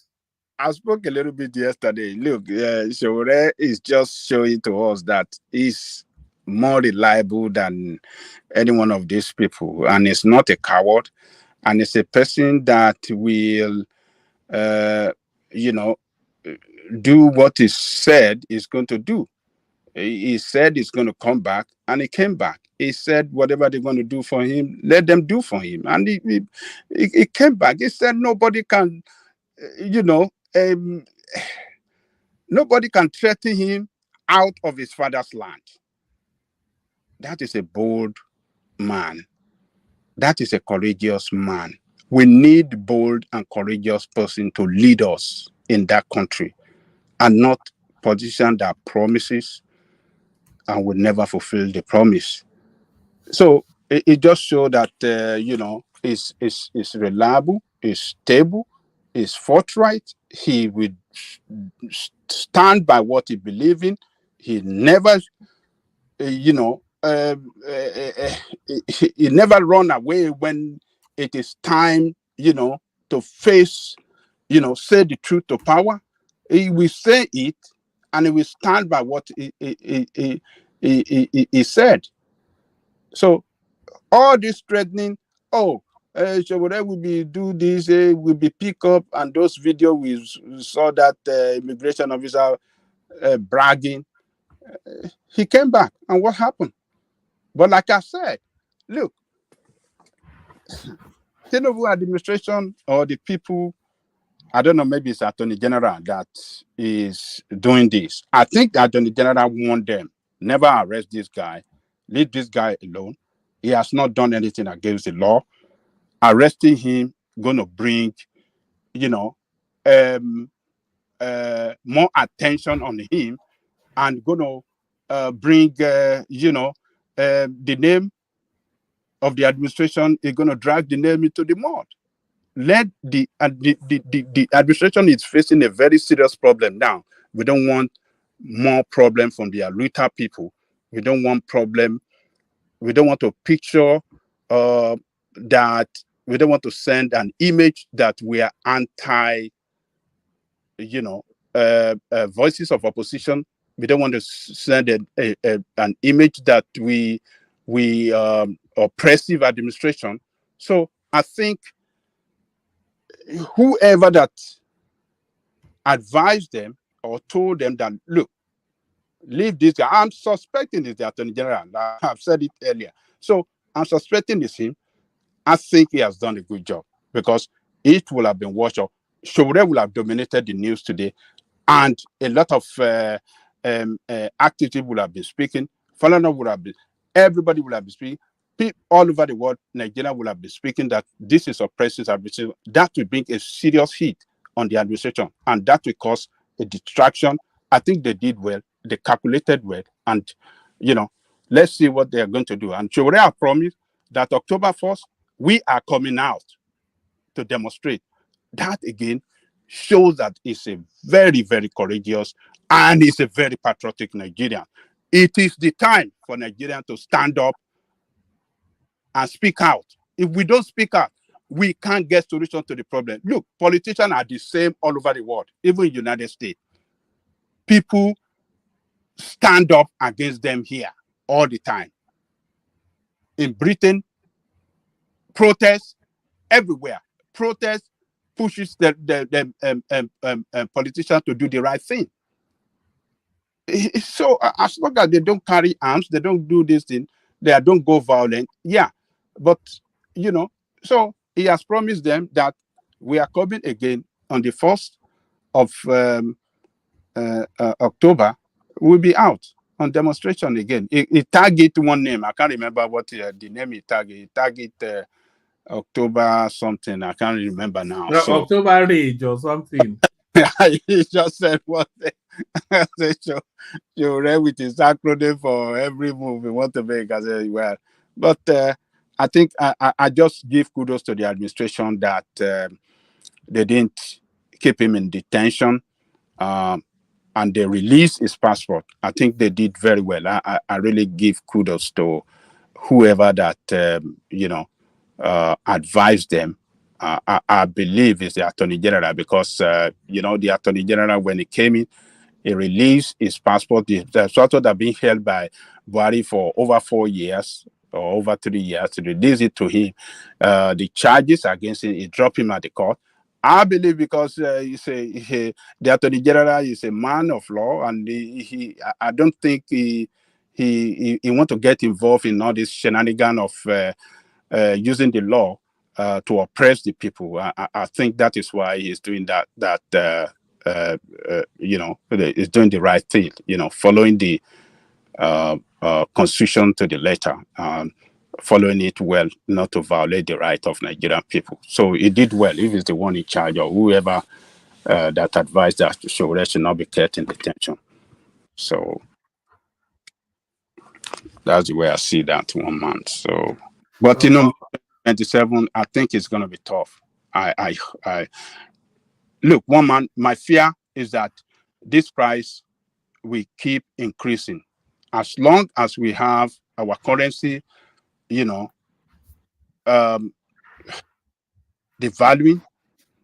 The price of the gas will continue to increase. That's the. I don't know what they're going to work out with Dangote. Yesterday, I was suggesting, why can't they do swap, crude swap, where they were doing it before now with outside the country. Why can't they do it with Dangote? Swap crude with him. Don't take money. Let him process it and let's sell cheap gas for our people. I mean, even if you are going to pay subsidy, that it can be minimized. It can be minimized and be well managed than what we used to have in the past. And then we will have economic activity will pick up again. That petrol is the power of economic activity in that country. When it's not affordable, the economy will suffer a very, very big, serious setback. I don't get it. Maybe I'm not getting. Maybe they know better, but I don't know. All right, let's bring Rational Mind into the conversation. I was just about to shut it down. Rational Mind, when you just let me restart this device. This device is I can hardly hear you guys. Let me restart it. I will join you back. All right. So that's Rational Mind to come and put Pepper. Yes, to come and put a damp now and everything. You see, I've always told you, no good will ever come out of this. If you refuse to beg me, I will pin him down. That device will not work.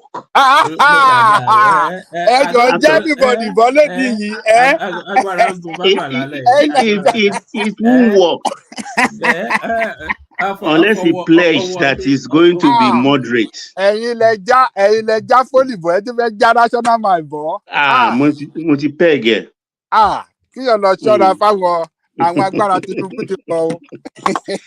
Rational Mind. Struggle. No, adjust the device. Come adjust it. I especially wanted to hear from Foley, because he's the secretary of the AAC movement. So Coco Afuane Chore, something or the other. It's a good thing, actually. I mean, the fact we made the AG. I think is the one there. He came to just help the president. Actually, he's a man of means and is knowledgeable, and he's the only moderating voice in that room anytime they are having their fake meeting and everything so far. But what I think, the president is not being served by his appointees, and maybe he should have borrowed a leaf from OBJ's regime or administration by making all these ministers sign a blank letter of resignation. It will be like a sword of Damocles on all of them when it's hanging on your head, knowing full well that they can just type something into it and kick you out. Because out of the 48 or so, I don't think there are more than 5 that are performing at the moment, and that is below 15%. And that's a failure anywhere in the world. Because I don't even see reason, maybe now that he's back and he's going to sit down, though he's talking of an American trip. I don't know whether it's the time of the United Nations General Assembly meeting. I will check that out. But he has to stay in the country and then do the work he is being paid to do. He has to do that work. We need him around so that he can really supervise his ministers, because the frequent absence from the country, I think, is making the ministers also to sit back. And I blame the chief of staff for all of this. Baja is not working at optimal level. I wish a Fashola is a person that is there. Is it that he's not working at optimal level, or is not capacitated for the job? A lot of people will say that his skill set is not. That's even if he has any. He's just there to, I think Badabi Amila and I see them as one and the same person. They want a title so that they can use it to do fine boy and have designer beards and all this silly. They're just there to look pretty now. They're not there to work. It's but they're being there to work or just to look pretty. Yeah, it's not. It's not capable. I think the office is too big. It's bigger than him. The office is bigger than him because he's a man that has no administrative experience other than being a House of Rep member. And no. We need somebody like Fashola who is big enough for people not to control. Tinubu cannot suggest anything. He won't even go near. He won't even go near his office. Exactly, that is the point. I was there when he was born. So, neither Madam too. Neither Madam too, because Fashola will know how to fence them off, and that's the kind of person we need, particularly in this time. I feel there are two characters crucial to the success of Tinubu's administration that are missing. One you've already mentioned, Fashola, and the other one I would suggest is El Rufai. If those two people were yes, they would drive things. Fashola would drive things aggressively because we know he's more success-oriented. Yeah, and he will put no nonsense from anybody. No nonsense now. Just get the job done, do it, and get out of my office, And El Rufai also, he is a bit of a bruiser. Do you know El Rufai? Yeah. They promised him the energy ministry, and he already has a program, a prepared book. What he wanted to do is he spent his time. He knows what to do with that energy, and they just burst his bubble. Look at who they put there instead. Who can even remember who the Minister of Power is? Your man. Some Amala Mountain guy from Ibadan. Some Amala guy. I mean, too much politics. A lot of people are crying for that tariff, removal of tariff. I mean, the increase of tariff on electricity now. You see that guy, you played the video, raking yesterday. I'm sure that one has used his air conditioner because of the heat, and the thing has showed him pepper. But the meter is running more than a Ferrari. So he's crying yesterday. I was looking at him. He thinks when you're on band A, now water, he has to be very careful. And the guys said they forced them on band A. They did ask for band A. And the band A is eating their money like crazy. When he's enjoying 24 hours light now. Now he doesn't want 24 hours light anymore. Only at 10,000.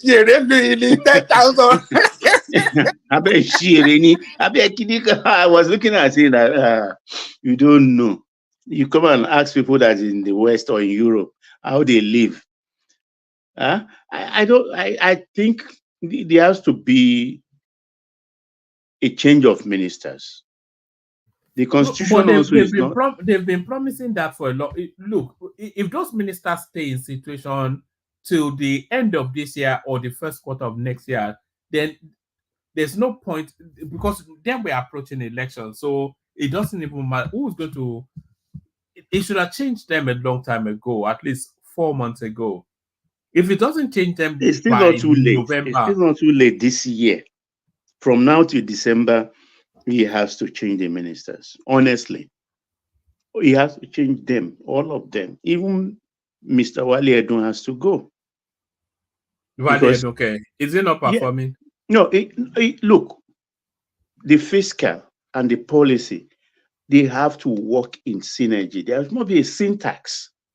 And this policy of import duty waiver removal totally for or pharmaceutical companies, it's not been affected. 3 months ago, the president pronounced it. Up till now, the customs said they've not received the memo, so they can't do anything. And you said you are the senior prefect of the home ministers. You are in charge of the economy. What is this? What is delaying for 3 months? Or they are trying to use a kind of tactics that thing at times we use in our individual offices or home. You see, for me, Otiji, right? National. Yeah. More miss skinny. Okay, carry on. Jackie, carry on. No? But Ikiloreo, one, if you go beyond it, I'll peg you. I will peg you. Am I audible or am I don't know, because this device is not even. Make I answer you. Make I answer you. Okay, yeah, Shelly, got me. Me, I not hear. I don't block my ear. Okay. Mungbe. You are clear, loud and clear. So the point I'm trying to make is that, see, what they are doing is overhyped, just like Tinubu is overhyped. Even Cardoso. So I don't know all these things you people are talking. Me, I know before the election, I said it. So if you're talking about Tinubu of those years when Tinubu was Tinubu, probably is those is crookedry and all those kind of when he was younger, maybe he could at least perform. I said it all before the election. I said this guy that you people are bringing into this office is not capable of that office you're doing. And all these whole cargoes that he brought. I mean, you people need to understand the context when that Tinubu functioned.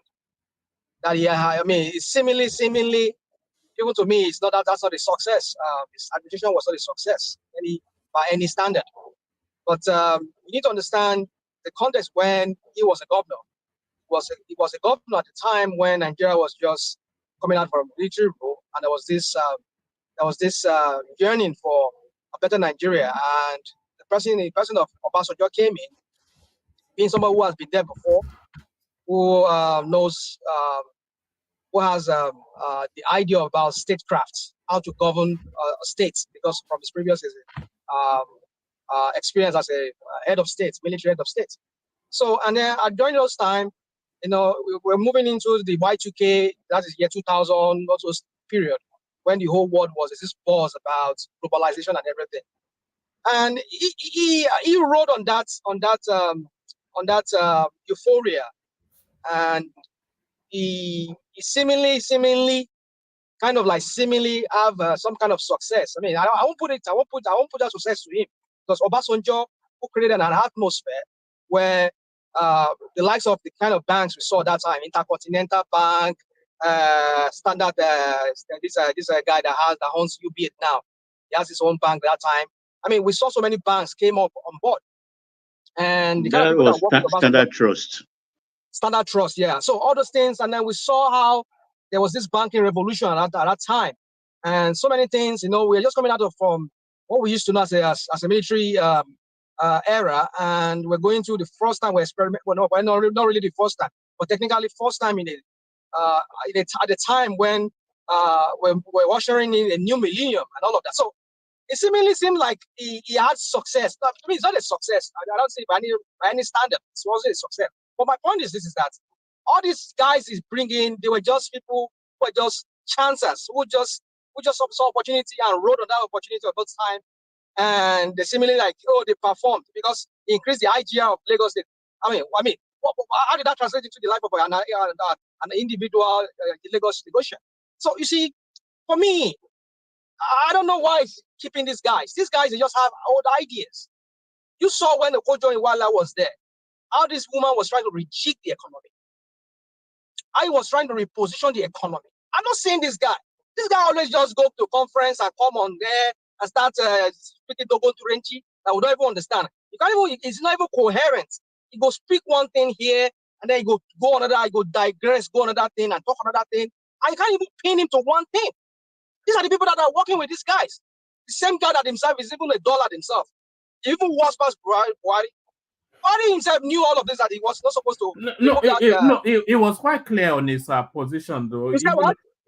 I said he's quite clear. Are you talking about Wale Edun, Abi? Oh my God! I mean, I'm sorry, I can hardly hear you guys. Yeah, Everything is not okay. Go on, please. Let me put you guys on my ear here. No, I said it's quite clear on his position. It's philosophy. It's a free market enterprise sort of philosophy that he's running while they're doing. And he's told us that he's willing buyer, willing seller. One man. Tinubu is a bookkeeper. He's a bookkeeper. It's not a technical that you people are just hyping. He's a bookkeeper. He just an area accountant. Last on. He doesn't know anything. Forget that. I mean, people will just overhype this guy like he's some kind of genius. What is genius about this guy? I mean, like I said before the election, I said maybe when he was younger, maybe that is Ogologo kind of style of Ogoju and all those kind of things that he used to. I mean, it's even worse, even in their propaganda. I mean, this one go talk one thing, another person go talk another thing. They go talk one thing. And we have released, we have been bringing in. I mean, Tinubu that I know back in those era, he's a guy that is very good at propaganda, and he will see that propaganda that very airtight. You'll be very, very difficult for you to even poke holes into his propaganda. But these days, look at what he said. It's to tell you that this guy is just a relic of himself. It's not that same Tinubu that we know back then. I mean, I know his propaganda by those years were working. That was why a lot of Lagosians saw him as the only alternative to any other thing that has ever happened in Lagos. But I mean, in the reality of it, by every standard, Lagos is not even a standard of what. Let me not go into all those things. So for me, one man, Edun can also let them go. But so my general, will you ever let them go? Never now. They are his eyes now. They are all into the whole scheme of it's their turn now to eat. They want to become trillionaires or billionaires in Naira, as case will be. So, man, for me, I don't even know who is so-called Minister of Coordinating Economy. He don't coordinate. What is he coordinating? What is Edun doing? That guy, have you heard that guy speak? Have you heard that guy speak? That guy doesn't speak like somebody who is sound, who don't even know what the economy is all about. Just want to be in that force because Tinubu put him there so that he can be the eye of Tinubu. They can start covering the part budget and start covering all the old shenanigans and the looting and everything. That's what the guy is. He's not a technocrat. I don't know if people have ever had this guy. I mean, I'm also English because I don't even know how you use some jargon English and then try to cover up some shenanigans and some kind of crap. Their incompetence. So for me, look, the fact that it doesn't make sense to you doesn't mean it doesn't make sense. You know, we are all we are. How we saying? What are we saying? Is it not yes, the fact that what he's saying doesn't make sense to you, it doesn't mean it doesn't make sense. You know, we are all constrained by the confines of our limitations. Yeah. I mean, you see, here you go with this this critical English you are always speaking. I'm so English, school. Money, we are all constrained by the confines of our limitation. Ibi tó yé wa dé ló yé wa dé now. Ibi tí ò dẹ̀ yé wa dé kò yé wa dé bẹ́ẹ̀. So you don't understand the intricacies of complex economics as Wale Cardoso does. But the problem actually is, you look, is Rational Mind talked about technocrats. If I remember very well, I think Rational Mind or Aja, you remember our once finance minister. I'll mention two of them, brilliant men, recognized internationally. You remember Chu Okogu? Do you remember Chu Okogu? Shu Okogu. And then Kalu Idika Kalu. Oh, Idika Kalu, okay. He took over from Shu Okogu. These are technocrats of their world-renowned, but they also failed during Babangida's era. So the economy actually, I think, is you or a finance minister is good as the president wants him to be, because you can't do things on your own outside the purview of what the president or in the direction the president wants to go. You might only suggest. He owns the administration.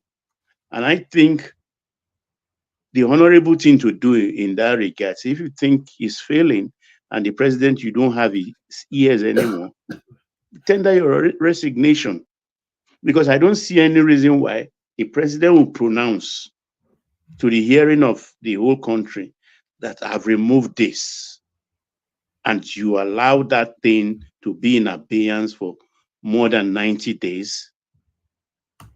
I mean, then you are not a competent coordinating minister of the economy. I can't imagine an Okonjo-Iweala tolerating that kind of thing. Within 1 week, I'm sure she will bring out the memo that will give meat to that bone the president threw at the nation. So, because the drugs are becoming more and more expensive, and people are cutting corners with the efficacy of ingredients they put into those drugs to make them, and you think you are taking a Panadol or 100 mg or 500 mg, and you think your headache will go away. Your head will just burst because you are just swallowing ordinary chalk. And these are the things he should wake up to. I think now he should just sit down and do the needful and just do away with most of these ministers, appoint fresh people, and look for somebody with international renown. We have this, what's his name now?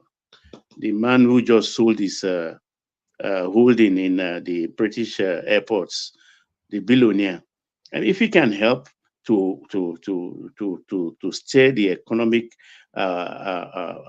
shape of the country for maybe the next 24 months, it will serve us better, because he has no political. Are you saying the guy that owns B, is it B or B is Virgin? That's the guy you're talking about. No, who runs the airport, Gatwick Airport also. Yeah, I've forgotten his name. Is it Oyedapo or something? No. These sophisticated people in Lagos. He's from Ogun State, isn't he? No, Ijebu. Yeah. I remember his name. People like that, I mean, who have run successful business of $1 billion. Ogunusi. Yeah, Ogunusi. Is it Ogunusi I'm talking about? Ogunlesi, not Ogunlesi. I mean, I think maybe Ogunlesi. I think, yeah. No, Ogunlesi. It should be persuaded one way or the other to come help us, because a man who has built on foreign ground $1 billion business, I mean, he can do something for us. Baba, can I say something? You know why that kind of a man would never want to serve in Tinubu's government? You see, the people in Tinubu's government, they are just all there. I mean, forget all these things. A lot of people call me on this one-man platform already. Everybody's just looking for where they're asking. I mean, they're looking for where they call them, they can chop. So when they get there, they want to do their own shenanigans and look for how to stuff money into their pockets. You see, you cannot. I mean, you people. I heard you earlier when you were talking about Fashola. Why is it that Fashola could not really? Why is that Fashola is out of the picture? I think the guy needs to stay out of the picture, because if there's any reputation he even have left for me, I think this is his time for him to just save it. Don't be part of Tinubu's government, because it will bring you down more than what you are already finding yourself. But association with Tinubu and Bubu.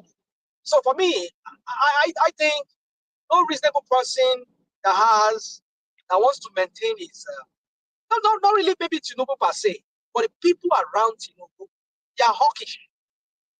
They are criminals. They all want to they're all looking for a way of, their own way of wanting to make money. And somebody like those kind of that guy's name, because he says no, he wants to. Oh yeah, Ogunlesi. Yeah. He wants to say no. I want to do something, because people like this, they are disciplined. See, the problem with Nigerians is that our leaders are not disciplined. Those people who lead us, those people who are holding offices, they are not disciplined. They believe it is their turn to enrich themselves at the detriment of the people. So my point is this: is that Ogunlesi that is selling to people, you can't be buying these presidential jets. Let us Let us keep the accounts. Let us balance balance the sheet first. Before we start doing all of this, let us see that our people are seeing the dividend of whatever you promised them. I mean, that is if he really is that kind of a person that I'm trying to portray him to be, because for him to have to have that kind of what was that I'm looking for? For him to be able to manage big infrastructures like what we're talking about. Do you know the kind of background check he must have had to go through for him to for a whole country to allow him to manage not even our reputation as people that are known as criminals around the world. I mean, he must have built over the years some kind of trust in this government. So you didn't think he would just go and throw it down to the dogs like that because he wants to become a finance minister or whatever. He will just give me his condition that if you are just like exactly what Iweala did, he gave them condition. This is on condition we are work. And when she had problem, with the government, and they said, okay, go to foreign ministry or go to the, she said, that's not my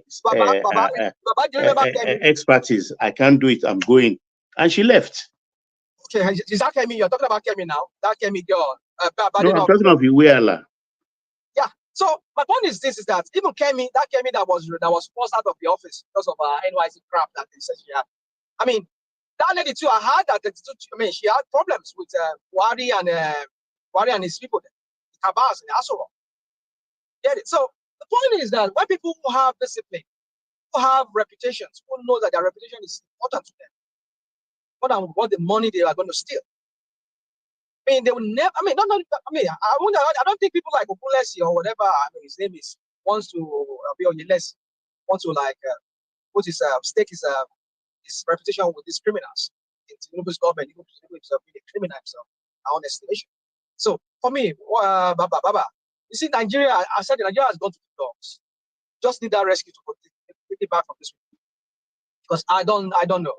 Even though if Tinubu is not the criminal, the people in his government, they are all. I mean, what do you think all this was all about?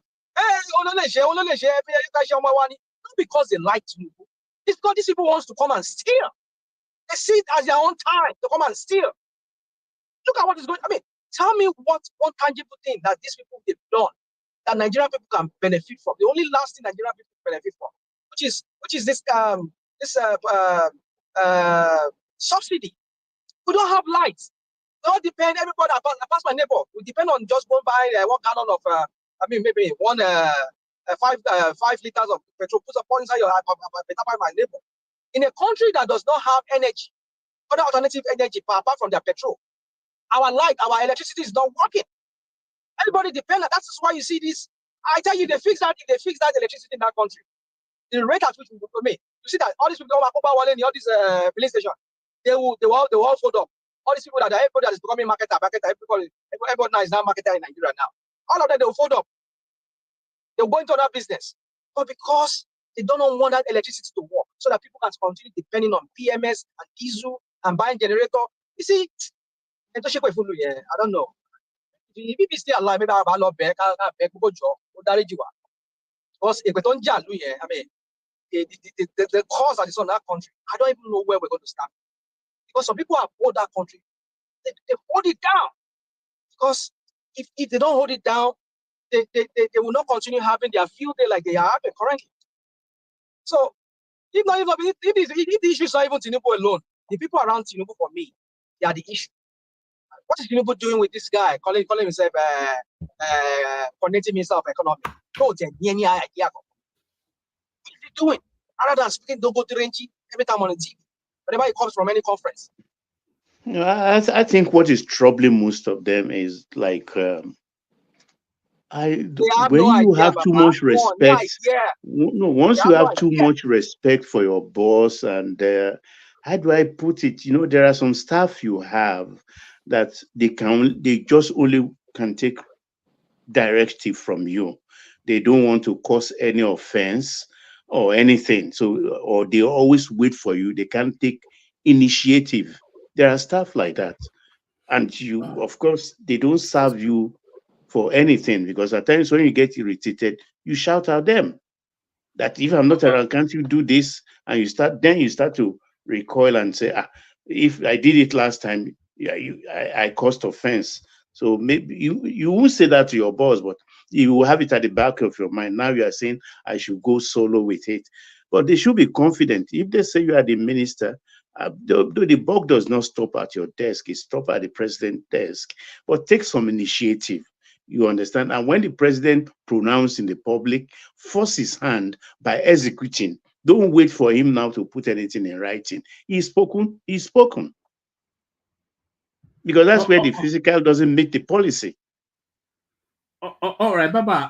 Mike is here, so let me bail out. I'm not sure how much longer the session is going to last, but however long it does last, Mike takes charge of it. That's Ayo right there. That's still Ayo. I think we only had the one super chatter today, Ayo. So that's Ayo still, and that's still Ayo.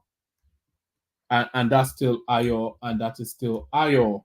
And guess what? This is still Ayo still. So well done, Ayo. So Ayo kept the lights on here today. So thank you, everyone. See you tomorrow. If you want the conversation to carry on, then hop on and come and join Mike, or otherwise, however long it lasts that long. Thank you, everyone. See you tomorrow. So, Baba, for me, yeah. So what I'm trying to say is that I don't know where Tinubu is going to start from with this. Is all this crap people that he puts in the government. So where's he going to start from? Does he have to remove what's his name? This guy first. Who's he going to replace him with? Is Fashola even willing to even accept that? He's not willing. He's not willing. He's using rest as excuse, but I know he doesn't want to work. Rest is resting. He said he has served 21 years as a public servant. For me too, what I think again is that you know that Fashola had issues with Tinubu before, after the election in 2015, when Buhari was trying to was shopping for minister. He said Fashola was not part of the ministers that Tinubu gave to Buhari. It was not. It was not. It was Buhari that drafted him. So, but then against the will of Tinubu, some people say that beef is there. I mean, that's. I think so too.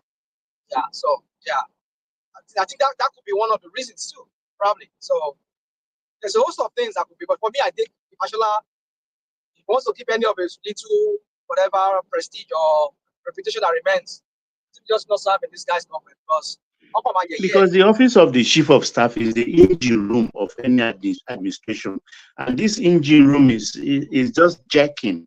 It's not functioning properly.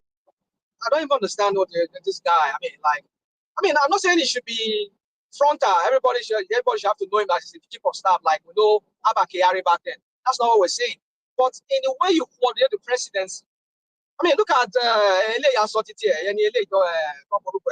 this media, this 70-something years old man, he was former PM editor. What's his name?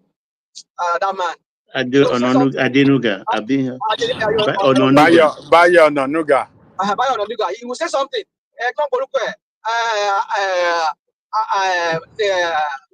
Jury don't go. Leave a jury alone. Say another one. You see, that's the problem. That's the problem. Why they're not coordinated? You see, I don't understand what is he learning on the job? Is that what it is for him now? Is he learning on the job? Apparently, he it's too much politics with him. Everything he thinks he's still in the National Assembly, and he's doing the omoilating. No, that office is not for that kind of nonsense. You have to be very strict. Because Wike said something, I don't know, maybe people didn't hear him well when he was complaining in his recent interview. He said, despite what they are doing in that office, in the presidency, or he put it in a way as that they think I don't know, but I don't have time for them. I'm quoting him now. And what he didn't say is that, after all, I have the ears of the president. So that means they are not even working with him, or they are not listening to him, or they are doing something that's against what he wants. So and I can see that's the kind of thing that is playing out in that office, not being direct.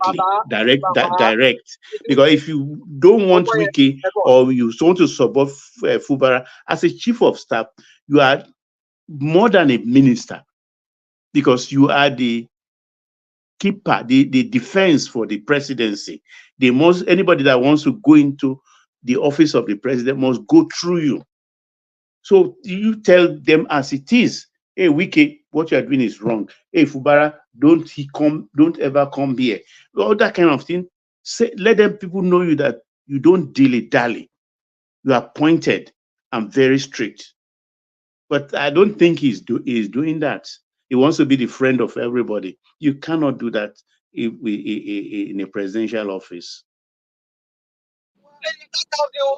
That tells us it's a feedback to us, the kind of person Tinubu is in the selection of kind of people. See, not the kind of person you people are hyping that he's the best. He has eyes for the best, and this is people that we're talking about, like the best. That tells you about his judgment, and his judgment it's flawed. Why should we trust him to want to lead us again? If these are the people that he can shop around. I mean, and I've just given us a context of when he became a governor. What happened back then? You cannot attribute all the old things to him. Whatever happened that day, whatever success, and some people are hyping back then. It was because, let me not go into all the story anymore. I think some of what was about. But my point is this: is that Tinubu, I mean, like I said it. The only way I will forgive you for all this sin is that I feel that he has committed against the people of Nigeria. The people of Lagos, starting from Lagos, and by extension, all Nigerians, is if you can work for the people. Well, with the kind of people that are walking around, forget it. Everybody wants to job. Look at this one. Look at that. What's that lady? That lady name? Obiani Jew. The lady, Minister of, as a lawyer. Women Affairs. Women Affairs Minister. Women Affairs. I think that lady. 5 pound pancakes. Look, that's another thing I wonder, because all the female ministers, it's like they're doing competition every day. They come painted every day to the office as if they are going to a party. And I know when a woman sits down to be painted like that, it takes hours. So is it 5 a.m. you wake up to spend when will you have time to even read memo? In fact, my people they all come to the office painted every day. Every day. Don't look me 5 hours.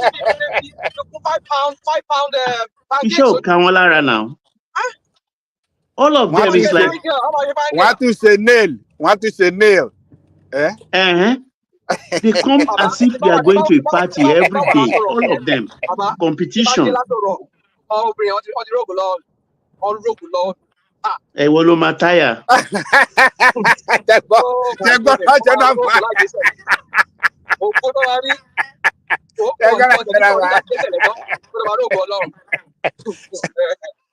Tama feed the rational mind here. I'm a social supporting because this rational mind. Tọ́lọ́mbà máa mú kó fail bí oṣù mẹ́ta. Kọ́ wá gbé lọ sí court. Rational mind, how many child support ló sọ?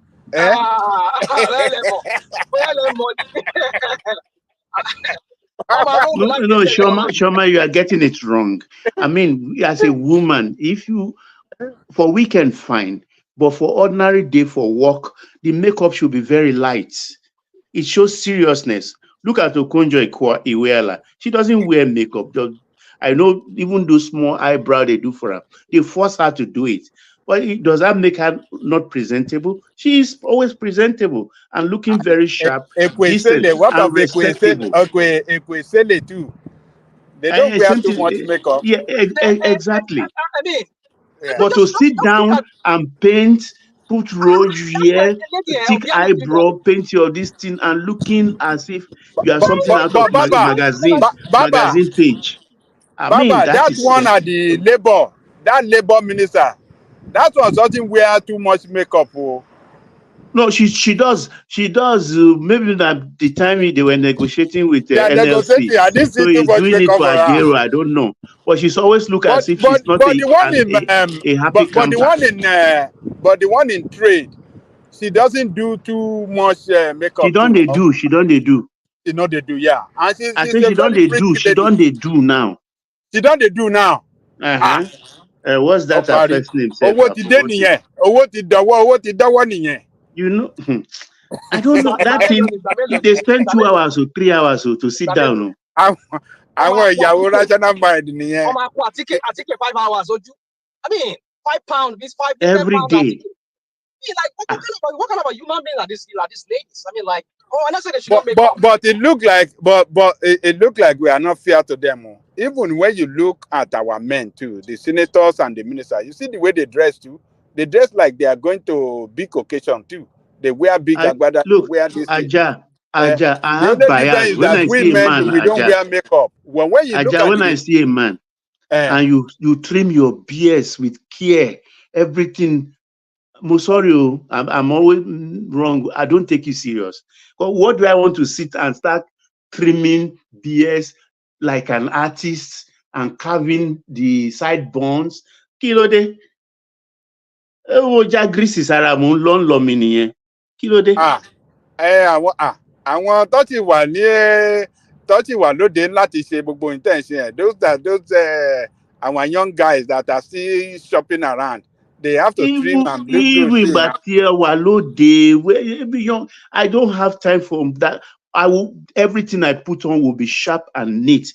But that kind of carving beards, manicure, I have a bad habit. I tear my teeth by my nail with my teeth. And I know how to do it. We live in a different world now. Let us leave their appearance. Let's talk about the substance of what the ideas. Now look at this lady. That's Obiani Joe. What again? Lady that's why pancakes. Kennedy, Obiani Joe. So let me address about that name, Kennedy. So, anyways, the point is, did you listen to one of our conference? Was it a conference, a woman conference she had recently? Don't chastise on certain people. Don't share with her. I didn't say she not eat. I didn't say she not at least. Oh my goodness! Have you seen that woman when she went to the House of Representatives to harass them in that panel? Look all her hands with rings, heavy makeup. Like a gangster. Look at what is going on here. Why did Tinubu go and see all this? All of the makeup, Sheruba. If you point somebody with that ring for a hand, the person face go tear. My goodness. As a hero when you're only laying to the law.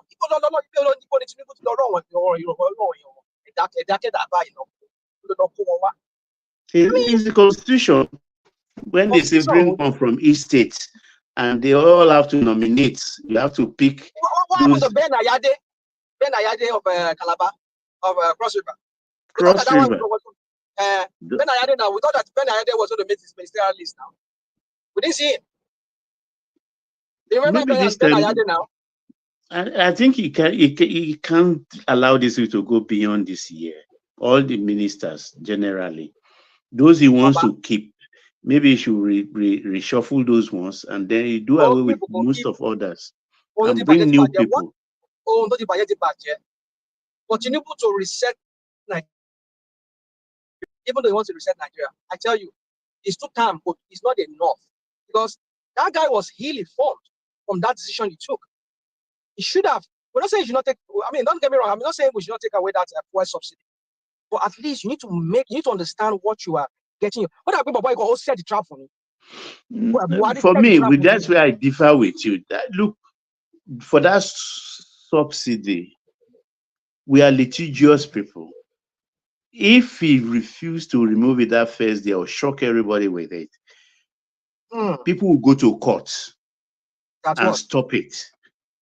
Nigerians have a way, we go to court, file frivolous motions and all these things. But what I think mostly rational mind is the foreign exchange. The Forex, in my own, I've thought, how would they have done that Forex thing? Not to have two windows. I'm thinking now that maybe with benefit of hindsight, maybe he should just have pegged the Naira at a certain stage, just like Abacha did, at least for the first year or thereabout, or first 15 months, so that it can stabilize a little bit, so that everybody will know exactly how much they are buying and what they will buy next time when they import. But when he allows it to flow without anything to wedge it. And the whole thing started going up and down like yo-yo. I think that's where the commotion actually came. That's where I put it more than the subsidy thing. Because if the forex is stable, you understand, we can be able at least to determine exactly how much fuel will cost for a certain period of time. And I think they've tried all possible means to juggle ideas on the forex window. But so far, everything they've applied has failed. Maybe the only one they've not tried now is to peg it. Maybe that's where they will go next. At least let them do it for maybe another 1 year.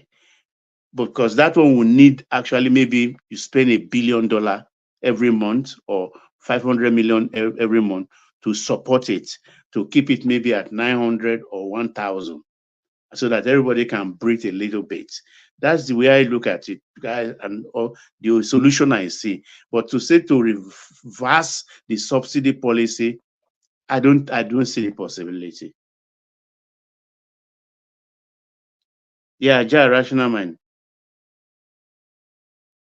Oh. Hello, Mike, Aja. I agree. I totally agree with you. The way he floats that currency, I think yes, and the removal of subsidy at the same time is just no minister, nothing in place, and you unilaterally did that. Is that not what we were saying here? Don't book it to one by pay. So that more politics, more economic. Is not what all of you are now saying now? That he was ill-informed. You were getting the benefit of hindsight now. You see, the thing is, it's just a rush. It's a rush to the head. I mean, blood. It's a blood rush to the head, like rush of blood to the head. Yeah. So I think maybe the elation that I'm now a president. I've been sworn in. You see, you don't make policy. You don't make statement of policy like that. But I say this guy is not fit for that office. And my people, I hate him for no reason. That guy is not fit. I mean, it's just overhyped, man. Overhyped. It's just this is a strategy. In strategy to land. So you more as a bookkeeper. To share accounting. At least joke no. Pronouncements what you call at least one leg. I mean, you look at what is on ground for you before you start saying, oh, okay, and this account no balance. So no, you did not do that. You just feel because you are now a president or whatever you think, or people are helping you as a master strategist. And then you don't have ministers like you said, Baba. He doesn't have ministers. You don't even know what the book is all about. I mean, you just, come on. And now his ego will not let him to reverse it back, which I don't think he's even reversing, because if he tries to reverse it now, I mean, because exactly. all the whatever antidote now, whatever antidote is trying to use now to rescue the economy now, I think it's not helping, because we need production. The country is not productive. A lot of the companies that are hiring, that are employing Nigerians, a lot of them they've exited. So a lot of small businesses are folding up because they can't even keep up with interest rate anymore. So you see, these are all the multipliers. I mean, we call it multipliers. This is our English in Nigeria. Multipliers effect. For me, I just believe that this guy, he has done a lot of wrong that I don't know how we're going to get out of it. So for me now, just I know say it is what he has started with and what is on ground for him when he came in. So it's Oshiloma backroom man. He will just do another Buhari, even worse than Buhari, and our people's life. It might reverse or change the policy, because the way it's going, at the second, so this is first year in office, Abi. Has he done 1 year in office? He's on the second one now. He's there now. It's like it's yesterday about 15, to me, sir. 15 months. We're in 2027 again, Already 15 going 16 months now. So Totomani, it was 2023 May. We are in 2024. Wow. So we are approaching a year and a half already. So I think at the end of his two years in office, I think he has to reassess, do the assessment of his policy, and if they are not, he has to do something about it. Otherwise, he can't go into he can't go into the third year with this policy or this, particularly the price of this crude petroleum. Ha! That's why I think there will be policy shake-up. I'm very optimistic about There that. must be into the third year, after the end of into the third year, because it is that third year that will determine his future his re-election. Exactly. If he fail the third year, if you still have the same situation, could see in control the fourth year. That's why I'm optimistic that there will be a redirection of policy one way or the other. Not the type you are expecting or agitating for, but there will be something in the positive direction that will give us an indication that we are going somewhere.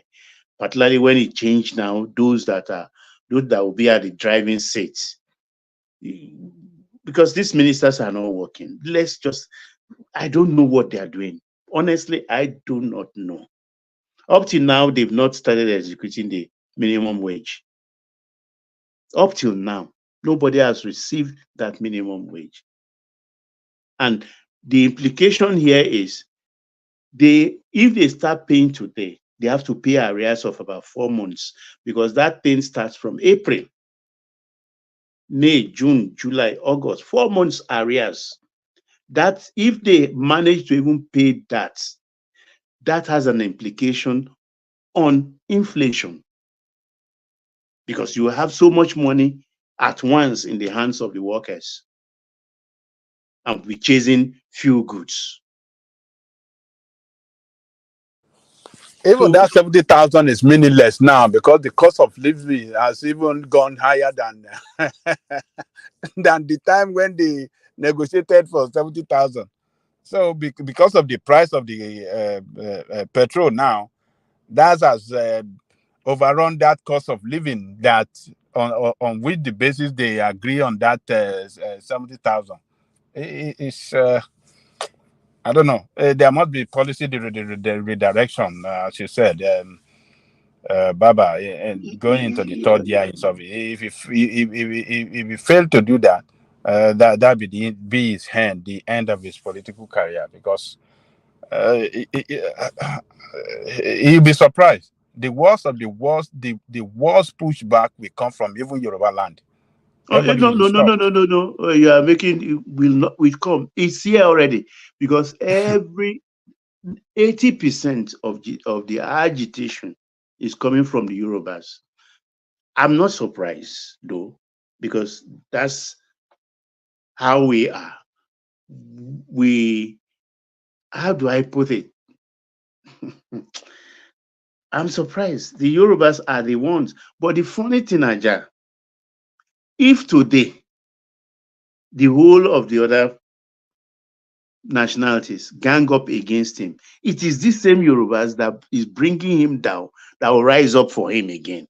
So I don't know why we are like that. Is it flip-flopping, or is it unstableness? I don't know. Because even in OBJ time, we didn't vote for him, we didn't support him.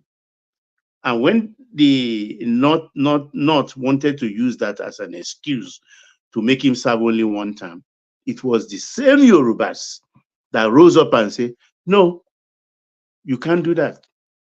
He has the constitutional right to do 2 terms. But you didn't vote for him, you don't like him, and we didn't vote for him. It's not your concern. But that which is his right, let him be. And they were surprised. And that's the Yoruba for you. Because people I see that oppose him today is unbelievable. 80% are Yorubas. Who are the people that coined the word Ebin Power? The Yorubas. They are the ones that started Ebin Power. Until date, big power people. Till date, they don't stop saying that. And if in the one moment now they say, okay, you say you don't like him, we will remove him. You can't. You can't. That's what Yorubas will come to say, because I know our people. I know our people. But then the president should not take advantage of that. He has to do the needful. He has to do the needful, because the problem, I know he has good intentions, but the cemetery is filled with people with good intentions. You have to manifest it. Let everybody know. Let us see. The world only believe what they can see. Whether it's a graduate or not, let them see something. Show them shadow of success. Because all we are seeing right now is you guys are not. I don't know why he doesn't want to do that anyway. I'm surprised. I know even if he has to look as if he's contrived, the citizenry are easily deceived. Show us something. Ride in modest cars.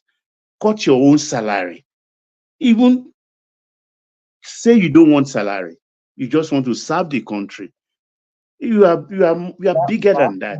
After in Alpha Beta alone, I mean, you rake in nothing less than billions every month. Baba. Yeah. You remember when they were having that court case? You know what Remy said? He said, we have our money.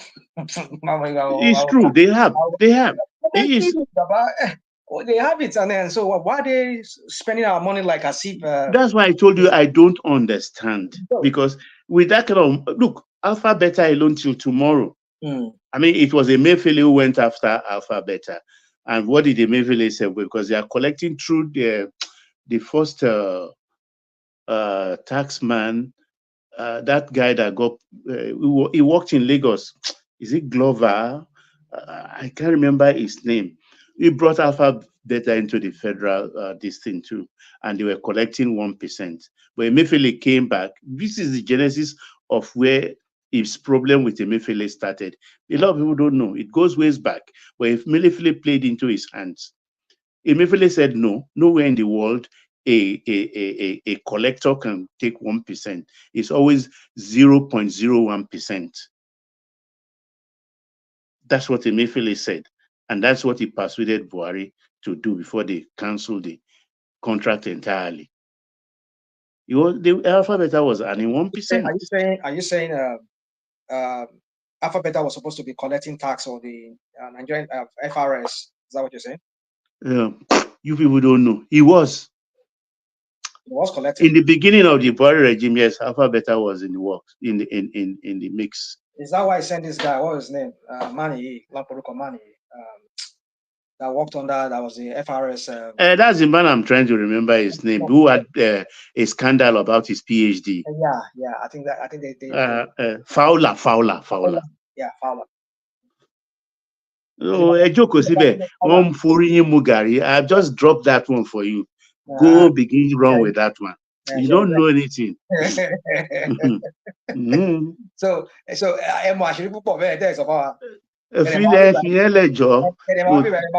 mo ti gbára mi lẹ́nu ṣùgbọ́n mo ti gbára mi lẹ́nu. Kí ni Fowler ṣe? Mi ò mọ ajá àjọ gbàgbé pé mo. Okay. Ṣé Fowler ṣe ìkọ̀kọ̀ tí kìíní fi lé ní? Have you forgotten? If the frustrated amount of FRS na wọ́n ní kó kówó jẹ náà. Wọ́n ní kó kówó jẹ pé owó kan wà to report. I think that was when. But he was breaking a lot of money in for the FRS that time. I don't know. I don't know. But then all I know was that he was disgracefully removed from there. But they did it in a covert way, so that really look like maybe I think that was when this guy was still alive. Not Porokomani, Abakiari. That was when he fought. They frustrated him out of that place. I thought it was the politics of bitterness between. Well, that's what they tell us. But it is said, well, maybe it's true or not. But they said he has some money that he never reported, and then he was involved in some scandal too. That's what they said. So I mean, I remember that story. You can Google it. So he has the He money. was performing very well, though. He was actually making a lot of raking in a lot of revenue for that government. So I don't understand this thing. I mean, if he had come out to say, look, I'm not interested in the salary, the National Assembly will have been encouraged also to curtail their excesses in terms of expenses. Baba, do you know how much this guy spent to become president? Do you think he is here for that Christmas? So, and all those people that he call, all the people that are working with, all those people rational mind. Rational mind. The money Tinubu has. Not Owotagba not can enter inside or Ajay will chop it. The Ajay will break if they put their teeth in the. Abiola had the same. Look, Abiola, look, this is like a pastor's money that people are contributing every day. This is on tax collection. No.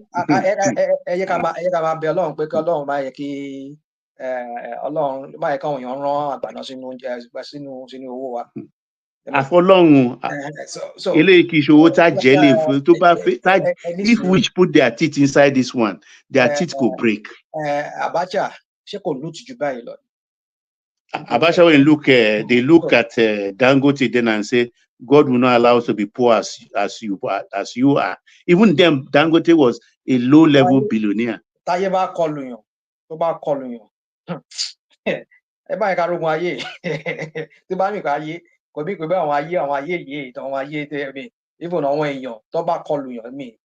you want Chris person enters now, suddenly enter.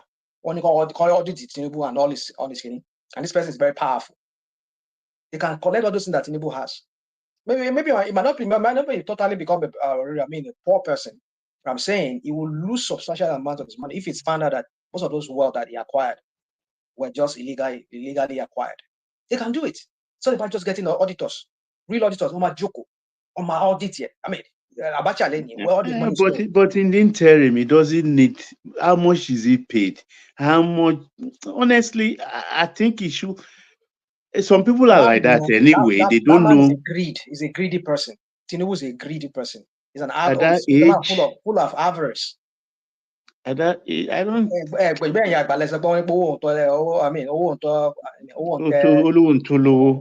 I mean, what if he had bought his own car and say, "Look, this is my own car. How much is the Escalade? Maximum, fully armored, $600 million. I mean, $600,000, fully armored. Is that what he cannot afford? When Sheyi Tinubu alone has properties worth millions of pounds in UK." So Yahweh we don't need Nigeria's money. Is that not what he said? And yet again, we saw she had a conference recently, and they were budgeting billions of naira for that conference. And back room, office of the first lady. Some few days ago, I was talking about that. Kini pet project, a man, woman. Somebody was telling me, kini come for women. What the crap does that even mean?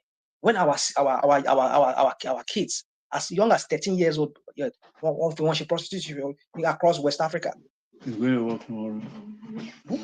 Why can't you use that as a connection with a lady? Not a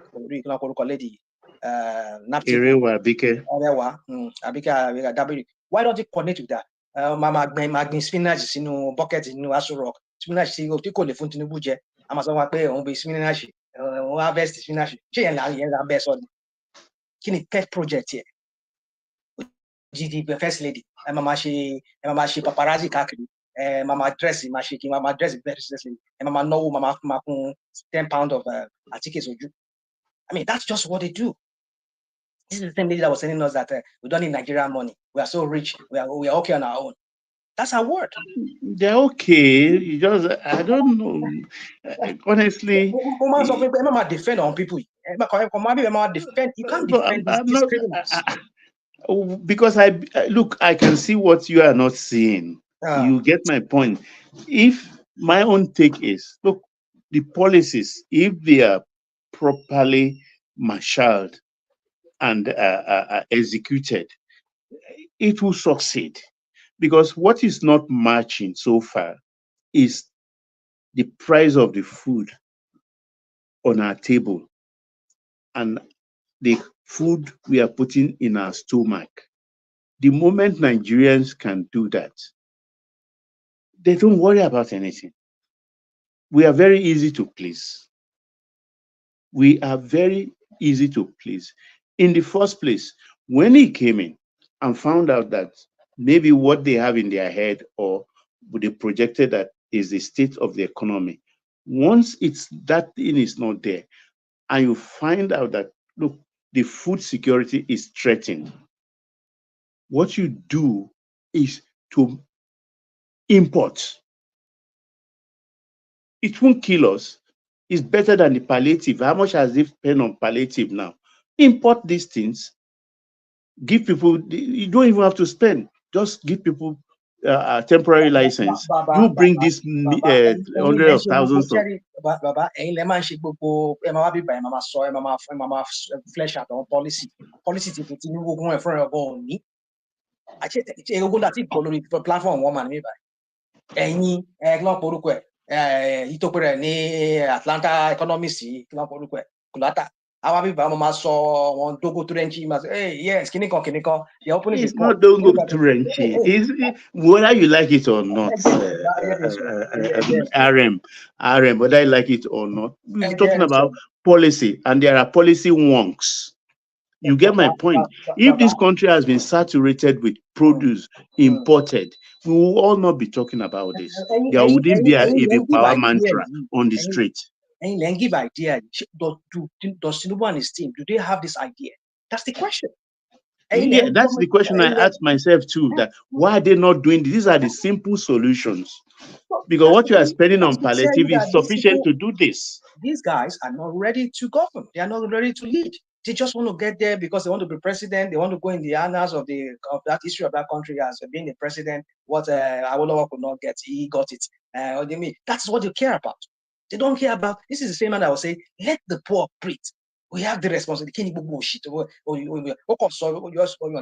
know, that's their hypocrisy. We talk about this guy's hypocrisy.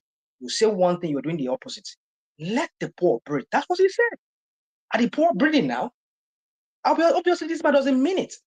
Just want to say because of the hype of the election or post-election that time, so that people will see him as the man of the people. No, it doesn't mean it. It does not mean what he said. No, I think he just dropped the ball, and I want to see it as temporary. He will pick up the ball later and do the needful, because for the solutions are not too difficult to do. Amari ending Tinubu, government here. All of you will all be here. No, the only way to remove any we're in a democracy, and we are already honing our craft in that realm. So there can be any violent change of government. He will finish his term, and the next election is what we all look up to. But even when I look at the terrain, RM, looking at the terrain, who are the people there? Who? Yeah, so show me. That tells you because it's so bleak. The future for that country is so bleak because look at the people that are working with these guys, with this guy. They're not people who have ideas. They just want to be there because it's their time to come and loot. What are the ideas? Minister of Electricity, Minister of Power. What has that guy done? How many times has the national grid collapsed under this guy, when this guy was minister, under Tinubu? What has he done? If they could at least we can generate half of electricity for that country, or must slash this dependence on petrol and diesel. A lot of them, you see how the industry will just, you just see how some of those dead warehouses you've seen around Lagos and other parts of Nigeria, how they'll be roaring with machineries. People will be employed, people will be working. But no, well, you have to depend on diesel. You have to depend on generator to be functional. What kind of economy are you running? What you're suggesting is more like the Ajanle Koko interpretation of economy. My own stake here is, look, there is something that is happening at the moment, which is good, but which we are not matching up with. There is less importation now because the forex is so high.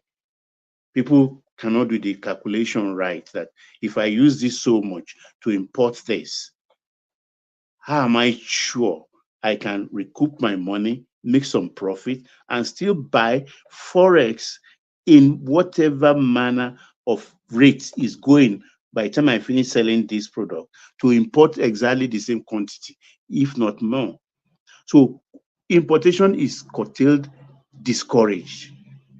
So we have opportunity for our local manufacturers. But what are we doing to help these local manufacturers? Because people like Erisco now will be kneeling down and thanking God for this breakthrough for him. Because I'm sure he's smiling to the bank. What breakthrough are you talking about? You mean? What breakthrough are you saying about Erisco? It is manufacturing tomato paste and all kind of tomato things, and it's making money because people are forced So why to is it now making money? Is it because its source is no more competition. People that is sporting Heinz ketchup and all those things, they are no more in the market. Oh, really? Okay. So Erisco now is the one you are forced to now. Dangote has his own. He has his own too now. Dangote has his own. So they are all making his own. He has a farm in the north. I think the last time he wanted to resuscitate that farm too, because it closed down because of cheap importation of tomato. So he's trying to revive that right now. But then the government should put focus on our people, and they said according to they've given people money to help them. But you know our attitude to government loan. They have to follow up. They have to supervise these people. And at times even don't give them the money directly. Tell them to put in their Form M and back it up with government funds to import for them. Even at that, they can still sell the raw product you are giving them. But people will have seen that you are trying your best. Even if they sell the raw product, they are not re-exporting it. They are selling it to somebody that will use it still in the country. That person will use it for something. Do you understand what I'm trying to say? So these are the things they have to do. Because if we start producing now, I think everybody will relax. If we start producing and bring in those things we cannot get, which people really need to feed or to bake our bread and all of those things. And also empower the researchers, because we used to have cornbread. We used to have a cassava bread and things like that. I don't think they do that anymore. Because we are enterprising people.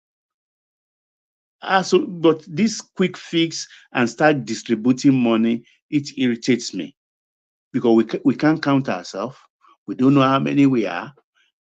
If you take 10 Nigerians now, line them up and start asking each of them what's the population of Nigeria, they will give you 10 different figures, starting from 200 million.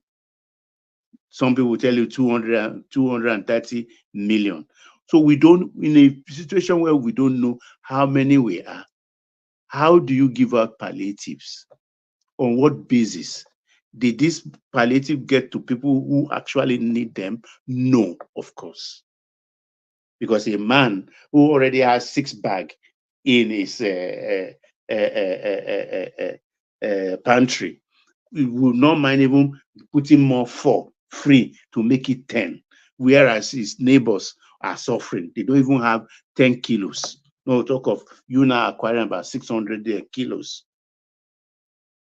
So it's a problem for me. But if we are counted, everybody have their own national ID card. You have your national ID card, then we can actually know that, okay, these are the people that need it. Please, this person. The computers is very veritable too.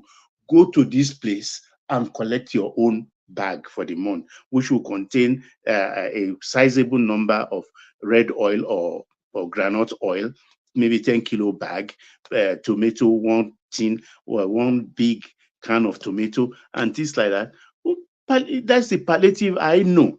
Getting to the right people who really needs it, who are really hungry.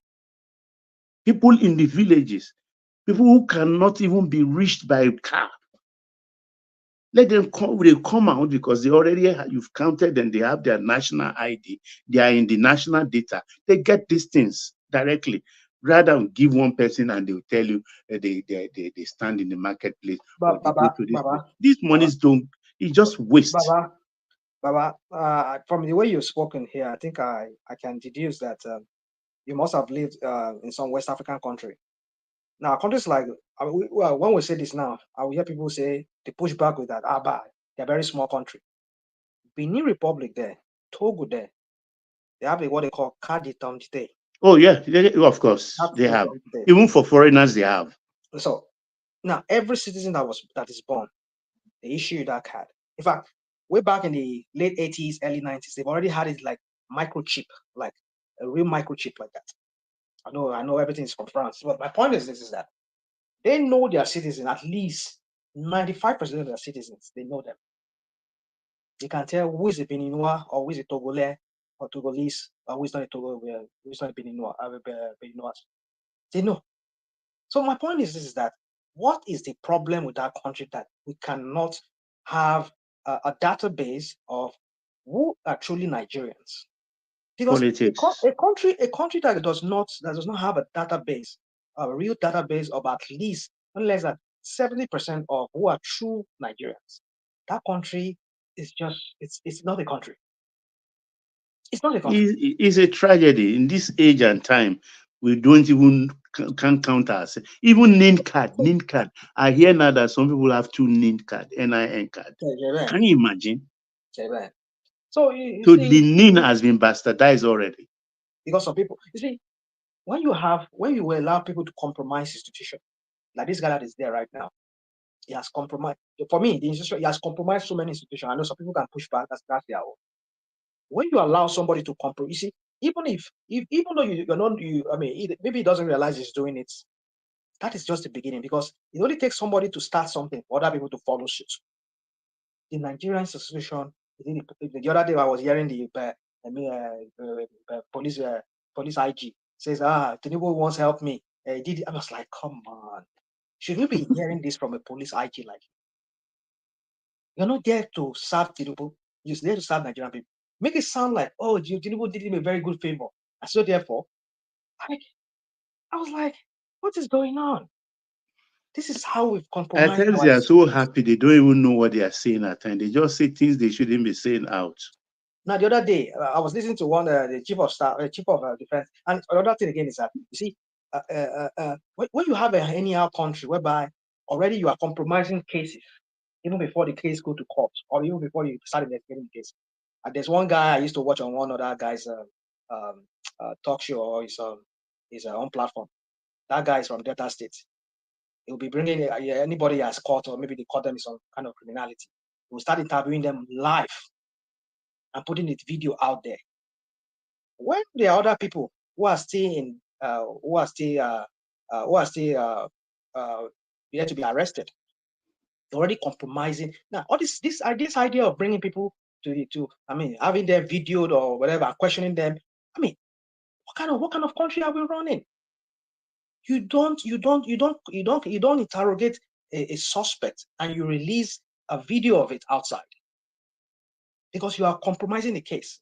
If there are other people who are so at large, who are also part of that case, who are accomplices in that case, they would have gotten that tip of, on the arrest before you, when I'll be going to Libya, I'm on Libya here, I'm going to whatever. So you are already. So what kind of law? You see, that country. These are the things I expect Tinubu to come in with idea and all those kind of. Apparently, this guy does not have this idea. You see, when we say this guy is not fit for that role that people are championing him to be, that propaganda that people are talking about Lagos. For me, you see, we all now we've lived in countries like this, and we've seen how government runs, how you run a system. Because you cannot allow any system to be compromised or any institution to be compromised, because that will be the downfall of the if I talk about, I often talk about, this guy does not have morality. He's an immoral man. So when you let somebody who's a leader, who's an immoral man, that's my own estimation. You can debate that with me. If you allow him to be the head of a country as an idea of morality, forget it. You're joking. Tinubu does not have it, and you cannot expect it to give it to us. So for me, in every way you look at it, at the way, you know, there's only God that will deliver us from this mess of a country that we find ourselves. I think our problem is much more than that. Look, our problem is actually foundational. There is trust deficit. It's foundational. There is trust deficit in our country, and the nationalities that were the foundation of the country, we all refuse to surrender our sovereignty. Like Babaja used to say here, that he's first a Yoruba man before a Nigerian. Same here. But have you asked I'm him first why? a Yoruba man before a Nigerian. Because I believe there's always some kind of solution to whatever how naughty a situation can be. Why did Aja? Let us address that. Let's just take that as an example. Why did Aja said he's first a Yoruba before being? And I say the same thing. I share his sentiment. Well, okay, I share his sentiment. Okay, let me ask you. Okay, you as a person, why do you say that? I said that because Nigeria is a creation of the British. 1, 2. So by interpretation, apology to Chief Obafemi Awolowo, it's a mere geographical expression. Before Nigeria in 1914, there was a group of people called Yorubas, Igbos, Hausa, Fulanis. We all live independently, different culture, different tradition, different people entirely. And somebody, an outsider entirely, and say, look, I'm your colonial masters.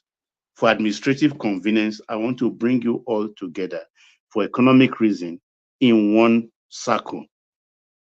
And we say, okay, I don't want to accept this. I don't want to accept that. I say, okay, whatever it is, sign on to it. After 100 years, if you still feel like this and it's not working, you each can go back to your tents. And Nigeria came into being. So my forebears came into it as a Nigerian. My forebears were going to school. They were going to Britain. They were already learned before Nigeria. If they had birth certificates, their birth certificate did not read Nigeria as a nation. So I came into it as a Yoruba man. I was born into Nigeria as a Yoruba man. So I'm first Yoruba. As far as I'm concerned, I share Aja's sentiment. And whether we like it or not, that's how we all are today. Yeah, I agree with you. But underlining that at the very root of that sentiment that you just expressed, that, oh, I'm a Yoruba first, or because, like you said, it's the creation of the British. So why is it that? Because from what you're saying now, that creation of the British, which is called Nigeria, most countries of the earth today, I mean, like United States here where we live, there were different Native American tribes. The Cherokees don't see the Apaches as their own clan, even though they are all Native American. So there's this issue of clans and tribes. It also exists in other nations. Even in China, there are the Mongols, and there are the other people that China is trying to fight. So even in India, there's different parts of people. So, but the point is that even they come under one name, either Nigeria or India or whatever, but people have to buy into the idea. It's because you don't feel like you buy into that idea. That is why you're feeling that I'm not a Nigerian first, I'm a Yoruba first. Because you feel that. Okay, this is where it is RM. It is because of the trust deficit. Okay.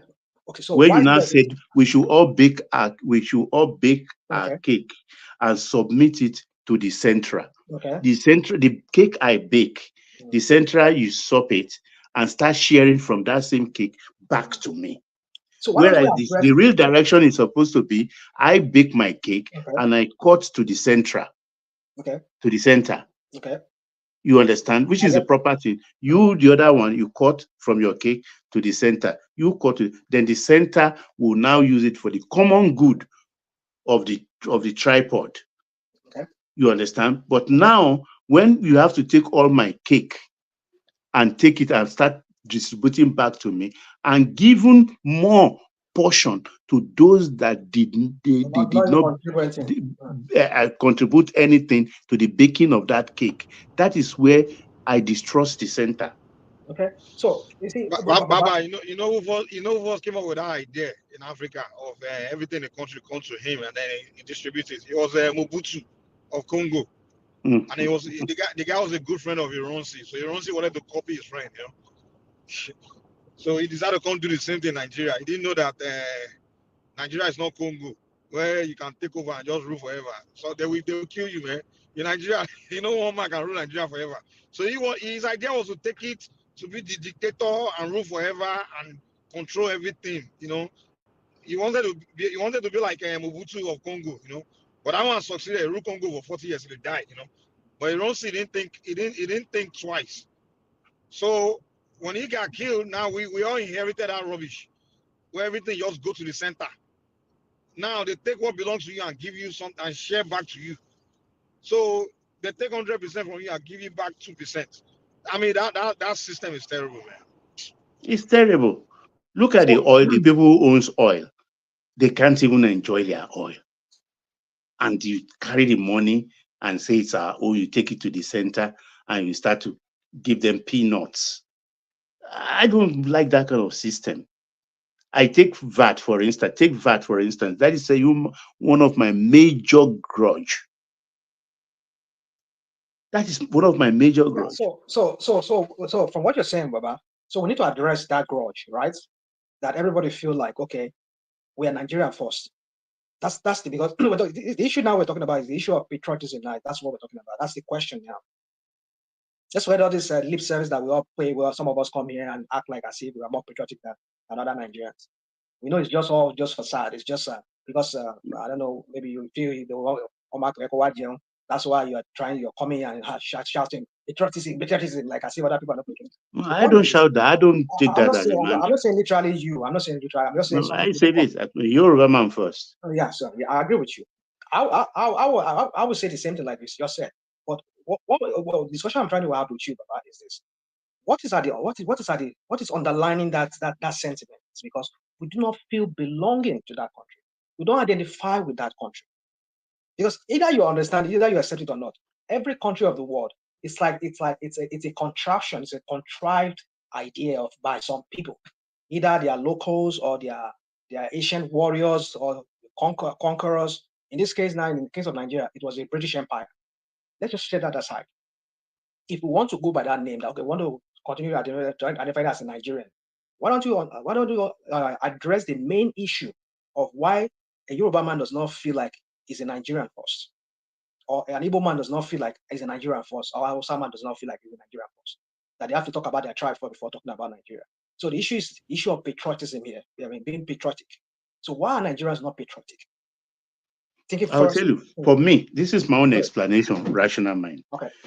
What belongs to me is the hard work of my region, of my people, God-given, or something we fashion out with our own hands. If we are going to work together, let me keep my thing. Tell me what I will give to the center out of what I do, I earn, and I will willingly surrender that. As far as the other people contribute the same measure to the center, it will not be a case of monkey they walk, baboon they chop. I cannot, for the life of me, have my oil in my region, and I will surrender it to the center totally, and the center will now apportion to me or appropriate to me a certain amount. That they decide that.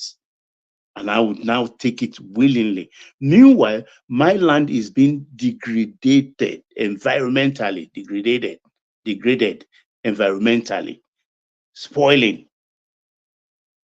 My fishes are dying. I can't swim in my river. Our lungs are dying on us. And you say, I should be happy? I cannot be happy. Because I'm not. Baba, Yes, sir. a quick question. So, when the British handed over Nigeria to the Nigerians, what was the sharing formula for revenue? Was it the same as it is today, or was it different? No, it's different. We have 3 regions, of which politically the Midwestern region was carved out of the Western region. So that made it 4. Each of these 4 regions have their specialties and gift, natural gift from God. We have cotton, granules. Yeah, they control the region, control their wealth. They just contribute something to the center. Everybody control their wealth. Even small Midwest. Okay, wonderful.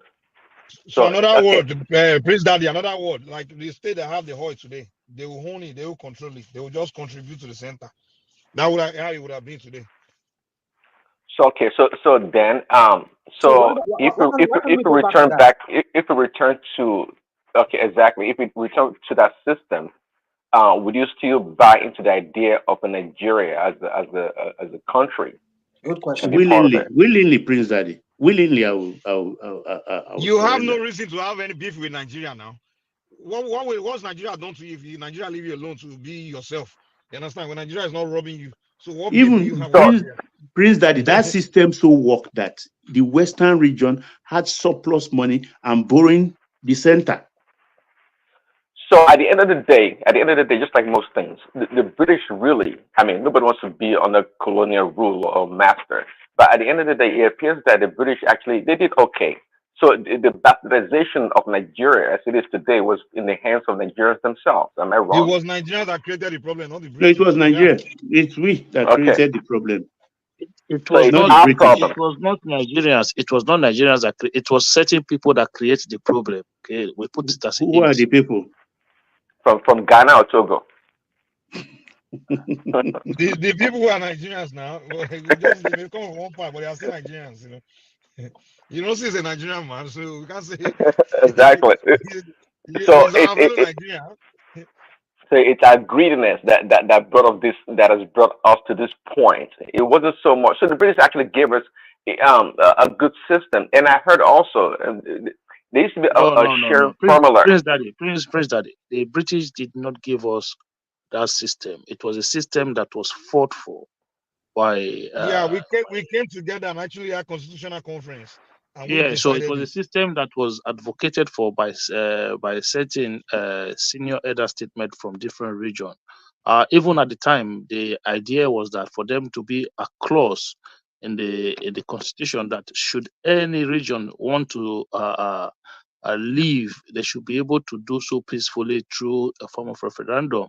But that clause was also fought against by certain regions as well. Those ones who are claiming who wants to leave who wants to leave the country today. It was their leaders that fought against such clause at the time. So regional system of government was something that Nigerians at the time wanted. They wanted it that way, and they wanted to create a system whereby if we then choose that we no longer want to be together anymore, we should be able to leave. Excellent. So, Baba, quick question. Why are you speaking? Why are you speaking in secrecy to yourself? Region, one region. Why can't you mention that region? You mention the region. What is wrong when we can't tell her I said the truth? Why are you saying a region? This region is one region. I say, Baba, if you put Gida, now you know. So quickly. So at any point in time, since independence, have we had a constitution that would say it worked for everyone? Was there any constitution before that work for all regions or the entire No, nation? pre-independence, it was the colonial constitution that was used to govern the country. The one we did for ourselves was the Republican one in 1963, where we attained status of a Republican fully and as a nation. And that's the other ones were made by the military for civilian use. That's the 78th Constitution for So Shagari. is the 73 Constitution, are you saying that's absolutely the best constitution that we've ever had? Yeah, it's not no constitution can be that perfect, can be perfect 100%, but it worked for us then. The reason I'm asking because when we had the guest, the last guest, I believe, it was so adamant and against the military. He called it decree rather. He didn't even call it constitution. He refused to call it constitution. So and the woman did say that look, every time there's a break, an interregnum in our existence as a nation, that we cannot go back to that constitution. We have to bring about a new constitution. And I'm trying to see the logic behind that. I mean, can we not revert back to an old constitution that works for us as opposed to adopting a new constitution by the military, for example? Yeah, this is where we make the dubious mistake we always make. I believe man makes law for themselves. The law does not make the man. So why can't we, by fiat, of which the military came in and reverse everything and go back? Exactly. Woman said, no, that's like Second Republic or First Republic or Third Republic. We can't do that. It's all nonsense. Who says we can't do that? I mean, who's stopping us from doing it? If it works for us, nobody stops us. We are stopping ourselves. Exactly. So this is our linear way of thinking and doing things that baffles me sometimes. And the way the woman talked about it, it makes it sound like, no, it's like a taboo. We can't do it since we have a break in democracy. We put the limit on ourselves. Nobody stops us from saying, you go dust that 63 constitution. They stop us. The military stop us. The military didn't want us. They didn't want us to go back to that old system. But the military, they are gone, Ajay. They're no more. Hold on now. Hold down. The military that should have done that to take us back to what we used to be did not do that in 1979.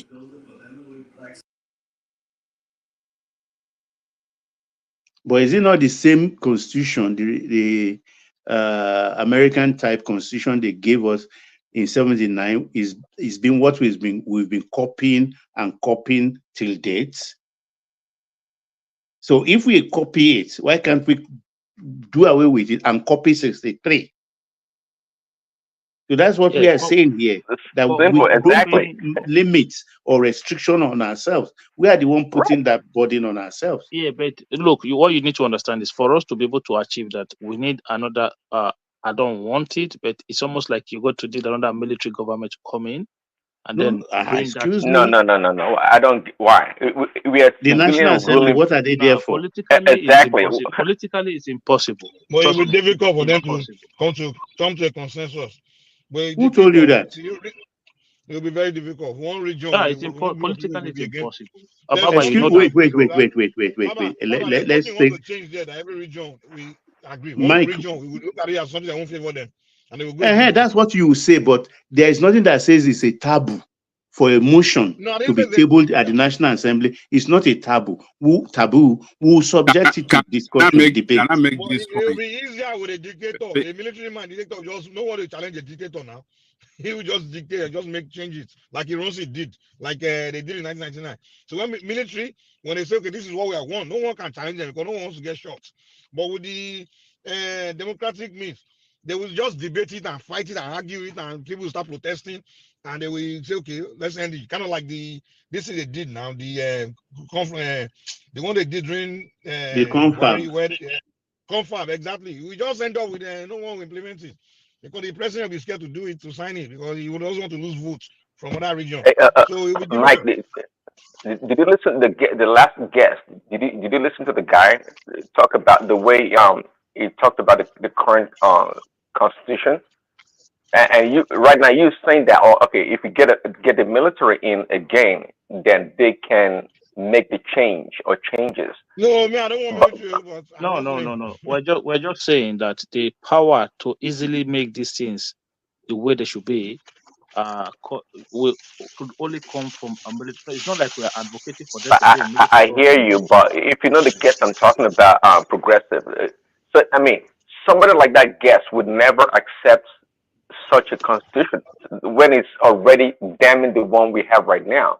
So what will be the structure or the framework to actually have the civilian in democracy system, democratic system to write their own constitution that works for everyone?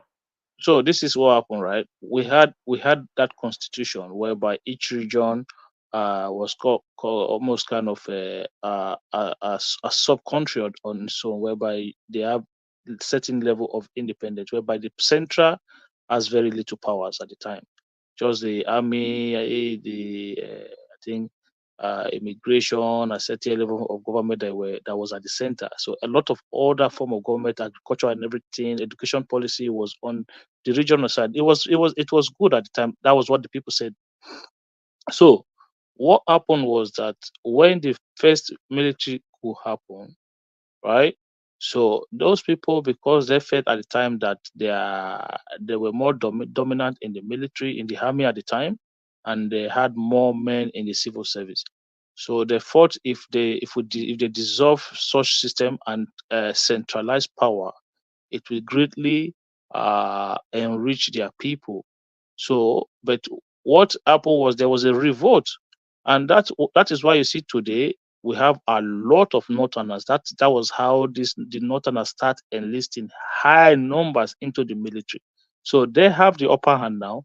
They're not going to give it up. It's just, look, for them now, where we are right now, it's almost like look, we've fought hard to achieve majority, so we're not going to let it go. So if you go to an average Northerner today to tell them about let's come and sit down for one, and then they tell you, guys, leave that thing, it's good like this. Even though they are poor, but they just don't see the sincerity in the southern people to do what is right. Because I think people, if we want to be honest, we the South, we've always betrayed the North. It's the other way around. Those guys have always been faithful to whatever template that is put on the ground. But we've always turned around and say, no, it shouldn't be like this. How are the South betrayed the North? What are you saying? I just told you the first coup that happened. That was the southern coup that took out that tried to take out the North from power. Not try, completely eradicate the North from power. Then when they came back in 1999, had an arrangement that it's going to be shared between North and South. Then they had a Southern president. Another president came, he died in office. Instead of Goodluck Jonathan to allow the North to continue their term, oh no, he refused. How will he allow them to continue? Then even the arrangement that you are talking about, was it a written agreement or was it all these party? This is the problem. That time I thought was PDP. That was PDP. Yeah, but this agreement too. I don't know how it became. Was Jonathan a member of the APC? What do you mean by that so-called Tombai? I know what you're saying. Well, you can say no. First of all, it's not even like the party. It's not. You cannot even be talking about progressive. Sorry, Mike. You can't be talking about such a thing now. It was a party arrangement within a party. Now it's not a constitution of a country. Do you understand what it means to have trust? They were just talking about it within the party. Do you understand what it was not even within the party? It's not a written say. Okay, we'll be rotating between North and South. And Jonathan wasn't a member of the party that. It's not in their manifesto. Okay, so it's just something. They just deceiving each other. Even that thing they say is just to deceive each other. Even Atiku did it during the that 2019 election. If Atiku had won, no, Mike, let us even use APC for example. This is important.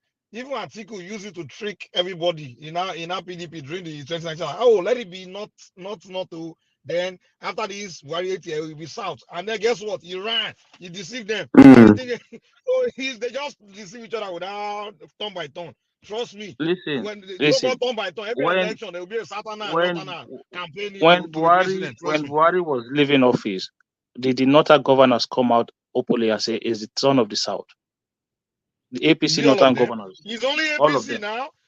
Exactly. The old APC, the old No, APC. it's not. No, you can't say. No, just hold on. If particular had won that election, what do we think? He would have been our president. Nothing will happen. No, nothing will happen. But I'm saying that genes was broken by Jonathan. Progressive, forget about this party thing. It's not. You can't be talking like he's a sacrosanct. No sacrosanct. What Jonathan should have done, listen, what Jonathan should have done at the time was hand that power over to the North. Say, listen, continue your It term. doesn't make sense, man. How can a German have opportunity to win but Nigeria how for the first how time in do his you life? how do you then go to a north? How do you then go? Hold on. How do you then go to a northern now and say, oh look, let's come and have a regional system of government? No, progressive. Hold on. He was the vice president. The president died, and by constitution, the vice president should take over. So we will not say he's not doing. No, they should. I would say, are we going to have an election, another election, or what? Hold on one second. If you and I, we are working, we are sharing, or we are working together. Time to share something. You take advantage of my weaknesses. Another day we hold a meeting. You come and sell anything. I'm not going to. It's an issue of trust. Look, it's in a society like Nigeria, there have to be trust. For us to come together and negotiate anything, we have to have trust among ourselves. We have to trust that, okay, But this we one never will play negotiated part, that turn by turn. That's the thing. That's what you are failing it to doesn't understand. matter. It doesn't matter. It It's does just matter. You never. no, No, it doesn't hold on. matter. It doesn't matter. Okay, but you see, why do we have issues trying to restructure the country? It's trust. My brother.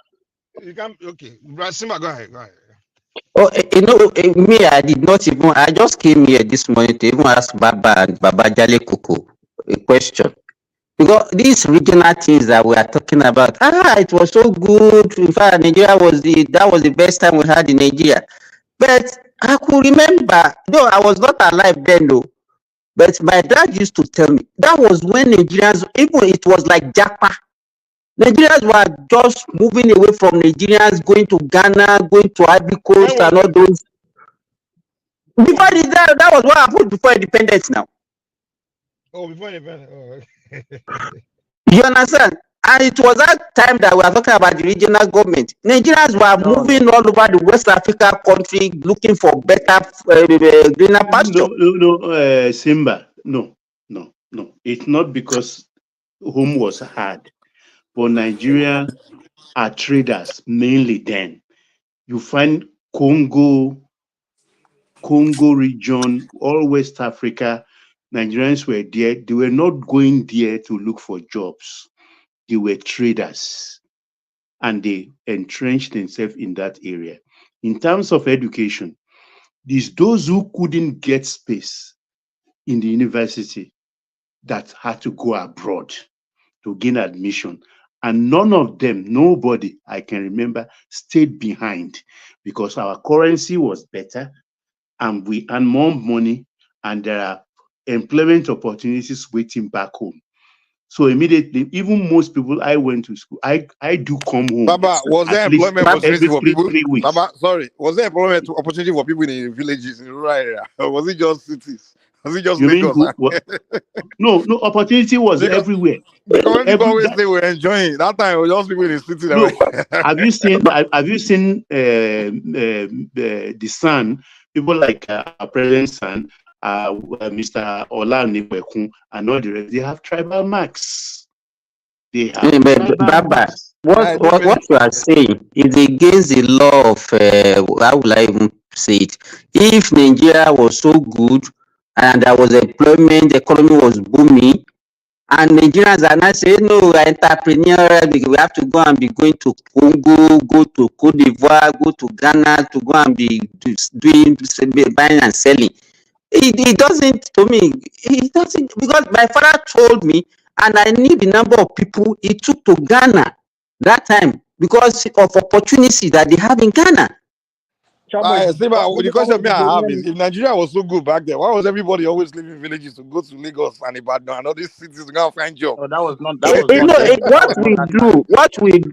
we normally That was the do only places they had jobs now. Back anytime we always have this habit of going back and say, oh, that time was better than now, and it's what we are continuing to do up to today. You see now, some people will come and telling us that during Jonathan time, the year was so good, the price of rice, everything was the economy was. You see, what I'm trying to say, Simba, was Baba ní sọ̀rọ̀ yẹn bèrè lọ Simba ṣọmọ Èjìgbò ni ẹni. Kí ló dé? Mo ń bèrè ni. Àwọn Èjìgbò lọ sí Ghana, àwọn Cote d'Ivoire Èjìgbò lọ. So if you know the people that went to Ghana, if you are true Yoruba people, you know the people.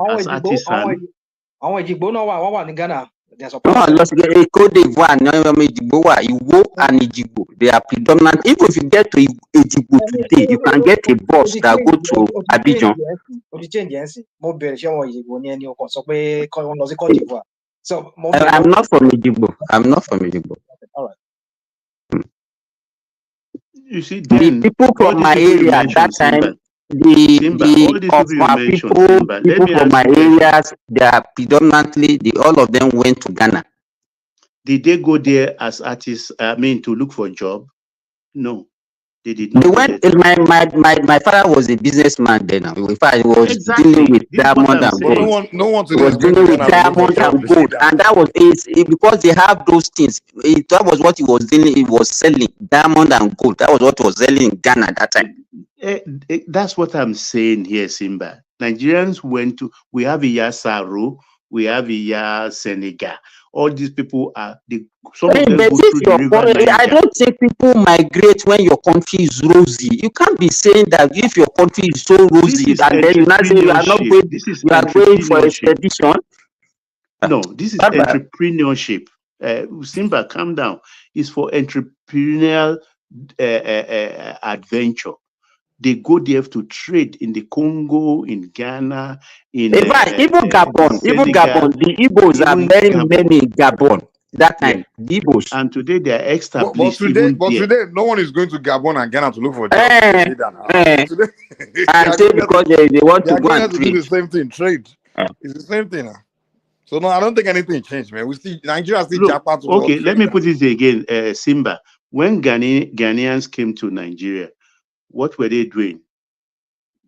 They were doing shoe repair work. All this small artisan job. That's what they are doing now. That is where we are different. Is it Mike that said he doesn't think anything changed? What are you talking? Listen, what are you talking about, bro? Like we had in public schools, foreign teachers, Indians, teaching our public schools in Nigeria at that time. But that was. What are you talking about? Okay. Which public school was he? Was he in a village? Was he not in Lagos? What are you talking about? Is in a village? Even village, yeah. Some villages have. Which India are going to be teaching village in Africa? Yeah. You're talking about this. The thing is, Lagos back then wasn't so. No, Mike. It was true because I even they were still there till when they now started chasing that war was not even during when those people came to Nigeria. It was not even during the regional government. It was in the 70s. It was in the 70s. So don't come there. Keep on telling you. It was in the 70s. It was in the 70s, not during the regional government. Akim just put that to tell you that when those people came, it was a different thing entirely they came for. But when we went until today, even when they sent us packing in Ghana, for instance, is because we are not giving their people chance to compete with us. And even in Ghana till today, that is the case. That is the grudge. That we undersell most of these things so that we can gain advantage. Yes, Simba máa ń ṣe kinní kan tá a bá ń sọ̀rọ̀ a kò máa mọ ọ̀rọ̀ kan tó tí mo mọ tó pààtàn fún ìtàn tó pa fún ẹ tó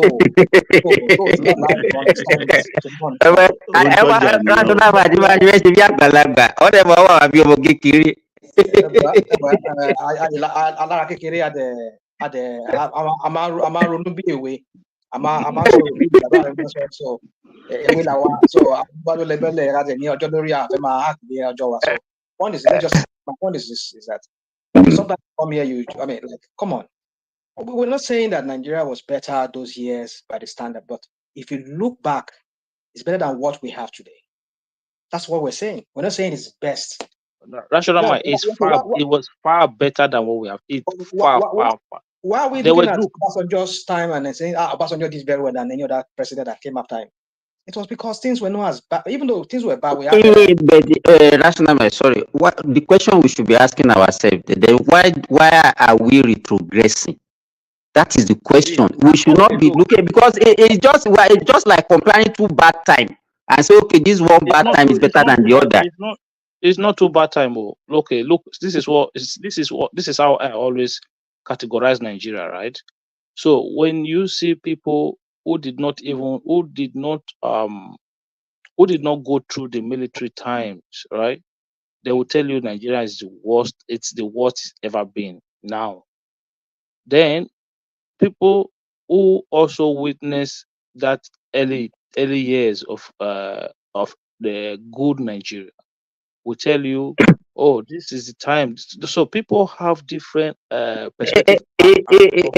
Progressive. Let me tell you what changed. Let me tell you guys what changed. Mike, sorry, Mike, give me 1 minute. It's you that you are saying this. I could remember even in the late 70s, early 80s, even my father was still complaining that time that things were so hard. Nigeria was no good. It's just we now have the benefit of comparison. That's why you are saying what you are saying. There was no time that Nigeria was saying that this country was so good, everything was fine. My mother told me how poor they were growing up, how poverty was so, they used to be hungry. I've never seen a time in Nigeria I remember in 1979 when they started free education back. Wait, I remember in old Oyo State.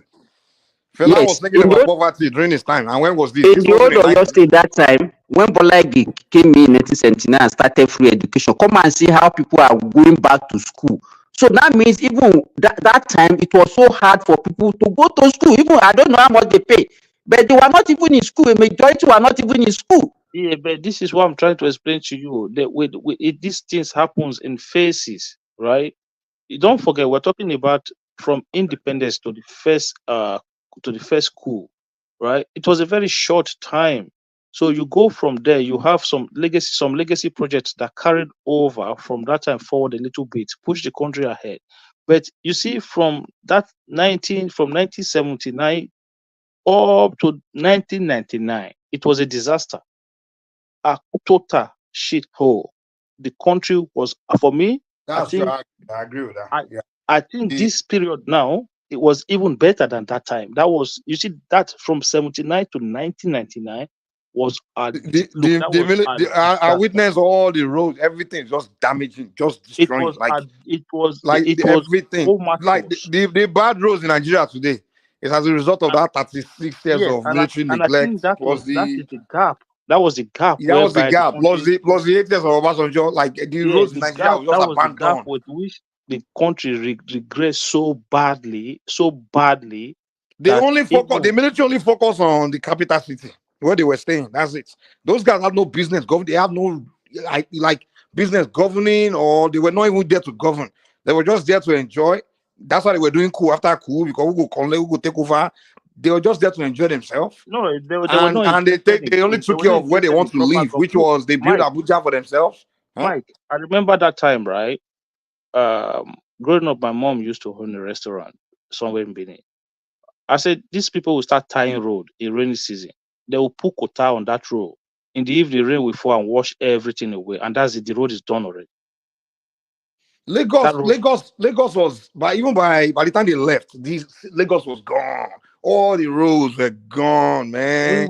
Lagos became a shithole city. Where Abuja looked like heaven. By the time I went to Abuja, like I said, Abuja was looking like heaven.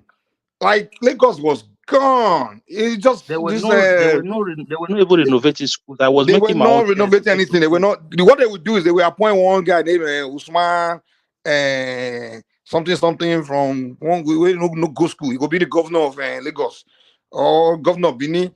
and they'll get one guy Okonkwo, he go be the governor of Osun. They just appoint people who don't come from anywhere. The governor, there was one captain Kiniko or one lieutenant colonel Garuba is the governor of Oyo. Like you would think concern this guy with that place, you know?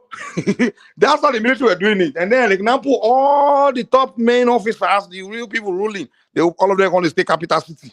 They only take care of the part where they live in. They going to share money, they loot money, just, you know, they will be maybe one bridge, something they build usually for them to enjoy, like Third Mainland Bridge. And then they now build Abuja. The plan was to build Abuja for them to go there and enjoy. So those military guys were just there to enjoy themselves. They didn't have any plan for country, nation building or anything. No plan. They were not like Thomas Sankara. If they were like Thomas Sankara, okay, it would have been, at least the country would have moved. But these guys were looters, man. When you say people loot, these guys, they were looters.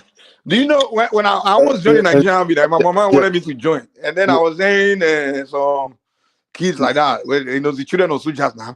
I was having a conversation and they were telling me, say, let me go. I want to be part of the cool plotters, cool plotters. This young kid, these are primary school kids. They're talking about cool. Like when they join the military, say, I want to be cool plotters. You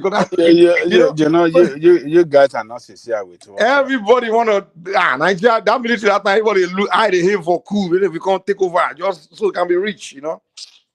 Can you guys listen? Can you guys hear me? We can hear you. You guys are not sincere with what you are saying, and it shows that you didn't witness even that military rule compared to what we have today. During that military rule, we even had better,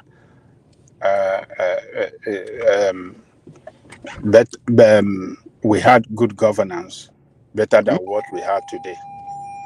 You can disagree with it. Terms of I disagree on my own part. In terms of what, Baba? Tell us now. In terms of infrastructure. I will tell you. Yes, we had good governance back then than what we have today. Okay, can you explain? The local government authority was functioning. Hold on one minute. I want to have Obasanjo go explain the development anywhere in Nigeria. Because okay, can you hear me? You can hear me now. Can you hear me now? We can hear you. Tell us about the development during the military. What I'm telling you is that when you are talking of development, if you want to talk of human capital development, we had it better back then than what we have today.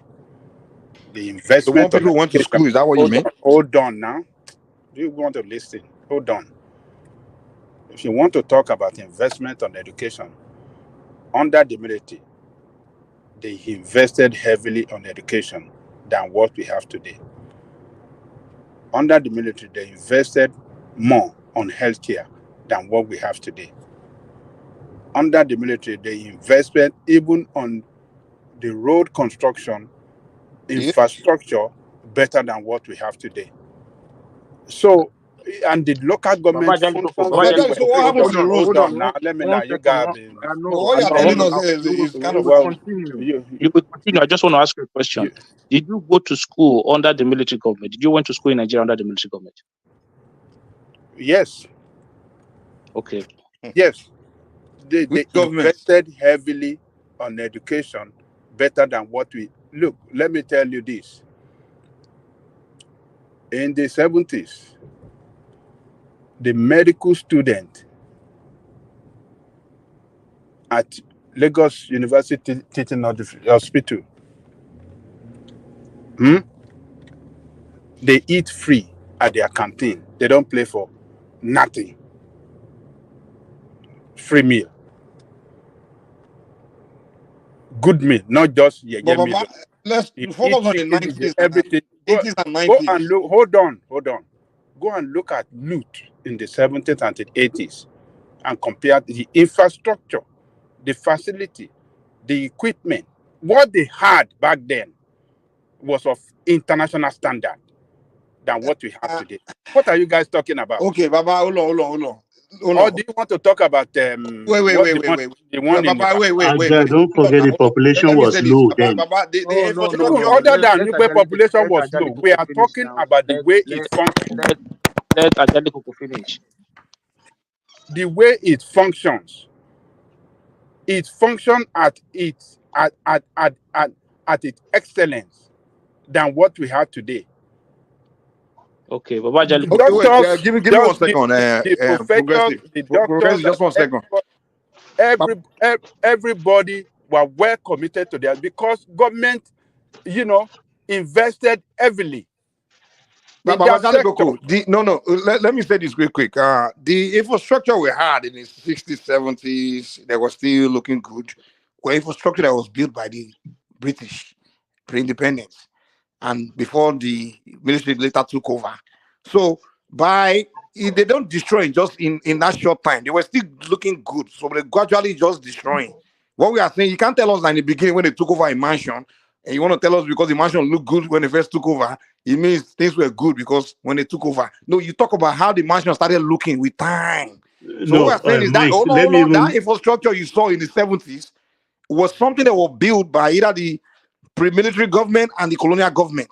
Mike, So the infrastructure was still looking good by the 70s. Of course, they won't die, but by the 90s, they were destroying. Hakim, wait. By the 80s, 90s, they were just gone. You don't know about this thing. It's not that all those structures you're talking about were not built by the military. They were things that were. It's not that whether it looked good. We are talking about the way it functions. So, compared to what we hear today, when you cannot even build, you cannot even build anything. Talk less of even make it function. Baba Ajali Koko, please hold on 1 second. So, whenever I have a conversation here with you, I always use my own personal experience, right? And that is why I was so specific. Time frame 1979 to 1999. That was the time frame I put. I did not say 72, 73, 70. I said from 1979 to 1999. So what I disagree with you. I disagree with you too. What I was saying was from 79 it started going down. So that is not true. Hold on. Baba Ajali Koko. The primary school I went to, Olua Primary School, is in the heart of Benin City, right? In that school, most of the time at school, we didn't have chairs in the classroom. There were no windows. There were no ceilings. It was a comatose. Go to that school today. It's been completely renovated, fenced, everything looking smart. I'm not saying it is better overall, but I'm saying it is better than that time when I was there. It was a disaster.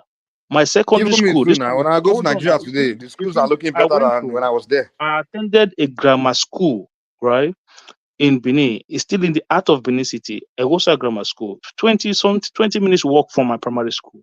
That school was a missionary school, so you need to understand the level now that it was not even a government school; it was a missionary school that the handover that the military took over from the missionaries. You could see the infrastructure inside where you have teachers, the houses where teachers stays and everything. Before I left school, I was in secondary school during the military. Everything was already coming down. Everything was progressive. I think what Baba Ajali Koko is looking progressive. Sorry, big budget on education. They were putting those budgets in their pocket. We never saw it. And they were focused on the capital city. Yeah, I think where Baba Ajali Koko is looking. Baba Ajali Koko is looking at Lagos during that time. He's looking at the military government, maybe the military government in the capital city. But what Baba Ajali Koko is not paying attention to is the military governors in other states like Benin or those guys were not doing anything. So you can't tell me that the military governors were performing better than the civilian governors we have today. At least the civilian governors today, somehow they chase them up and down. Like people are chasing Obaseki now. Say, come, do something. Like they're chasing Weekend Rivers, he's doing something. During the military time, it was one Garuba guy that will be the governor of Rivers State. Nobody there near him go to even say his name on it. So those guys were not doing anything. So you have to look. You have to look at the whole country. You can't just look at Lagos and maybe Abuja where you were, where the head of state was staying. Of course, they will do something good around near the head of state now. But we are talking about the whole country. You need to travel around Nigeria today. The governors are doing few things, though they may be stealing, but they are still doing something. Look, what you are seeing are doing, they are not doing nothing. They are not doing fadding. You need to travel Under around that, Nigeria. You under see some. that, You see at that least you fly over. You see something. in that 79 to 99 that Akim was referring to, I want to tell you that in 1979, between 1979 till that time, that even under the military, most of the cities were having pipe-borne water. Where are the pipe-borne water today? Where When are they your won't visit pipe-borne? you. Where is the pipe-borne water in the city? Where did you live? Where did you Hold live in on, Nigeria? Where did you live in hold on, man. Oh, you have to go live in the cage. There was pipe-borne water in Lagos. There was pipe-borne water in Ogun State. There was pipe-borne water in Ibadan. There was pipe-borne in most of the West. And even in that Edo you are talking, Benin City, I believe there will be pipe-borne water in Benin City. Yeah, there was pipe, but there was no water. When was that? When The there water was don't no dry water? up When was by that? the 80s. All those water, I In remember that. They were all 1979 dry. there was no water. In 1979 there was no water. No, I'm not talking about 1979. They were I'm talking gradually about drying up, but those pipe bomb were built by the British, the colonial masters. The Polytechnic and what is it that Ambrose Ali built then, and all the teaching hospital he built then, was it the military that built them? Were they built by this present this thing? All the infrastructure that you saw today in terms of education, Was Ambrose Ali most of military them governor? were built during the 79 to 84 when the UPN were ruling their place. But that wasn't the military government now. That wasn't the military government now. It was part of the years he mentioned. No, we are talking about the military government. The military, even military government from under the military, the local government function, the rural life was even better than what you have today. Okay, name a military governor that performed better than Jack Ondeh in Lagos. Was he Marwa or was he? You can't have it now. How can you say military performed better than Jack Ondeh? Exactly. Now you're proving my point. Now you're proving our point. What we are arguing against.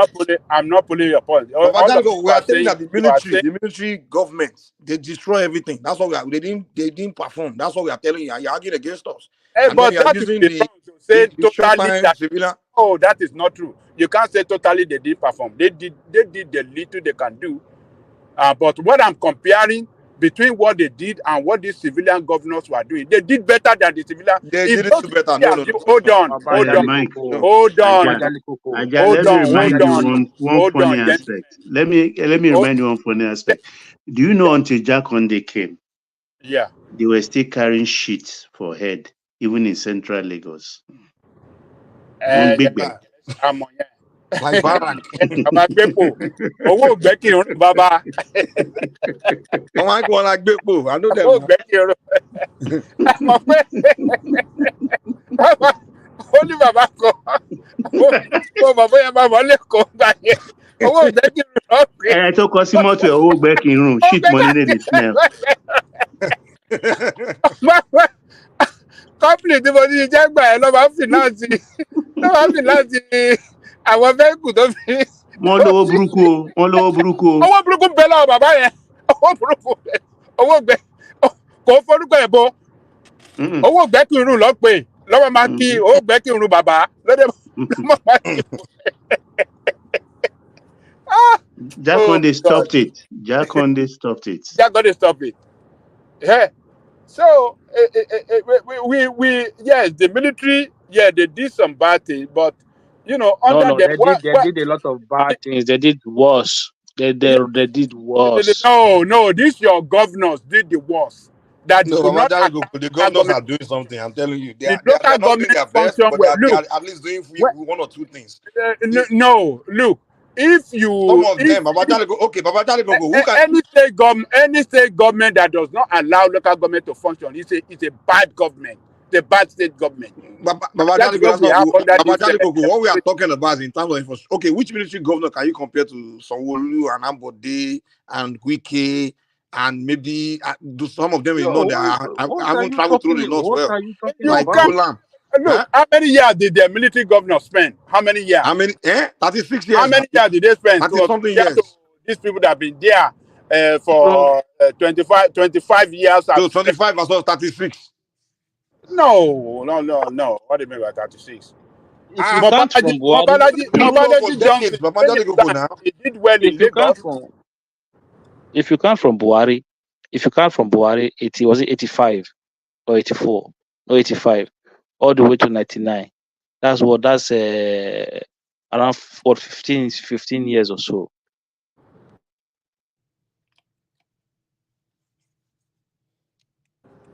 All I'm trying to say is that these governors should have done better anyway, but they have failed us. They ruined, they mismanaged the resources. They destroyed the the society. You know, we could have developed better than where we are today. Some of them perform. I'm telling you, just travel to Nigeria, go to some of these states. In fact, I'm telling you, you prefer to live in some of those states than in Lagos. Some of them perform. Like I saw what Aregbesola did in Osun. The guy literally built the road, new roads, a lot of them, brand new roads. Aregbesola tried. This guy did a good job. I'm telling you, you want to live, you go to he tried, but he almost bankrupt the state now. Yeah, what we are saying is he was following someone like the military government. All those states, I couldn't even go there. The only place you want to stay during the military government was in Lagos and Abuja. That's it. Every other state, no one go. Aregbesola nearly bankrupt the state because he was following your socialist ideas. That's why. Which ideas was he following? Your socialist ideas, giving everything for free. Free this, free that. Well, I don't think so. He didn't manage it well. Did you see free distributed? Yeah, so going full socialist idea in a state, in a civil service state that they don't have any form of any industrial base. You know, they said they have to cancel that program because man, they realize that one woman will bring like 8 children. Of course, now they don't say Nigerian women is born. Under the first time I saw, you will see families take their children out of private school and put them into public school. They were getting free school meal. In school, they had this, like if you see the school this man was building, like private school could even not uniform. Hakim, that is what we should have in Nigeria. Of course, but that is what we have a system where the private school we will have few private school, and you see our school system. The public school will define how our school system run, and majority of our children will be in public school. That is how you integrate the children of the poor. Affordability have to be at the center of your policies. Yes, the children of the poor and the rich and the middle class, they meet at that public school and they know each other and they develop together, having the same mindset and sense of in America here, the children of the poor and the rich, and are they all in the same school? What are you saying? The children of the rich, the poor and the middle class, are all in the same school in America. Okay, Mike, listen to this. There's nowhere in the world they do that, man. Mike, listen to this. Even with all the good things he did, yeah, he was struggling to pay civil servant salaries. That was one of his biggest downfall. Not people forgot about all the schools, the road, and everything that he was doing. You know, even at the time, Aregbesola was paying 13 months salary. He paid 13 months. You people are just arguing points out of context.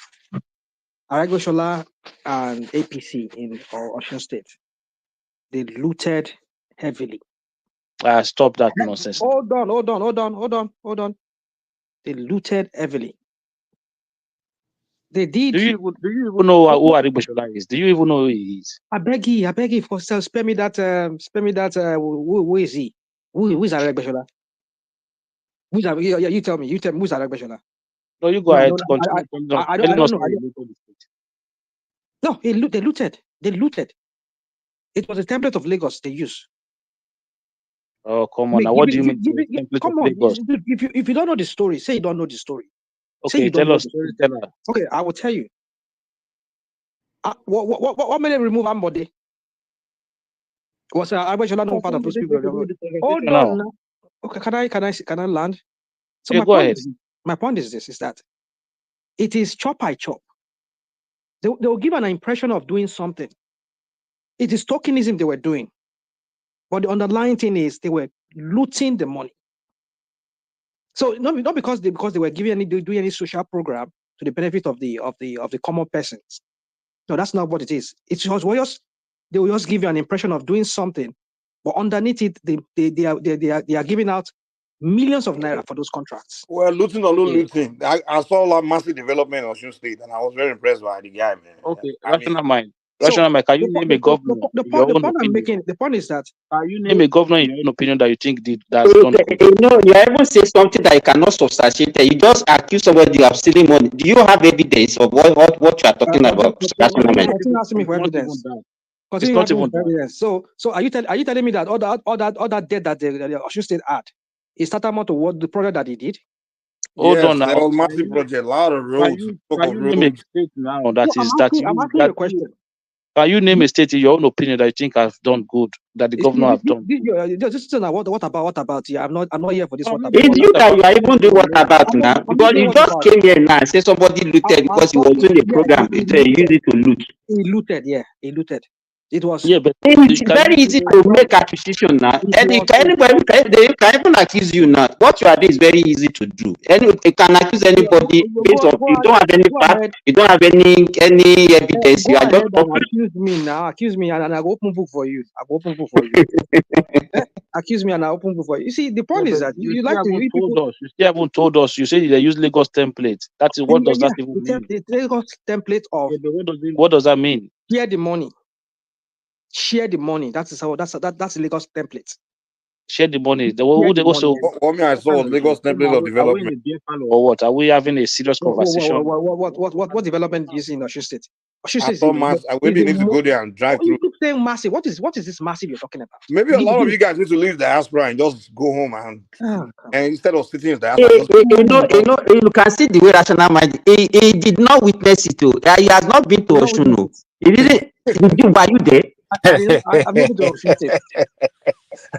Maybe was there in the 80s. Well, no, don't you read? Don't you read? Ibo lo lọbẹ táìmù ló lọbẹ ó lọ sójogbo ó tá a jọ mọ Ọ̀ṣun sọ̀rọ̀ tó wá àkíyèsí wa nílùú wa. Farabalẹ̀. Ondo, talk about your state. Talk about your state. Leave us alone. 2019. I was in Bogbabe Ekiti. Láti bo ọ̀nà bóyá tell us how you take it so that a fi mọ̀ bóyá òun parọ́ ni. How? Where did you pass through? Which road?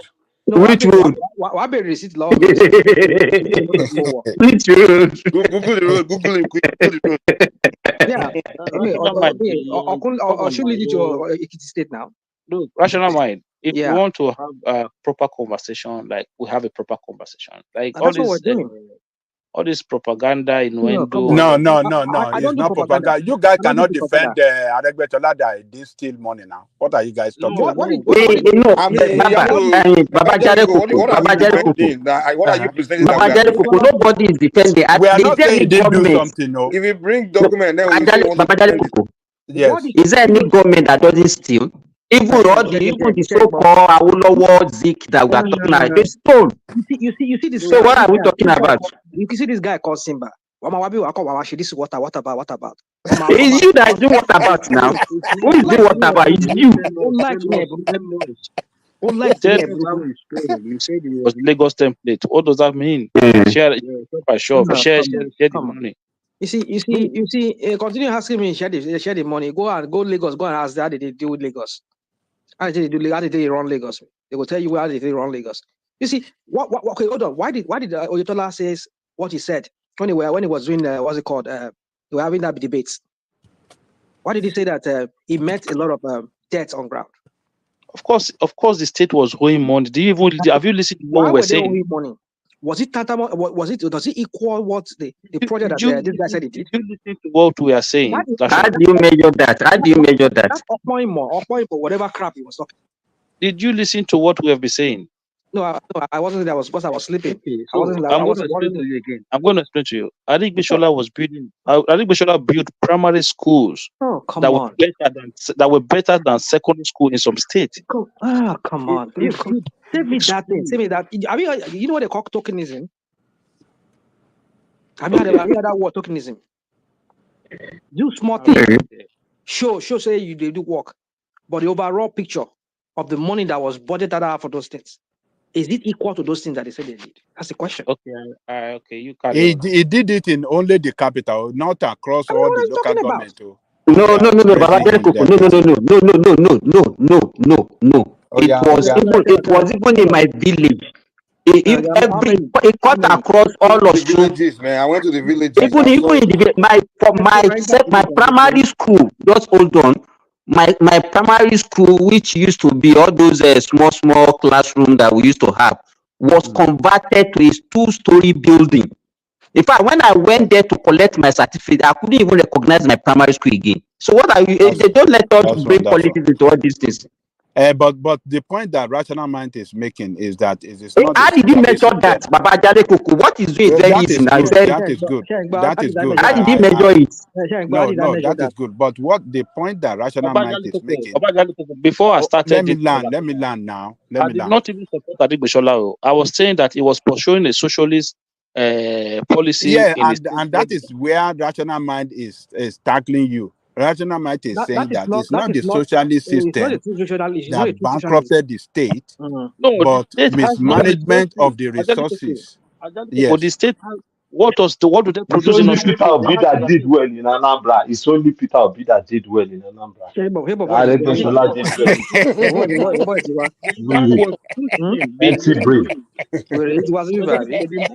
pushing beyond the resources of the state. There was a time when before Adik Bishola left office, or show when they go to collect federal allocation, they were collecting minus federal allocation from the federal government. Adik Bishola was the governor that when allocation came, we called head of civil service and said, look, this is the amount of money that came in, like openly and transparently. That was when they were paying 60%, 70% salary because the state could no longer afford to pay financially anymore. Hold on, Hakim. Let us be honest with ourselves. He was not a prudent manager of resources. Look, when the governor that took over after him came in, or Yetola, Yetola did not borrow one dime, and yet he was able to do a lot of things. The only thing that he did, Yetola didn't do anything close to Agbeshola. Hold on. Yetola the capitalist. He revised a lot of those policies. Hold on. I don't know whether he reversed a lot of fraud policy, but what he did, let me hold on now. He didn't borrow a dime, try to speed up. He was able to pay off a lot of loan that this guy, what do you call? Baba Janikoko, how did states pay their debt? Do you know how they pay their debt? I can't say. Okay, let me tell you. Though you can't give any credit to anybody. When we are talking about debt in Nigeria, even this national debt that you are talking about, Nigeria is owing. Majority of the debt are being held by the states. I hope you know. You understand that I will be castigating the president that is only the president that are taking the loan. Majority of these loans were taken by the state. Now, what they normally do is this. It's not as if they will be the one to be raising money to go and pay their debt to. The problem that also had that time, most states also had it. During the Jonathan regime, when there was all this oil windfall, they are sharing the SS crude, whatever. That was when he embarked on all these big projects. And as Progressive said, up to 2013, Areboshola was still paying 13 months salary to Osun State civil servants. But when the oil price started dwindling by 2013, 2014, that was when it started having problem, and the allocation started reducing. We all witnessed what happened that time. No, they will not listen to that. It's still money. That's what they will say. They are So that was I can say that he miscalculated. He thought that that money would keep on flowing, because what he was even getting after the I beg you. That is lack of capacity too. He lack resourcefulness, so, you know, but to improve on internal but revenue what you are generation. saying, Babajare Koko, How that can you the depend on guy federal paid. government? No, so what they are now doing is that whenever they want to share the allocation, they will remove the debt, some of the debt, the way they from the allocation before it gets to the state, and that was why even before he left, because he was still there until 2018 or 2019 as the governor. So before he left, he didn't have enough resources to be paying full salary. That was when he started paying 50%, 60%, 70% that everybody was talking about. But up to today, I'm not his fan, but we have to be sincere. Go to Osun today, move around Osun, you still see all those infrastructure. Osogbo used to be like a glorified village. It's Aregbesola that made Osogbo to look like a state capital. And all these things, that the school that we are talking about, I could remember even in Osun that time, it was free health, free education. They were giving students food, and they were giving them uniform. I remember that time, even I mentioned it on this platform. That was even agricultural scheme that was empowering people to be raising broiler, to be the poultry, for them to be getting the meat and the egg for that school health program. So this guy developed Osun to the point where foreigners are moving there. If you go there, you see Black Americans moving there. Like the guy developed that. All these things that we are doing, like rational mind, we know that na bad belle, anything APC, na bad belle, rational mind they do. It's not saying anything very tangible. It's just bad belle.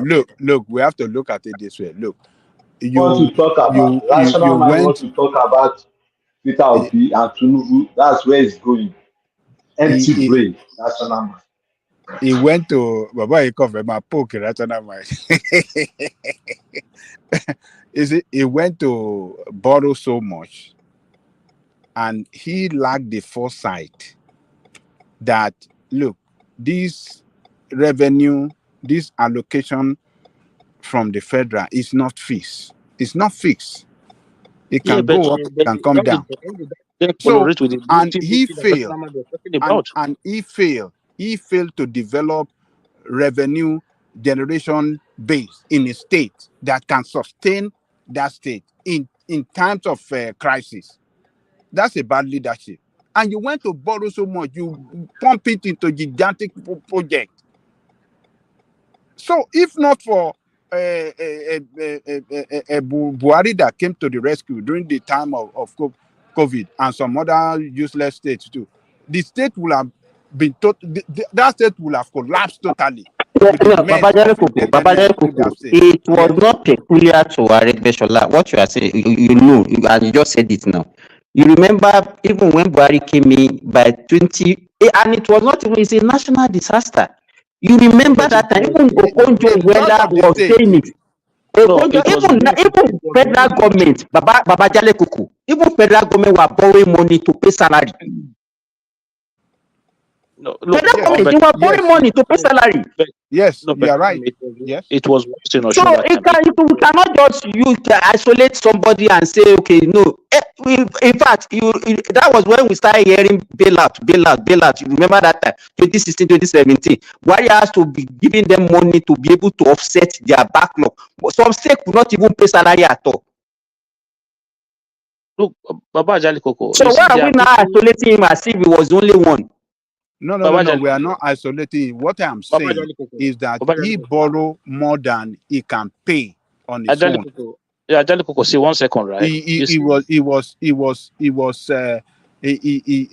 was relying on federal allocation. But Ajali, is there any governor you like at all? I can't think of. I don't used to like Obi at one time, long time ago. You know No, look, if we really But I don't know any want governor you to, like in that country or no, anybody. if we really want to say the truth, look, Obi was a prudent manager of resources. He prudently managed the resources of Anambra State. He didn't bring so much infrastructure, but when it comes to when it comes to the management of resources, when it comes to investment of the state fund, it did well. I'm not saying that it's not all of that. It did it. I'm not saying it didn't do what do you call it? What do you call this thing? When he invested in his company, what do you call that? What is that thing?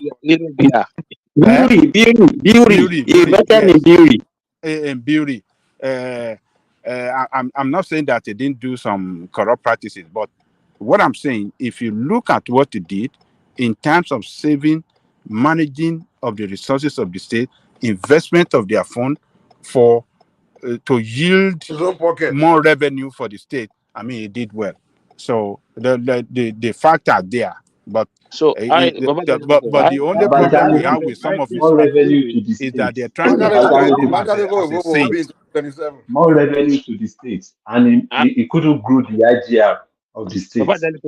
I would think you will naturally accept somebody like Aribishola because everything that you stand for, what he was doing in government, as a governor. What did you say? I said I would have think that you will naturally align with somebody like Aribishola because it was everything that you advocate for that he did when he was a governor. No, he did well, but I'm saying he shouldn't bankrupt the state. I mean, all during the Second Republic.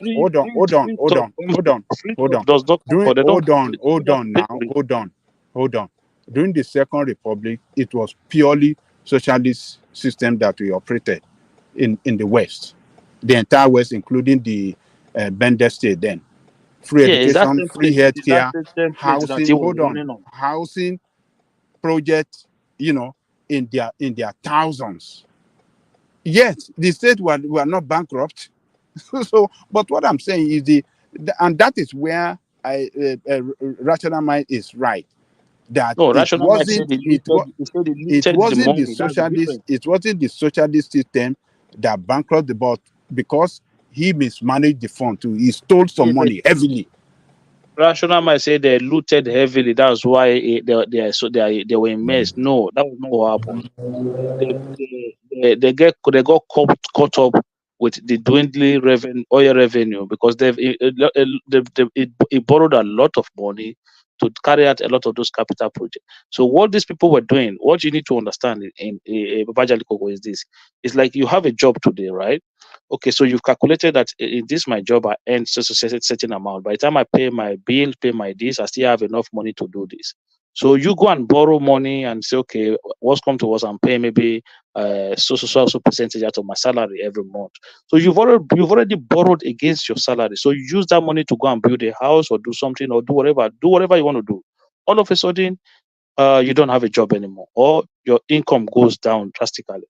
You're going to struggle to meet up to that loan repayment or whatever expenses that you need to meet. That is how government. That was exactly what happened. How do you need to explain this? These people go and borrow money. You can say, okay, part of the money borrowed maybe by giving contract and something like that. It was eating some of those money. They were stealing some of those money, but that is not the reason why why this whole thing happened. This whole thing happened because the non-anticipation of fall in the revenue of the state happens. So if somebody who want to openly steal is not going to start a school feeding program, giving free even great country they go into recession. They go into recession. Even America go into recession. So it's just an economic problem, and it's not even peculiar to Osun. Even the country had it. Nigeria had it. Nigeria even went to recession. Look, for me, I think he overdid his own socialist policy to the point he was giving free uniform to students. For me, I think he in some ways he went too far.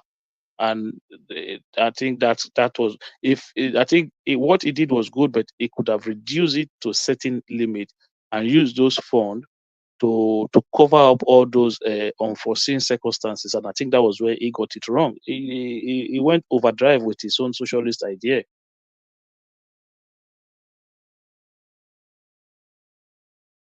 Me, I won't lie to you guys. Me, all I want built in Nigeria is infrastructure. All this other crap about anything, I don't care, man. Build roads and give electricity. That's what I care about. All this other extra shit you guys always talk about. The only difference between now and when all those times that Obasanjo was talking about in the 70s is just the population and the resources that were available to that population that time. That was all. It's not as if they did anything very ingenious to whatever. Because all these things that he was mentioning, When when people they start were praising Obasanjo, every time during Obasanjo time, every rule was just bad. It was just a miserable I used to say it, Mike, and Babaje also alluded to that one today.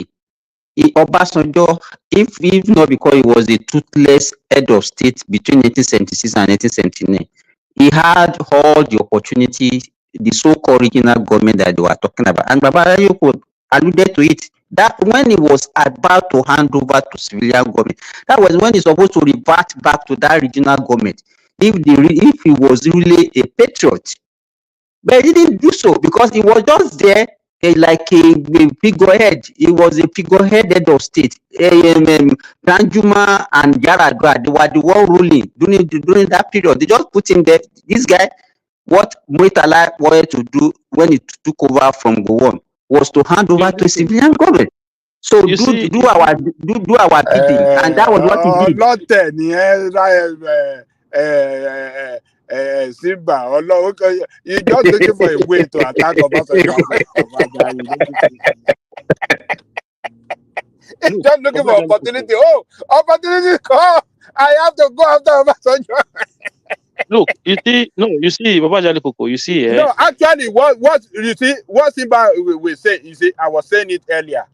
We should have returned to that parliamentary system in 1979. But a lot of political people in the political class, and particularly in the North, they believe that if we should go back to that system, what happened that resulted in the war, it resulted to civil war, could repeat itself. So in order to prevent it, they said, okay, let us have presidential system of government, and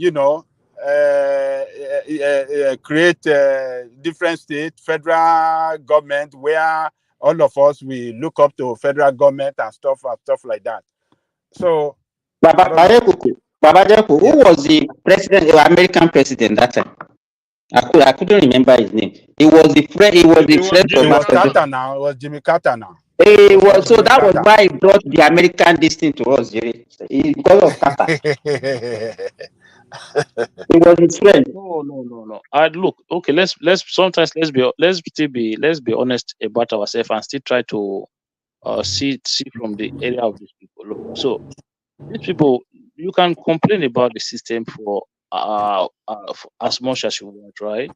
These people themselves did not envisage the level of corrupt leaders that we have today, that we're going to have this level of corrupt leaders. So the system, yes, it's a problem for us because it is just too expensive to run the kind of system that we have financially, too much. But then on top of that, you now have this satanic corrupt leaders. These guys are their level of corruption. It has no boundaries. These guys can look, if you came into money tomorrow to purchase every single Nigerian. That is how corrupt a lot of these people are. So look, I don't think they did it with the wrong intention. Maybe they thought it was a good way, but come on, man. The guys that are there now, these guys, they are something like some of these people it's only in Nigeria. Like, I always ask myself one question: like, how many or American government officials, you will see that we have houses in another Again, it looks like your system is having problem. Can you hear me? Yeah, we are hearing you, but it's cracking somehow. But you can continue. Okay, maybe it's my network. So how many of these American or British politicians you will see that they will have properties in another country, or they even have bank accounts in other people's country? But our own, every little opportunity they have to take resources out of that country, they don't even need a second invitation. They go on straight away. And this is Hakim, I think it's our mentality. Even people that are not politicians, they do the same thing. Believe me, it's not peculiar to politicians. Any rich Nigerians, tell me, once the people are, it's a status symbol. It's a status symbol, Hakim. It's our mentality. It is not a status No, they symbol. are following the footsteps of politicians. No, following the footsteps. They saw, okay, if our leader does not even believe in the system, so I have money too. Let me go and put my money in bank account overseas, and anytime I'm bringing it back, I can make more money. So it's an investment. This is why I say for Nigeria to get better, that mentality need to be reversed. Like it need to change. All we've lost a lot of resources outside of Nigeria that this politician will just take out, and those resources never come back into the country. And the level of poverty you see today can be traced to this looting and freight of our common resources among this what you call the elite. For me, I think that trend need to reverse. Our leaders need to start having this mindset that okay, even if you want to loot the money, put it inside the country. Stop taking it out of the country.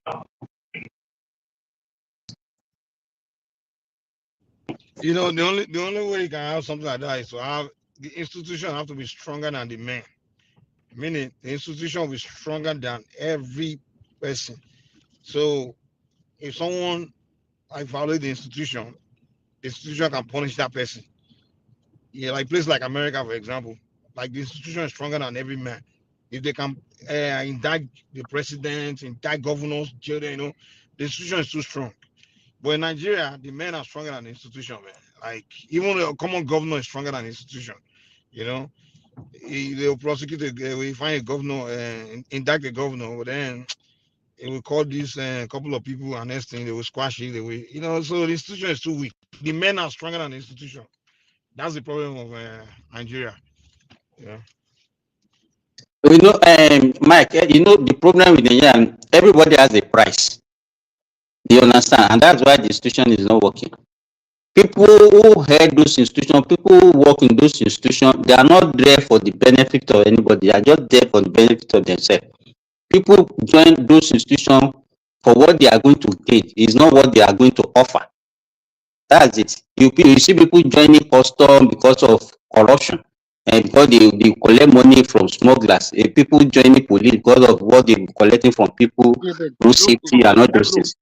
This is what I want to ask here. Why is this a problem among many African countries? This bad governance, bad system, bad way of life, everything that is so wrong.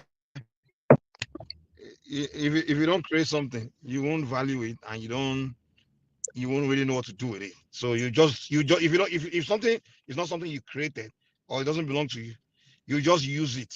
You don't treasure it. So what do I mean? They didn't create a system. You understand? It was a system created by colonial people, and those people just left it, and the Africans saw that place, those institutions, a place to go and use to better themselves. You understand? It wasn't like they sat down and said, Mike, look at what I'm trying to say to you. You see, like our president now, when they want to treatment everything, they will be running abroad. So you ask yourself a question, right? Why can't these people just say, okay, next budget, whether we're going to die, 200 billion, we're going to build a medical estate. A medical estate, even if it's in Abuja, somewhere whereby it will be good enough for us as leaders. Any governor, any president, that want to take. I'll be honest with you. The reason I think these guys leave is because they believe the Oyinbo doctors are just better doctors. If you Okay, ask me, then No, if we Mike, have Mike, that's hospital not in that Lagos, that that might be, but the major reason, let me tell you, is because of lack of. It is not because of facilities or maybe they have better doctors abroad. The trust, that confidentiality.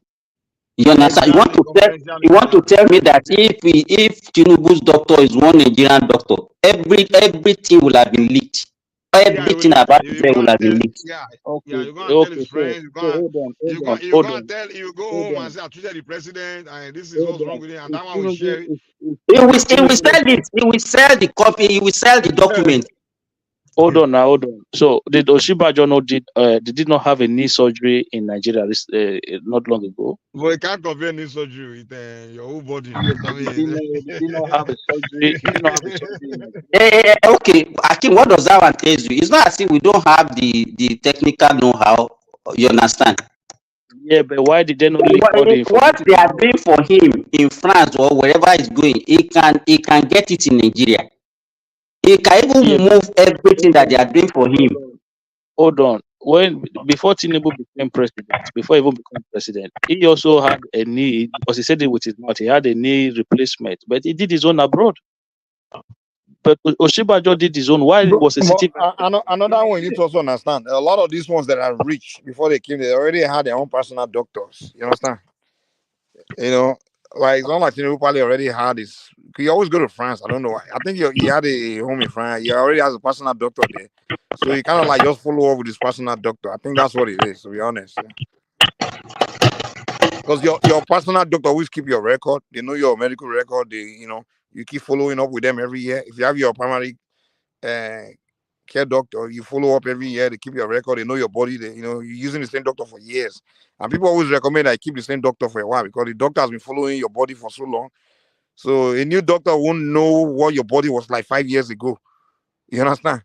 Compared to the one that has been treating you for 20 years and knows like, okay, this man here. The doctor does not go inside your body. Everything is documented about your medical record. So the new doctor Yeah, just needs to but look into which your doctor file. will start reading 20 years of documents? They won't do that now. But the one that's been following you for 20 years will remember that 5 years ago, I remember you had a mini stroke or something like that. He knows you. Or 5 years ago, I know you have blood pressure. So your doctor that has been that you've been following up with would know That you more. country, So let by me the tell you time something is something. happening, he will even remind you, like, That, remember. that country need a Showore, somebody like a Showore, so an ordinary person to come around that country. That's all. And the very ordinary, one of the very ordinary people, you just need you just need an ordinary person to come in and dismantle the whole system. Yeah, That's all. and that's the problem, Akim. No ordinary person can run that country. That's the problem. You You can't just need go. You can't discount the people that have spent time to be part of the system, rightfully or not. And you think you're gonna bring in an outsider like Shure. Let me tell you, if Shure became the president today, he can't run Nigeria. It's impossible. Sure, I suspect, sure, the guy has to convince me that he's not a CIA agent, man, because that guy, man, as much as I like him, I'm not convinced that this guy is not why connected do to all why these. do why do you Well, say that? listen. Anyone is any prominent person in Nigeria or Africa. It's indirectly a CIA agent. This is bottom line. Especially though, if you have a connection with their country, like United States. There's nothing they want about Sure that they don't have or they don't know. So Sure is not a, Prince Daddy, it's the important. question I want to even ask people, I don't even know why people are talking about Shoshori. What has this guy demonstrated to even Nothing. warrant all this attention that we are giving to you, apart from maybe I want to lead revolution, I want to No, global riot. listen back. What has it demonstrated in No, terms I of think economy, in It terms of people happens. are saying is No, that hold on. It, he's the it, enemy of the whole system. That's No, what it people are happens saying. in most countries and most society. Anytime they want a change, it doesn't matter what the change looks like. They are going to embrace that change and go with it. You can bring somebody else. I mean, any other face other than Sure, people will still gravitate towards that person because they want a change in the system. Tinubu, Buhari, name them, all those guys, they've been around for a long time. They belong to the same cadre. Essentially, Nigerians see them as the same people, regardless of the party that they belong to. So it makes sense. But the way Yeah, Nigeria I is think that's structured, right. That's right. Zimba, that's true. That's why people kind of look at the guy like, okay, it looks like you're not a friend of any of these people. So, maybe if someone like you enter, you'll be a complete revolution, like kind So of. beside that But it statement, doesn't that is guarantee not that as you if won't cool. he had any special skill that he has demonstrated no, any no. ability. Let me land my Zimba, point you need before to Remy understand comes in. this. It's not the one thing people need to understand is this. It's not really the a leader that should have the skill. It's a leader that understand to involve people that have the skills. You understand? And Shure does not have. You're right. Hold on, Remy. Mike is right on that point. I accept that point. And Shure has not displayed that skill or ability. He doesn't have it. Okay, I don't think he does. Maybe I'm wrong. Baba, sorry, Prince Daddy. Let me tell you why sometimes I consider the guy. Like I actually went to a meeting. The guy came to here in the US because there was a time the guy was coming to different cities, and he came to the city I was living at that time. And I was someone said sure he was trying to meet up with Nigeria. So I went there, and the guy was literally he was engaging like manager. One time he engaged the manager of this airport in New York. He was a Nigerian guy, the airport manager. And he said, if you become president, that the guy will have the guy to manage Lagos airports like that. You understand? And then he also met with some Nigerians that are sheriffs, sheriffs now, working sheriff's departments. And he was kind of, I was there, was exchanging ideas, and they had long conversation. He even engaged a guy as a tunnel engineer, and they were exchanging ideas. So I'm like, this guy here look like if he become president, he's just going to bring he's going to like kind of involve a lot of Nigerians that have really advanced in different areas.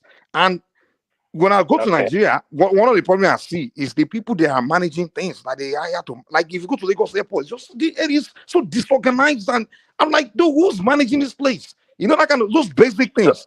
So that's why I was like, you know what? I think if this kind of guy become president, those basic things he can take care of it. He can, Mike, Shure is a showboat kind of a person. See, so do you think? Okay, based on what I told you just now, do you think if he become president, that airport manager, the Nigerian guy that was managing that airport in New York, he won't hire the guy over the current manager of Lagos airport?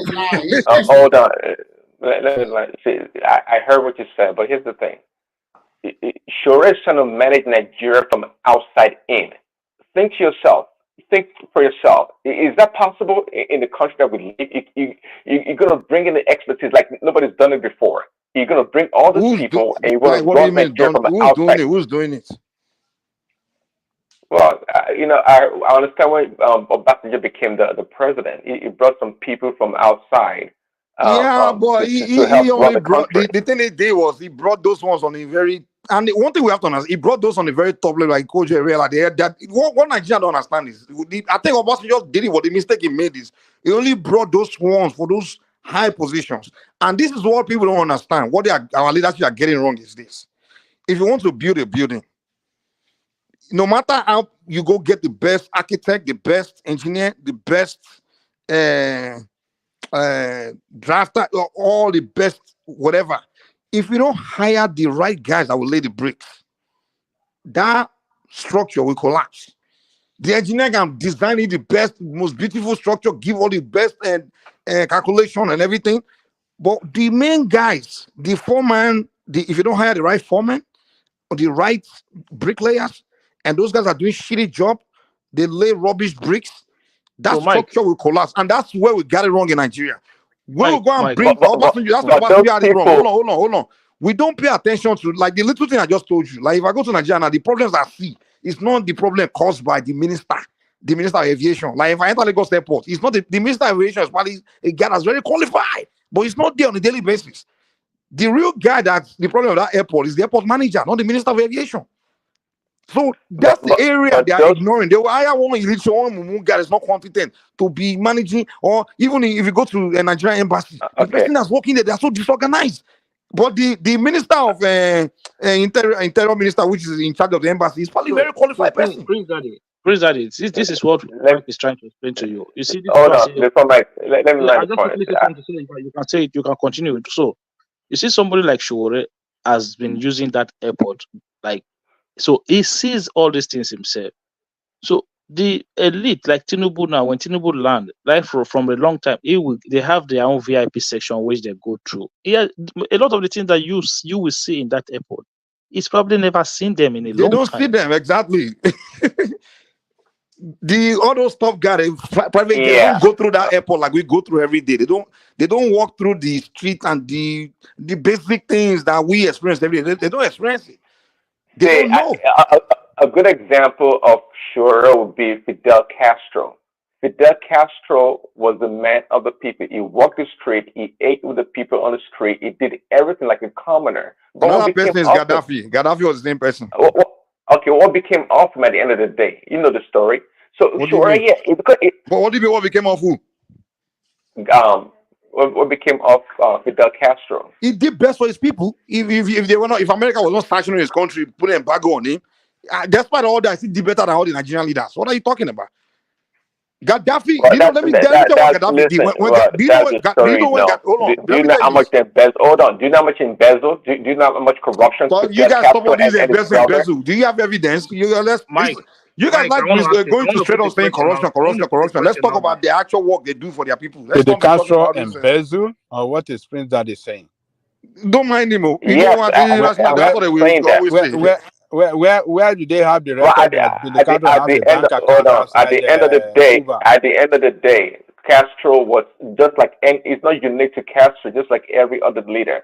His position you don't know what you're talking about, man. You're following all this crap. You listen to all this crap in that your what do you call it? Western media. All this mainstream media. Those are but the crap I think you guys are funny to yourselves. Let's put it that way.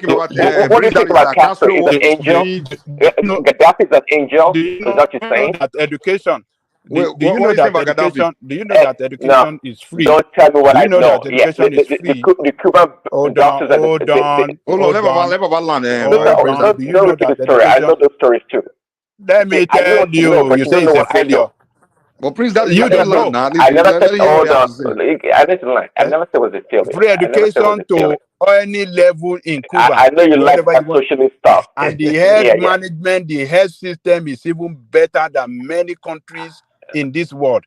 During the COVID, they were able to contain COVID with their own medication. They didn't get any medicine. That's why the embargo and the sanction and everything they put on. Look at you. Gaddafi just want to Gaddafi did great things too, but you don't see what you're saying is very common knowledge. And I know all which is common knowledge. Which common? Yes. Cuba sent a lot of doctors or nurses around the world to help mostly third world countries that they are well educated or funded in the medical field. Who you think that did that? Who did that? Is it not Castro? Well, I'm not questioning that. I didn't say he didn't do anything that was good. I didn't say that. So what is your argument? What's your argument now? But I'm making a submission that you don't know, but you rather shut it down because you think what is it? Castro is not an angel, nor is brother Raul Castro. They're not nobody angels. came here and say it was angel now. We just say that's what I'm trying to say. But I'm trying to make it. Let's go back to Shore. I'm saying that Shore, the common guy right now, he has nothing. Essentially, when he was detained, he said he has BlackBerry and a couple other stuff as his assets. My point here is that eventually, when Shore gets to a power of a presidency or a top position, by the nature of his position, he will be separated from the common people. It's just normal. Because it's not going to be walking. We don't know. We don't know until it gets there, though. That's the thing. We can't just say we don't know until it gets there. But the point we're making to you, Prince, that is, hold on, calm down. The point I think Progressive was making to you is that he walks through that airport every day, and he walks through certain regular spaces where the people that are currently dead don't even really experience. So he's more likely to fix those small problems than these other people. That's the point we are making to you. We're not saying it's going to. I heard that point. We don't know. We're not saying it's going to. We don't know. Okay. I mean, I don't know we do what until they do it, but we're just saying that someone that walks through a place, and the fact that I told you that when he was here, when he was meeting, calm down now, let me land now. When he was meeting with the airport manager, the Nigerian guy that was managing airports in New York, I think it was JFK, that JFK or LaGuardia, one of these two airports. And he was asking the guy question how to do it and things. And the guy was like, in Lagos, like the airport is just like they wish they can hire a manager like that. But then he told the guys to do, if I win this election, you get ready to quit your job here because whatever they're paying, you already said the story. I get that story. You don't have to repeat the story. I'm not saying, hold on, I'm not saying he's going to do it, but he's likely going to do it. That's what I'm Let me land, guys. I'm glad he said that. I'm glad he said that. Hold on. You remember that short time when Oshibajo was... Let me land. I'm glad he said that, Mike, that we don't know he's going to do it, but he's likely to do it or whatever. Before sure, right? Other people too that rise all the way to the top, they start from the bottom. Most of them start from the bottom. So there's nothing unique about what you're saying anyways. I mean, big deal. Most people that right now on the top with all the money in the world, they started from the bottom. They walked the street also. They went through what do you call it? They didn't fly first class to start with. So what you're saying is, let's get back to the main point. The main point I'm trying to make is that, look, sure, Rich can't fix Nigeria from the outside in. It has to be just like you said. What is outside in? Explain what outside in means. I don't understand. Well, bringing, for example, the guy at the airport that's managing the airport at a Heathrow or JFK, one person, and this and that. Okay, fine. You can bring those people. Won't be able to, wait. The guy that's managing JFK won't be able to manage Lagos better than the way they're managing it right now. That's irrelevant. I'm not making that point. No, it is relevant. No. It's a relevant argument. I'm sorry, it's a relevant question. A guy that's managing LaGuardia Airport, JFK in New York, and do you know how hard it is? You're telling me that if you now take over the Lagos to manage Lagos Airport, you won't do a better job than dude. You won't do a better job than at least I'm not saying he do the best, but he will do way better. I mean, look at it's guaranteed that the guy will do a better job than whoever is managing right now. Let me land my point. I'm not making a point about you're just moving goalposts, man. I don't even know what point you're making. You make one point or debunk you say that's not the point you're making. You're trying to shift to something else. So come on, you still stand on your point now. Stand on your argument, my brother. What's going on? Let me land that point. I'm trying to make a point here. You don't understand. If you don't understand, you ask questions. That's why I'm asking the question now. You're making a point about. You're making a. Can I talk, man? God damn it! You're making a point about. It's okay. Oh, okay, guys. Later. Bye. I was going to ask you, do you think your man will make it to the election? The way they... Who's that? Trump now, do you think he will make it to the election? You get lucky, that's only for Russia or that one. I don't know why they're trying to kill Trump, man. Second assassination. If I'm that guy, I'll just quit, man. The guy should quit because two assassination. The third one, I don't know if they'll miss. So you people are pursue Prince Daddy. Nobody pursue him, man. The guy just, we say she can't talk now. Nobody pursue Prince Daddy, man. I know the guy. When the guy won't lose argument with Jack, he go right.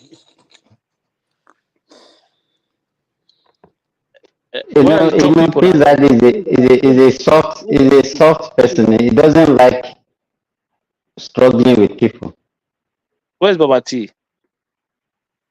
Baba T go work now. Okay. Hello, guys. Good morning. Yeah, I've been listening to you talk about Showara and the rest, blah, blah, blah, like that. And Mike was making emphasis that if which one is blah, blah, blah again? Who said blah, blah, blah? I'm just kidding. Don't worry too much about that. Okay, and Mike was saying that if you brought somebody from New York, blah, blah, blah, that person can do magic or make it better. No. Every country have their own antecedent, and the people, the way they do. If you brought this man, it's not going to just change it easily like that. And you should remember that the airport in Nigeria still belongs to the Nigerian Airport Authority. It's not privately owned, or it's not being privatized or commercialized so that a country can come and run it. It's under the federal government, right? Yes. Unless they change it first, maybe if they commercialize it or they privatize it, then anybody that buy it, that cannot bring anybody to come and run it. That is what you see in most of these airports all over the world. But with Nigeria, the problem we are having in Nigeria is this molding up together. Because when you go to the airport, you will see a lot of incompetent hands. And the reason why it's like that is because of recruitment all over the country, because of the balancing of the major tribe and whatever and other tribe in Nigeria. So, and another thing is an average Nigerian always think about his own personal interest first. This has happened over the years, and you can't blame them when they see their leaders also chiseling the money into their own pockets. What do you expect the rest to do? And the society we live in worship the rich and talk very terrible here about the poor. So everybody already knows that everything about life is about money. They don't care about principle or name or whatever anymore. And the people let me you see, on that airport, let's talk about that for just a few seconds. I swear to God, I don't care what anybody say. If they tell me to manage that Lagos airport, just a manager, not like the minister or anything like that. Too. You know, the job of a manager is like someone managing a restaurant. It's like you open a restaurant, you hire a manager to just. The job of a manager is to make sure everyone is working and every department or whoever is doing their job. That's the job of a manager. That's the job of that guy in LaGuardia, the GFK. I understand you. Hold on, but wait now, wait.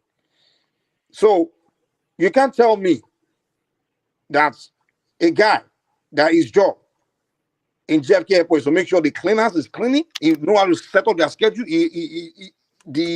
Whoever is supposed to be in his counter is doing his job. There's no sitting around. The guy that has to clean the restroom, this is the protocol. This is how he has to clean it. This guy that he's been managing that kind of airport. You telling me now if you not come to manage I will tell you, Mohammed, he won't be able to do that. I will tell you why he's going to fail. I will tell you why he's going to fail. Tell me. First and foremost, I told you in just a few minutes ago that airport belonged to Nigerian Port Authority. They are civil servants, and they were recruited all over through Nigeria with various interests. So if he comes and he wants to be like a manager, I want to do my job, that means he's ready to fire a lot of people. And when you fire them, all those people working there, they are under civil servant. So you cannot fire them back. Remy, you're getting it wrong, man. You're getting it no. wrong. What, let me. But are you saying the civil servant can be fired? Is that what you're telling us in Nigeria? No. So if the civil servant break the rule, they don't fire them. I'm not saying they cannot be fired. There's a process. Oh, say big one now. Can they be fired or not? I said they can be fired, but there's a process. So if they don't do their job, can they be fired? Can you just give me some 10 seconds to finish and then you come back again? So what I'm trying to say is that there is union there. And if it comes very high and then because these people are lazy and they're not doing their job at the right time, and then you want to suspend some of them or maybe fire some of them, it can only come to Nigeria if this airport is being commercialized or privatized.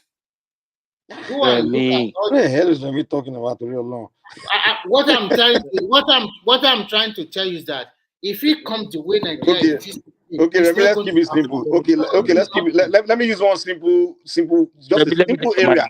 Progressive. Wait. Okay, when I go to Lagos Airport, I will see a group of guys where their job is clean. They will just sit there by the toilet. They will sit there. They're not doing anything. Now, what they do is just ask anyone, passengers who are trying to use the toilet, they ask you for money. Oh, God, give me money now, give me money now. So you're telling me that he won't be able to stop them from doing that? He won't be able to tell them, make them do their work? Mike, because they are civil servants.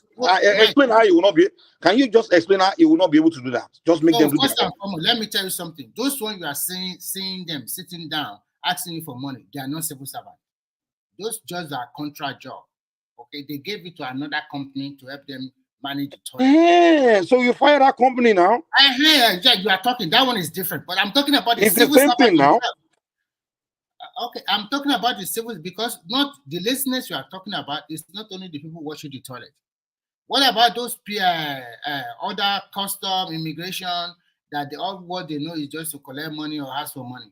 What about all the other people that are there that are working in the offices? Are they doing the right thing? Year in, year out over the years. These are people Okay. Do you know the job of a manager? The job of a manager is to make sure every employee is doing their job, right? So if the president hire airport manager to make sure everyone is doing their job and organized manner, in a structural manner, you're telling me there are some people who say, we are not doing our job because we are civil servants. I don't even know what this argument is. That guy, no, that's not a terrible argument. If you are telling me that guy will come in and will be like a contract manager or a manager to the company that they gave the job to manage the toilet, sweeping of the floor or mopping of the floor, then I can agree with you. But if you are telling me he come as a manager, the floor manager of the entire Murtala Mohammed International Airport to control the customer, can you hear me? Can you hear me, Remy? Remy is not happy because you are saying it's Jowore that is bringing that guy to come and manage the airport. That is his problem. Because he doesn't like Jowore at all. Anything that has to do with he doesn't want to hear it. Listen to this. Like the country where you live, as if they don't manage, somebody is not in charge of the airport there and they are not managing it well. You know? It's not even that. It's almost like he's telling me that Nigeria cannot be fixed. It cannot work. Nothing can work. Anything cannot work in Nigeria anymore. That is what he's telling us now. It's because of the Jowore's name that is making him to talk like that. If you say it's one of the APC now, yes, if we say yes, everything is going to work. It's not about Jowore name. What I'm trying to say is this: everybody we are in abroad, we know how they commercialize or privatize this airport. If you do something like that in Nigeria, that would be Remy, hold on 1 second. Remy, hold on 1 second. See, Jowore met that guy, right, at the airport, right? He met the guy who was in charge at the airport. Probably the guy in charge in that Lagos airport, you will go there 1 month, you will not see him. So it's not even in control of those guys on the floor. So if you are working somewhere and you know that there's a chance that you can come across your boss in the next 30 minutes, you will fix yourself.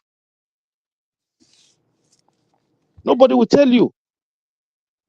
Can you answer this question? What is the airport in most European cities? Is it being controlled by the state or is it being privatized or commercialized? It depends on the country. It's not relevant. Whether whoever is controlling it is still the airport manager that will manage the airports. Whether it was employed by a company, by state or by federal, the airport manager is the one that will still manage the airport. Go to that Lagos airport. You'll be there 1 day. You might not even see that airport manager in your 1 week. If you will not see him there, how are the people there not going to misbehave? When he doesn't even turn up at all. Progressive, I didn't know what working is all about until I came to America. I understand that when you're on the clock, you're supposed to be working. Every minute, every second, you're supposed to be moving and doing something. You gotta be moving. Bro, the man that owns your company, if you work for a company, the man will be there. If the company opens 7 o'clock, he will be there 6 o'clock. Your guy is moving. So you are not talking. So when your guy, your own boss is moving, you consider. You are talking now. Progress of a Nigerian mentality that has been bastardized or whatever. That most of the civil servants they don't go to work on time.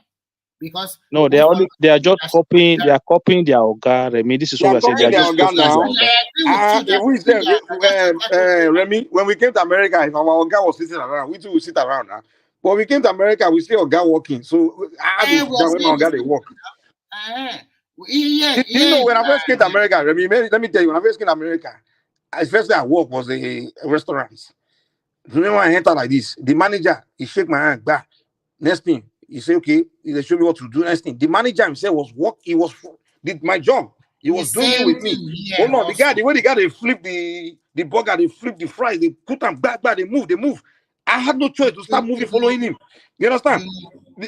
From there, like my guy, that's why they didn't tell me that this is how you walk. I just saw it and I started walking too. You understand? Mike, Because there's no way I can see my guy walking like that. Me, I'll come there and say, okay, how do I walk? I already, you don't show me The manager in that No, Lagos airport, you will not even see him. You will not see him at all. Mike and Midwest, you are not even working in America. I live in China. I can tell you I've worked for 60 days non-stop every day. And I'm surprised you're talking like this then. Yeah, I'm telling you the truth. I'm telling you the truth. You guys, I'm telling you, I know what I'm talking about. Those guys are workaholic. Boss and workers, we are both working together non-stop for 60 days. So in Nigeria, people just sit around. So when you now compare, when I see the way these people, the hours they are putting into work, how this country will be great. There's no even a woman or a lady, the way she put in a shift of more than 15 hours, 12 hours, just go home, sleep, come back again and continue it.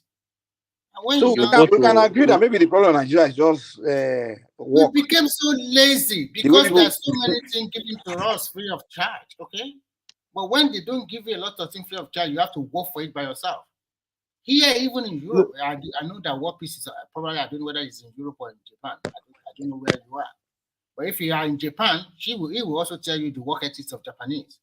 And here in the white man, if they tell you 1 hour, you are going to put out an hour work off. They will calculate it. They already measure it. You are not going to escape.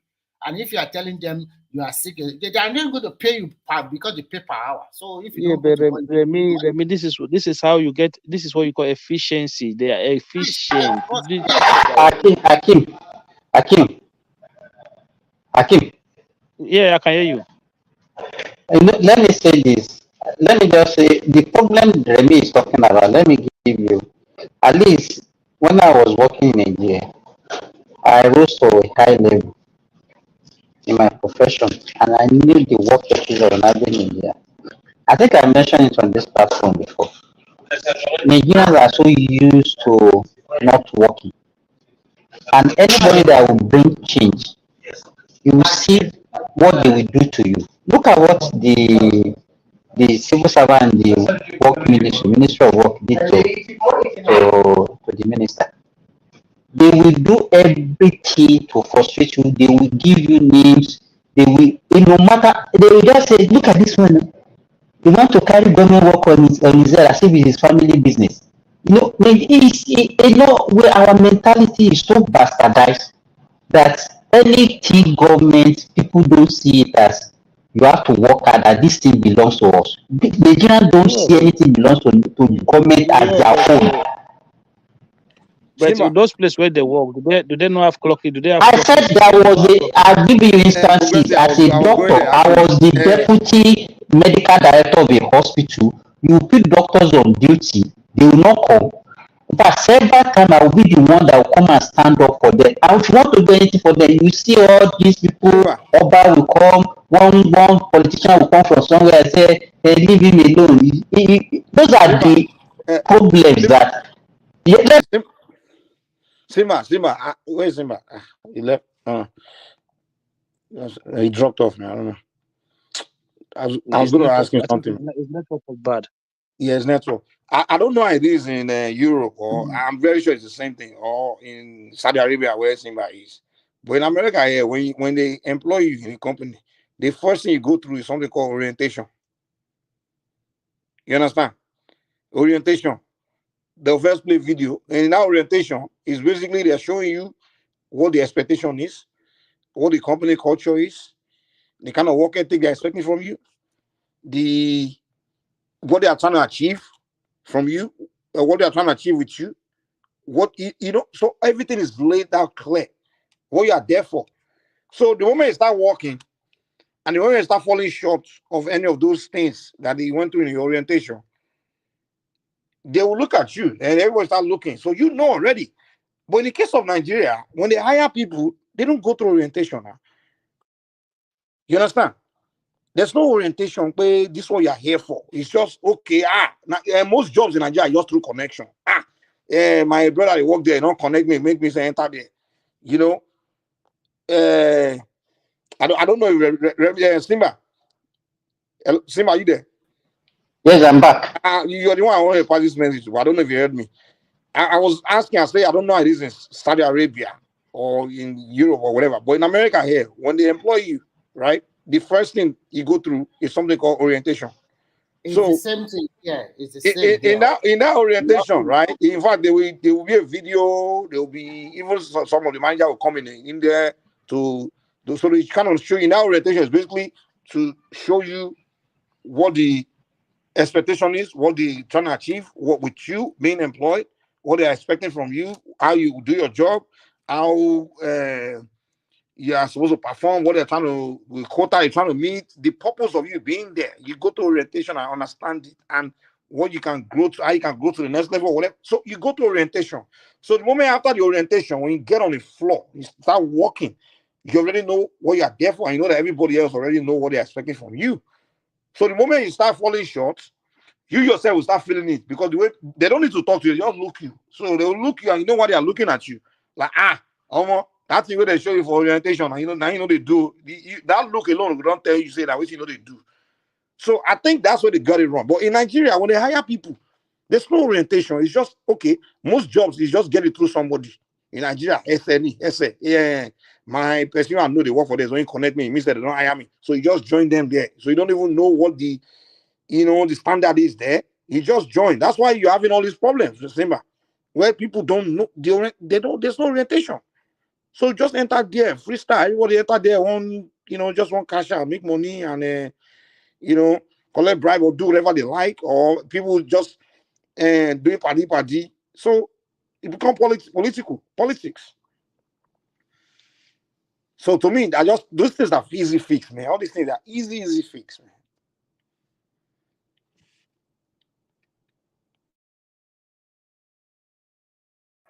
Akin, where are they? Akin. Yeah, I'm still there. Yeah, I did. Okay, yeah. Yeah, well, yes, we don't have a year. Well, sir. Well, I'm going to be out there. Saturday is victory is ours, so victory is ours. So what I hope so. Concept today, na me, Masimba, What's tell me? No, that's I ask him how they prepare for Saturday election. Not saying opposite man now. Saturday election at this Saturday. Yes. Yeah. So by Monday we will know we new governor. No, yeah, but Sunday we don't know who will be the new governor by Sunday anyway. Sunday Odalo will be the next governor. I hope make peace day the town, because the way they did, NNPC already run PDP out of town with federal might.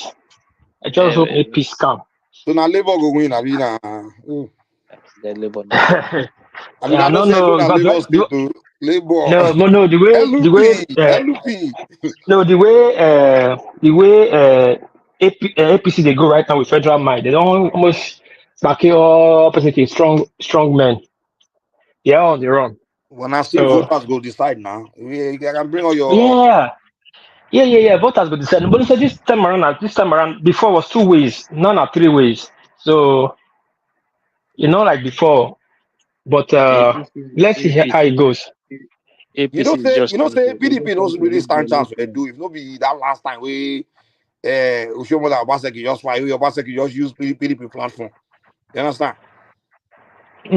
What you say? Come again. I say PDP be no get grant for a donor. If not be no. PDP now. I don't know PDP strong hold. PDP. No, but what I'm saying was the how PDP enter power was that thing that happened between Oshomola. Yeah. They were out of power. Yeah, you are right. They were out of power for 8 years. Before for 12 years. When they were out, actually you are right. They were out of power for 12 years. Then Obaseki all just decamp. Yeah, exactly. That's what I'm trying to say. If it's not that decamp, right. And it wasn't really because of the reason people voted Obaseki. It wasn't because he was PDP. It was just because they were siding with him. It didn't really matter which party the guy would have used. He just didn't have that plan. It wasn't the platform that people voted for. It was him that they voted for. That made PDP. PDP is strong. It's a strong party in Edo. PDP is a strong party in Edo. Yeah, but PDP is a very strong party in Edo. But PDP, I just think is one of their stronghold. And mostly again, Edo Central. It's one of their stronghold. But they were out of power for 12 years. Mike, you are right. And it wasn't It would have been a party 60 that really years voted. now if that thing Yeah, happened. yeah. Before the camp was 12 years. Before the camp, because Oshomole did 8 years. Obaseki Yeah. did 4 years. That was 12 years. So then he had the camp at this thing. And as you said, I agree with you. It wasn't the PDP they voted for. They voted for Obaseki because of the sympathy vote and protest vote against Oshomole and for Obaseki. But right now, he's going to test his popularity. But it's not on the ballot box. It's after the likable person, no doubt.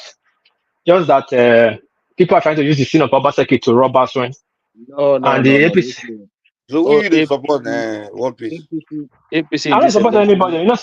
Say me, I present my own show now. So me, I did neutral. So I did look everybody. APC in this election, if election is free and fair by 12 o'clock in the afternoon, they lose the election already. They presented one of the worst governorship candidates in the history of the state. Like, are you common, man? Like, even them themselves know that there's no way they're winning that election if they don't rig it. There's no way they go to it. APC, Who? especially in the South. If Who APC be that? gets 15%, they should thank God. APC. Talking about APC. So APC don't get chance. He's saying they don't have chance because their candidate is not up to tax. Yes, the guy is not. The guy is questionable character. In a free and fair election, APC by 12 o'clock, they would that election they would have lost already. So now Labour get out. You mean? Which Labour forget that? We never know, Mike. We never know. Leave what I can talk, so we never know who gets to. Because right now, I tell you say. Hakim, let me ask you a good question. Who is the current? Is it this guy that is APC? Is he not the current senator? Oh, yeah, he's the current senator. What are you talking here? It's the current senator of is it Edo Central or what? Yeah, Edo Central. Yeah, Edo Central. Just waving it away like that. What do you mean? What are you talking about? If you don't like him, why do you vote for him to be the even under that? When Labour was so strong in Edo State, they voted him ahead of other people. If you guys don't have the background to the story, you ask questions that they will explain to you. Okay?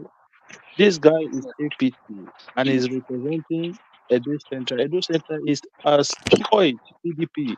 Even when you say Edo State is PDP, Edo Central is even worse. Is PDP enshrined them? Tony Anini, all of them came from Edo Central. Edo Central. So what happened was the people voted against the sitting Senator Odia. They said he cannot go for a third term. The man refused. They wanted to go by all means. So the people voted against him. That was how people won that election. It's not because he was popular. No. The people just revolt against that incumbent senator. So why don't they pick Labour candidate ahead of him? Do you know if Labour have candidates in Edo Central at the time? Labour, don't forget, Labour did not fit candidates everywhere, Did they have candidate for Edo Central? I don't know. I don't know. But Remy, we are thinking Edo people are making mistake. Yeah. See, you guys need to understand that the party that's ruling the country, when the candidate of that party rule a state, he go favor that state. Because I don't know why when you guys turned against Oshomole, I was like, I think that's a big mistake because Oshomole is a big man in the APC. You understand? He's right there with the Tinubu and the Buhari. He's like a big man in that APC. So whatever Edo would have needed from the center during that Buhari era, when if for the favor Edo State, you understand? You go to represent now for there for Edo, maybe one federal project now for Edo. You understand? If for they make sure say Buhari send down, make it happen for Edo. You understand? But when I was like, well, that time when you guys are deciding with your Obaseki, I'm like, well, you guys, I don't think you guys are, thinking it through, man. Like because Oshomole a big man for APC. You understand? The guy, if you walk out enter president office anytime and tell us say, come for Edo here, we need this federal, like the way they build the second Niger bridge, that kind of project. If you say need that for Edo, and it go make it happen. Oshomole had the same power with when Buhari was president, right? It even made him national chairman of APC. Then Binia Uchiro. Go and look at that Binia Uchiro. Why did he not bring Obaseki is turned against the guy now. Obaseki is the governor now. So you want me to fix a road for under another governor. We no Look, like him. if you know where Shomole house is in Iyamo, it's along the road. Go. You know, go inside street or not along the road now. Along Federal Road. I'm telling you that Federal Road is a shit. Let's break it down to 3 senatorial districts. Edo North, the current senator is Adam Oshiomhole. Can we say APC have that one indicated? Yeah. APC is going to win Edo North. That's not doubt. Okay, thank you. Edo Central, the current senator is the gubernatorial candidate of APC. Can we say 50-50? Can we say 50-50? No. No, I'm just asking you because you can tell me your opinion. You are from that state. Can we say 50-50 or can we say 60-30 against the APC candidate? It's going to be like 60-40 or 50-50. 50-50, okay. Let's go to Edo South, where we have majority of the people, right? So what can you say about that? Is that the battle? Edo South is going to be very decisive. Oh, God. Right now, let me tell you the way it is. I'll tell you for free. Aki is a Obaseki man, which is okay. I don't have nothing against him. Right now, Obaseki sins is rubbing off Aswen. All those mantra he did last before is not really working. So the town is divided 50-50. People are for him, people are against him. The intellectuals are like, okay, he did good policy. But the artisans are more than the intellectuals, you understand? Those ones are feeling it. The market women, he shut their market down and so on and so forth. So people said, no, they don't want it. They want now he has a protest vote against him. And Labour is strong in Edo South. So any vote for Labour is -3 votes from PDP, +1 for APC. So when you say Labour is strong in Edo South, which part of Edo South is Labour strong? It's not really mean part. Edo South is their base. Are you saying Labour is going to take vote? Are you saying Labour is going to take vote in Ubaoka? No, not. I'm not saying this word by word, but general vote together, they'll come up with something very good, and that would be minus from PDP. Now, Labour have won back to back in Edo State. The presidency, they did good. They brought Senate. You understand? Now, those people, those figures going to play. They might not have the biggest vote. They might not have the vote that decide the election, but the vote anybody they are getting from Edo South is a minus from PDP. That I want you to look at Akin.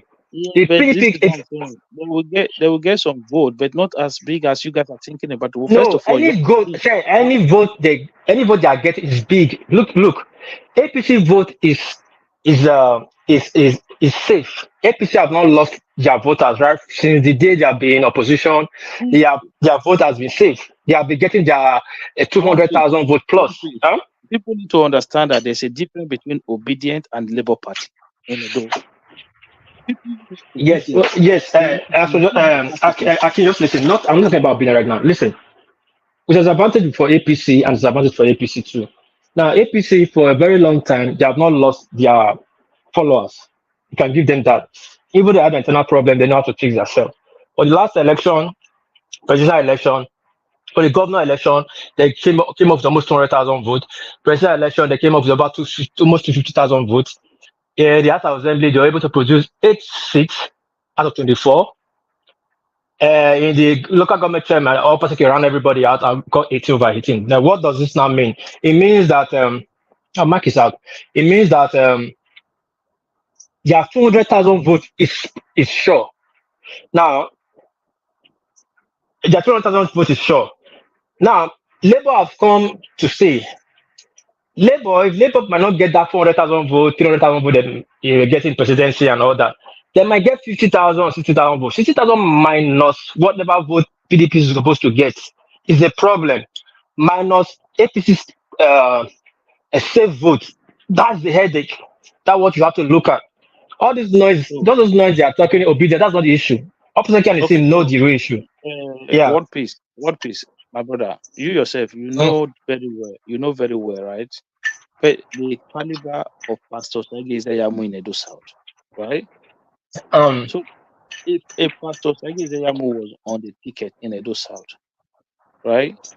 And APC lost every single local government in Edo South. How do you think Emode Bobolo will then come and do? If look, all PDP need to do in this election is to fend off Labour's vote in some certain area in Edo South. That's all. And that the election. No. See, they need to win. See, look at it. The elections like this, you have to win 12 local government plus majority vote. Now, what PDP want to try to do is to try and get at least 3 local government in Aunchi, which Oshome will not even allow. I doubt. Because Oshome will take the majority votes, we take major if we take the major local government. The local government that will give Oshome a problem is Onwa. That's why Obasanjo is trying to get his 2 local government from Onwa, because the 2 local government from Onwa, the remaining 3 from Aunchi. So if Labour is strong there. If Labour go 2-2 with PDP might end up not even get 2 local government from them, and they might end up getting 1. Now, Edo Central. Huh? From where? Aunchi, that is Edo North. On one, you have I just told you that Obedient is not Labour Party. Yes, it's not about Obedient. Labour Party is strong there, regardless. They are strong there. Listen, Omobayo, who is the current deputy? Omobayo is not stronger than Adoto and the rest people. Omobayo the camp is just one person. The Labour Party they still have other forces there. I'm not saying they're not going to get people are going to get this thing, but I'm telling you, Progressive has a point too. Remember, during presidential, Labour they do well in Lagos, but when it comes to governor election, a lot of them those Labour are just obedient to. They're not really Labour people. Yes, I agree. But right now there's an interest. There's a Labour candidate too now as a governor. Yeah, but they are not obedient. It doesn't matter obedient. Forget all those. See, a lot of people that voted for Obi and they became Labour. They just saw that election as the Southeast turned to be president. A lot of South people that went Labour. It was because of Obi and because and the only reason was because they felt like it was Southeastern turned to be president. That was all that Labour was all about. Mike, so true. This Labour thing, I don't really think is real, man. No, Mike, true. But right now, Labour Party has their own candidates in the bus. I'm not saying they're going to win, but they're going to get the votes. Check it like this. Yeah, Obasanjo is trying everything. Obasanjo knows the reason. See, Labour vote is not APC vote; it's PDP votes plus 3. Because people decamp from PDP to Labour, and people further decamp from Labour to NNPC and the rest. So this was have vote too. No, this is where I disagree. Sorry, what please? Akim, let me tell you something. Yeah. When election is about to take place, you look at the local politician, how they are swinging. The party they are swinging to, they already know what is going to happen. The party they are swinging to, that party have an edge over the rest. Go and check your Edo, check your local politician or those ones that have name. See the way they are decamping. See where their grassroots movement is going. Then you know the winner of the government. So who is decamping now? Can you tell us who is decamping to where? I won't tell you. You are. I know, but I won't tell you here. But you are from that state. You know the situation. Let me hold on 1 second. You know the reason why I don't want to tell you that because I can see that because what we said. You are what do you call it? You are Obaseki guy. Yeah, because you don't know, you don't know what's going on. You just look at the campaign. You say, "Oh, because some." No, I did not look at the campaign alone. No, I did not look at the campaign. Also, I think when I see the thing happening between the Oba and Obaseki, I think that will kill PDP because I think there's no way the Oba is supporting PDP right now. Our Oba don't play politics, but for the I know it doesn't, but people can see. That's I'm saying. That's the point I'm going to. For the optics, Obaseki is a lack leadership skills. You don't make certain moves at the dying minute. You do not. For what now? On your final rally, you took your entourage to go and see the upper subject, which is Isama of Benin Kingdom. First of all, Atiku is not unified. That's why Atiku will never. That was the day I concluded Atiku. We dodged the bullet. So Abi is even good. Atiku was worst. If Atiku was a leader, backward, man. Yes, sir. If Atiku was the leader, regardless what. If they are told Obaseki, if you know cannot go to the palace, let's go to the campaign seat straight from the airport. That would be acceptable. Then later you can go see Sama on the evening, whatever. But you cannot leave the airport and go see Sama and ask for their blessing on the disguise of you got to tell your mission of coming to Benin that you came for a rally. When the king is there. For the optics, so I know it's official. You cannot say because PDP and APC booked 12 o'clock and your own time is 2 o'clock, so you cannot go. It's not done. APC will not sit to the palace now because they took political time we are in Benin that day. Yeah, but what peace? We had this issue last time. Where these people No, forget that was opposite. You're looking for swing party. Opposite, you're looking for swing party. Opposite, like a drowning man. See, I'm not telling you. I'd like you to come to my show. See, I've done a spreadsheet on my show, and you see it there. But I don't bring politics to my tradition to my show anyway. But it's like this. It's clear to our face. We might not want to say it, but it's in our face. We are humans. These guys had the same issue last time, 4 years ago, when Wiki and all of them came. Obaseki took them to the palace. What happened? These guys came and started shooting guns. 4 years ago. You cannot use what about. Come on, man. No. I can listen. No. You are bigger than this. Leave that alone. That's why people always look at us and say, why are we trying to progress at all? Like Donald Trump, they are saying this is trying to assassinate him. But he's still campaigning. But let's put that aside. See, hold on now. See, hold on. I beg, hold on. What Obaseki have done is that he will not go see anybody. He will just go to the campaign ground. That this your excuse will be valid. From the airport, they'll go to Garlic Memorial and do their campaign. They'll say, why didn't you go to the palace? Because last time when they went, they almost fought them. Please, listen to me, my brother. Listen to me. Look. No. Akin, you need to listen to me. No, Akin, you need to listen to me. No, Akin, you need to listen to me. You get drop bias. You need to listen because I'm free on. I don't have a dog in this fight. I'm independent, and to be independent in a state election is worse than being a party member. Everybody will bully you. APC will bully you. PDP will bully you. Labour will bully you. Even my own side will bully me all the time. But I just keep quiet. But I'm saying what's going on. You do not.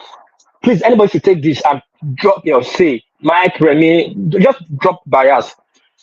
You cannot leave a airport, take your entourage, go and see the king's subject, and display your loyalty and tell them you go and tell the king's subject that the reason why you are here is to inform me about your campaign in the state. Please, Mike, help me make that make sense. Or Remy, can anybody hear me? No, look, what you are saying, I'm not. I can hear you. So you are trying to tell us that they went. Sorry, Akin. They went to Edo and they did not pay homage to the Oba. They went to the Esama, the Oba subjects, to pay homage to that one because on the guys that one has a birthday. But you went there to from the campaign from this airport with your campaign regalia. You went to that one's place and visit him and tell him the mission why you guys are in Benin because he go have your final rally and that guy is a PDP man and he's having his birthday. How does that make sense? So you mean they did not pay homage to the Oba at all? No, at all. No, for the optics. That's a mistake. And Fatima, the vice president was in Benin. The vice president was in Benin. He went to see the Oba, and the vice president was scheduled for 12 o'clock, while Atiku was scheduled for 2 o'clock, so that they will not meet. So what happened before will not happen. Yet you are having an excuse. I don't know why Obaseki or that thing. It's just answering badly. Can I speak now, please? So you see, let me listen to this. 4 years ago, right? When the campaign was going on, them Wiki, all of them came to Benin. Obaseki took them to palace. That same day, the palace also had an appointment for an APC shifting to come to the palace, right? So when you are doing a calendar, a timetable for things for an event like this, as an institution, right, you should at least say, okay, if APC is coming today, PDP, you come tomorrow. If PDP is coming today, APC, you come the following day. Okay, forget it. Don't make them come the same day. That day, what happened? There was a big clash in the front of the palace. They were gunshots between both followers of both parties in front of that same sacred palace. So one piece, right? What is going to happen is that what piece? You wanted to start shooting again? So the same the same again. Why can't you Mike, just? that is the propaganda they are running. Let me tell you. Let me tell you what. Let me tell you what Akin is saying. Even the gunshot that Akin is claiming, it was the Obasanjo guys that did it. Now, It what doesn't happened matter. that 4 years ago? Hold on. What happened 4 years ago was Obasanjo was scheduled to go and see the Oba. Meanwhile, Captain Osa, APC does not have a student that was going to see the Oba. Captain Osa, which the late Mr. Rest in Peace, the late billionaire, was coming to, because it was almost a festive period. Because this time around, Oba started his festive activities. So Captain Osa was going to the palace too, and there was a scuffle at the gate. Now the shooting and all that took place took place at the gate and was responsible for Obasanjo guys. Because Obasanjo was in power. He shot at APC, did all he did, and still blame on APC. And we also blame APC at that. Even in front of palace. Yeah, hold on. Everybody blame it on AP. Everybody blame it on APC. That why at all you try to stop the entourage of the governor, and they claim that they escorted Captain Osa, leave Captain Osa there. So it was a clash. Not like Captain Osa had a booking. Don't listen to this what these guys are saying. Now this time around, the two giant, the sitting vice president had a booking. See, APC have a final. Why did PDP do their own different? Labour Peter B is in Benin as we speak. All of them were in Benin. All the political jobs were in Benin last week. Peter B, Labour started their own early. I think Labour one started on Wednesday. They went to the palace and see the Oba. They were doing their grand final rally. Then Labour, APC had their own for Saturday, which you don't just book one day before the Oba, but you book a year. What is Oba Benin talking about? You do not book one day. And this period of a time in the Benin calendar is difficult to see Oba because he has started his Igwe ceremony activities from now to December. So if you are booking, you book a year ahead, and they'll give you a date. If the Oba not going to see you, they're going to make pronouncements of that they cannot see you. They will give you the reasons why and all that. Now, for the presidency, power government, they will find a way to see you guys. Now, PDP. Obasanjo decided to book their own final rally on that same Saturday, which APC already have long ago. Then the two information was already sent to the palace long ago, like 3 months before now, and you cannot schedule one for another because the vice president is coming to represent APC. I think was supposed to be the president himself. Hold on now. He was supposed to be president. Let me tell you the inside graph.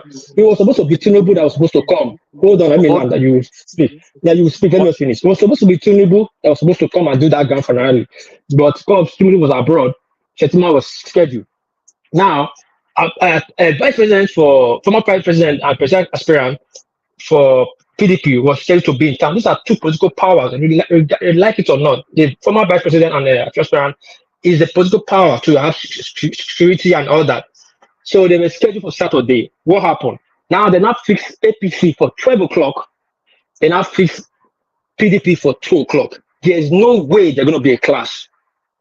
Now, if PDP don't like it, or APC don't like it, what they would have done, either of them would have from the airport go to their campaign ground. You understand? That would be understandable. They have done it before. They will just leave from there and go to a campaign ground. When Jonathan came to Benin, obviously he did not go to Paris. Only Jonathan went to see the Oba and came back to where he was going to. The rest of people went to the ceremonial ground where they were going to do their launching. APC would have left from that place, go to their campaign ground, do their campaign, then go bubble with Samalita in the evening. That's okay.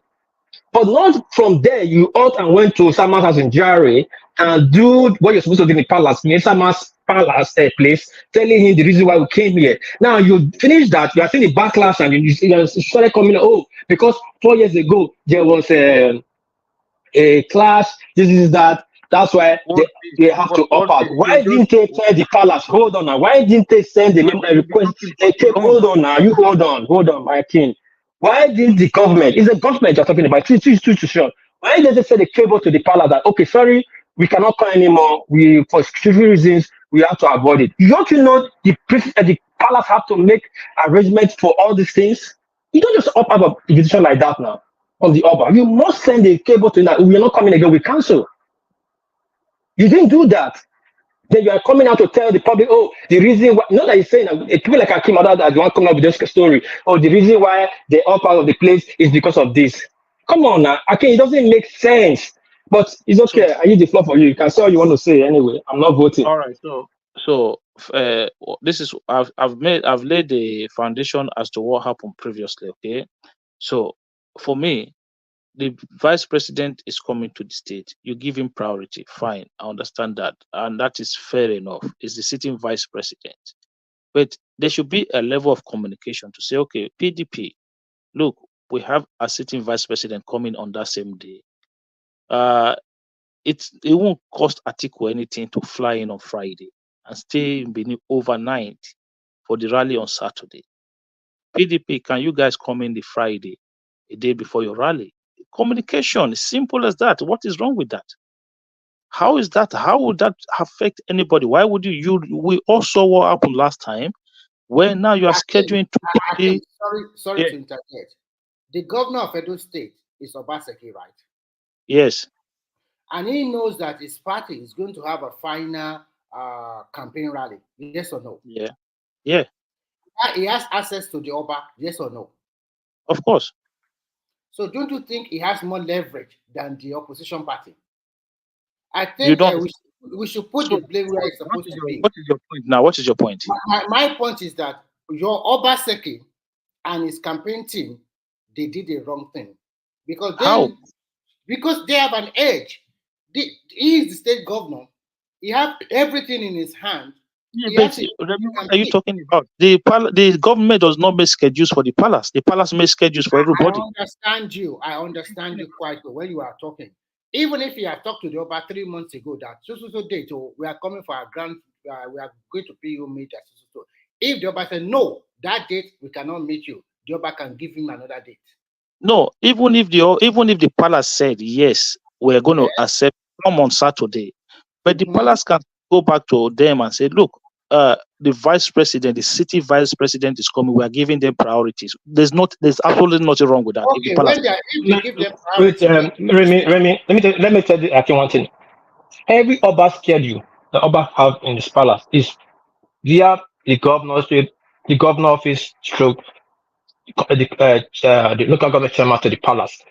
Everything that is coming to visit the Oba, the governor already know and gives sanction to it. I thought Obasanjo and Oba have a case in court. Yeah, no, Obasanjo, don't have Obasanjo don't have a case with Oba in court. The Enigis, some dukes. Now, every meeting appointment Oba have to receive delegate, the governor knows. So what I keep saying here? But this is what I'm saying to you. This is a political visit. The palace should have rescheduled the one for PDP to Friday. Simple as that. You are trying to do something on nothing. I just told you. Every political appointment, every dignitary that's coming to the palace to visit the king, the Oba of Benin, it goes through BTC. Hold on now. It goes through BTC under the Commissioner of Art and Culture, under the governor. So the governor knows everybody that's coming to Benin knows Oba schedule. Leaving the town, you have to approve it. Coming to the town, you have to approve it. People that's coming to see the Oba, he already knows. So he knew that Oba has a political power power wind that is coming on this. That was scheduled for 12 o'clock, 1 hour meeting. Then they put 2 o'clock for PDP. That's an hour for them to clear out. The space of that must have been cleared out before PDP will come. That same day, the OB of Agbo came. You know how many people came that day on a different hour schedule? So what is Obaseki excuse? That's not an excuse, man. Don't make excuse where you make mistakes. You just accept it. Okay. It just shows that his feud with the palace is obvious. And everything have a repercussion. For the optics, so I'm saying for the optics, in this kind of time, you don't, even though they are rubbing your face, you try to wash it away like, no, I don't have an issue with the palace. You don't make that such thing now. Aston have not officially come to the palace to declare he's running for the governorship election ticket. You can imagine that. He has not officially gone to the palace, where the rest candidates have gone twice for the beginning and the closing. And you think the people that So to the truth. So you think Aswa has not been to the palace? He has nothing. I'm telling you, Aswa have not been to the palace officially to declare I'm going to run. You are talking about the one in front of camera. That's what you call officially, right? Yes, that's officially. Do you think Obaseki don't go to the palace? Obaseki goes to the palace almost every Friday. You think Obaseki don't go to the palace? Obaseki was in palace on Tuesday. Hold on, Obaseki was in palace on Tuesday to the Oyogo. I'm telling you, he was kneeling down begging. You think Obaseki don't go to the palace? Think what he does on the front, just that what he do at the back. He'll do whatever he do at the back and come back and be showing stubbornness. Like he's begging Tinubu now that you call off the easy on his part. But he will come and be boasting his do or die. What do you mean he's begging Tinubu? I'm telling you, keyword, he's begging. They have sent delegates to let the election be fair and fair. All his boys is I'm telling you, my cousin is on the run. He's Obaseki boy. My cousin is in Obaseki. They are all on the run. They're looking for them, which I don't support. Yeah, they are packed. Look, Obaseki is like this now. He cannot even give the commissioner. He cannot give DPO command and they will respond to him. He's totally naked. Doesn't need to give DPO election with. No, so what are you not talking about? He doesn't have his boys to work with. He doesn't have. What are you talking about right now? What is going to just is not fair. What is going to Obaseki is not fair. But people is not taking it. The people are not showing room. I don't know. People is not buying into his sympathy anymore. The things you have done, so people buy into his sympathy. He's making it worse. He's too stubborn. He lacks leadership skills. He's gonna rule himself. People don't need to buy into his sympathy. Obaseki, and he's not in the ballot boss. That's the problem. He's got a problem for who is the ballot boss. Also, he's not that popular apart from paid popularity. When Obaseki finishes his term, he's going to go. Okay, it's not going to. He doesn't even have a home in Benin. I don't think he's going to go back. He doesn't have a home in Benin. He has any company when he bought when he came to Benin. He was residing from Lagos.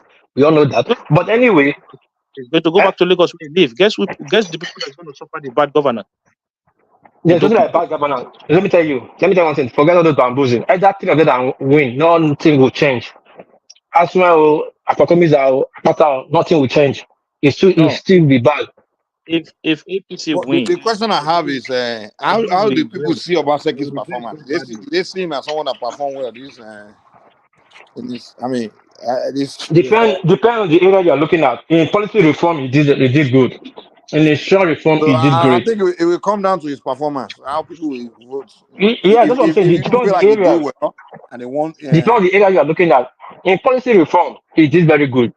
In his short reform, he did very good. But when it comes to infrastructure, he did poorly. How can you lock up? Yeah, how can you lock up women's markets?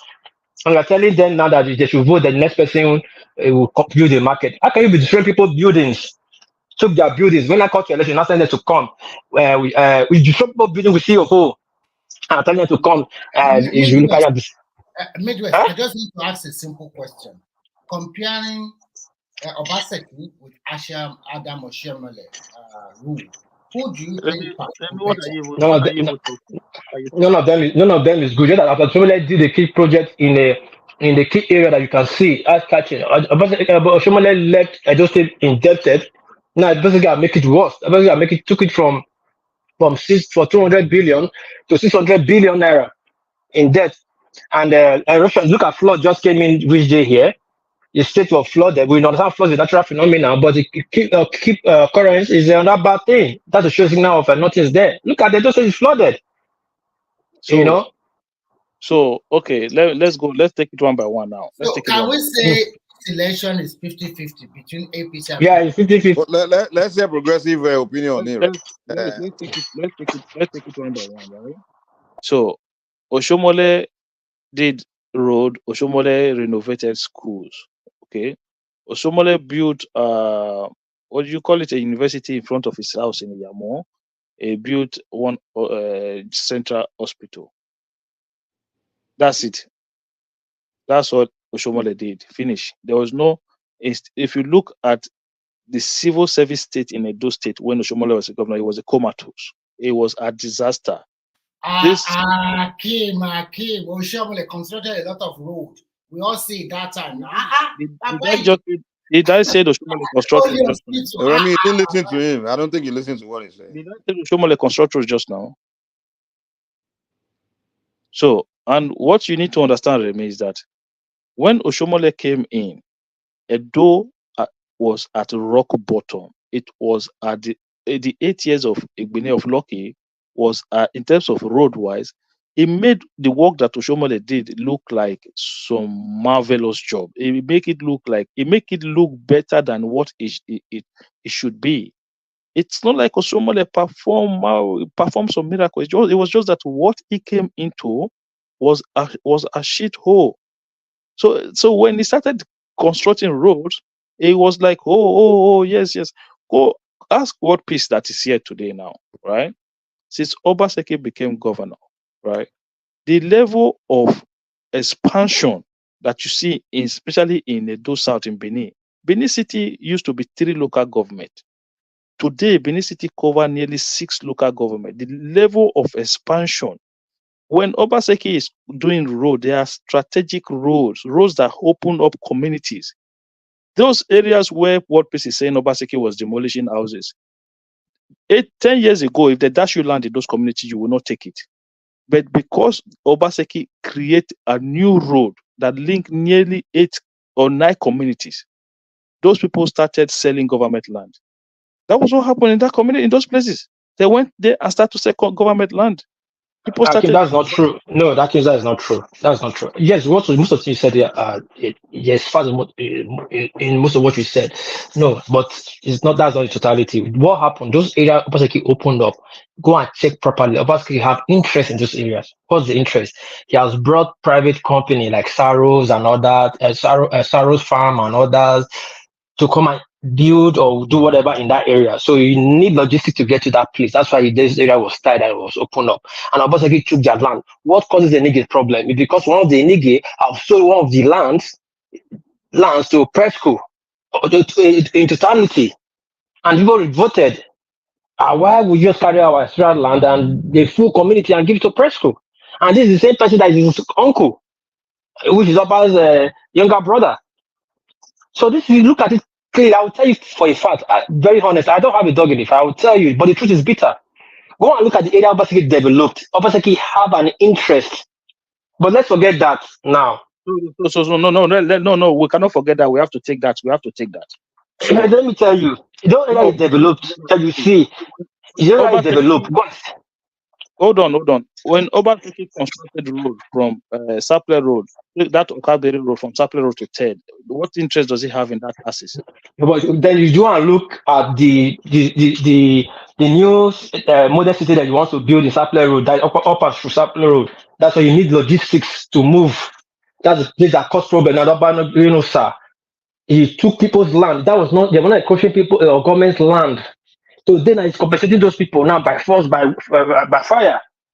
Why don't you do it at before? No. Now let's here now. You're telling people to come out. You know this. Tell people to come out with your CFO now. We want to compensate you. You that don't have CFO, we want to compensate you. And the same land you were selling then. The government have always insisted that those people who have valid CFO will be compensated. That's what I'm not arguing with what you are saying, but what we saw recently, he came out with his commission and they said those people who don't have CFO should come. Those who do not have a should come too. Why do you do this? I can send you the video, but that's not the problem. That's not the problem. Like I said, I agree in some areas, like his salary from Obaseki did where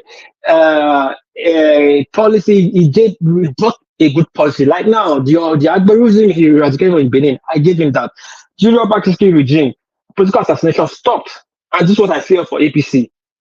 There's no political assassination. It's talk your talk my own. You can campaign now, you can insult anybody. There was no political threat. Not like before, you cannot talk against one governor or one chairman. No, Obaseki reduced that. It turned so many things to digital. The algorithm turned to digital. You collect money digitally. Before you don't go to ring road because Kabaka and his boss are controlling ring road. I give him kudos for that. That's what Showman messed up. Showman empowered these people for to mess up ring road. Is that not why they're fighting Obaseki from the war?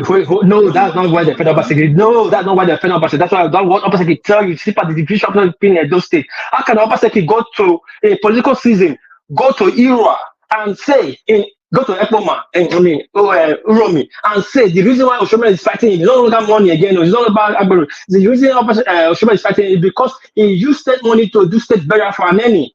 What kind of division of the country in that state? Many of the reasons. No, not many of the reasons. You don't say such in. You are the most history officer of the state to de-escalate situation. You know what that means? Why can you not say it? When you don't. You are just because this thing there. No, there's nothing. So there's not. See, I don't have anybody in this platform that is neutral. But if I ask Remy, you feel ambassador Remy because Remy is APC. You cannot go to. No, listen. Let me tell you something. If somebody comes to your house now and tell you your son, hold on. Comment there and just cover it up. When Obaseki made that no. Obaseki, that statement is wrong. This is the problem I have with Obaseki people. You always see everything Obaseki do is right.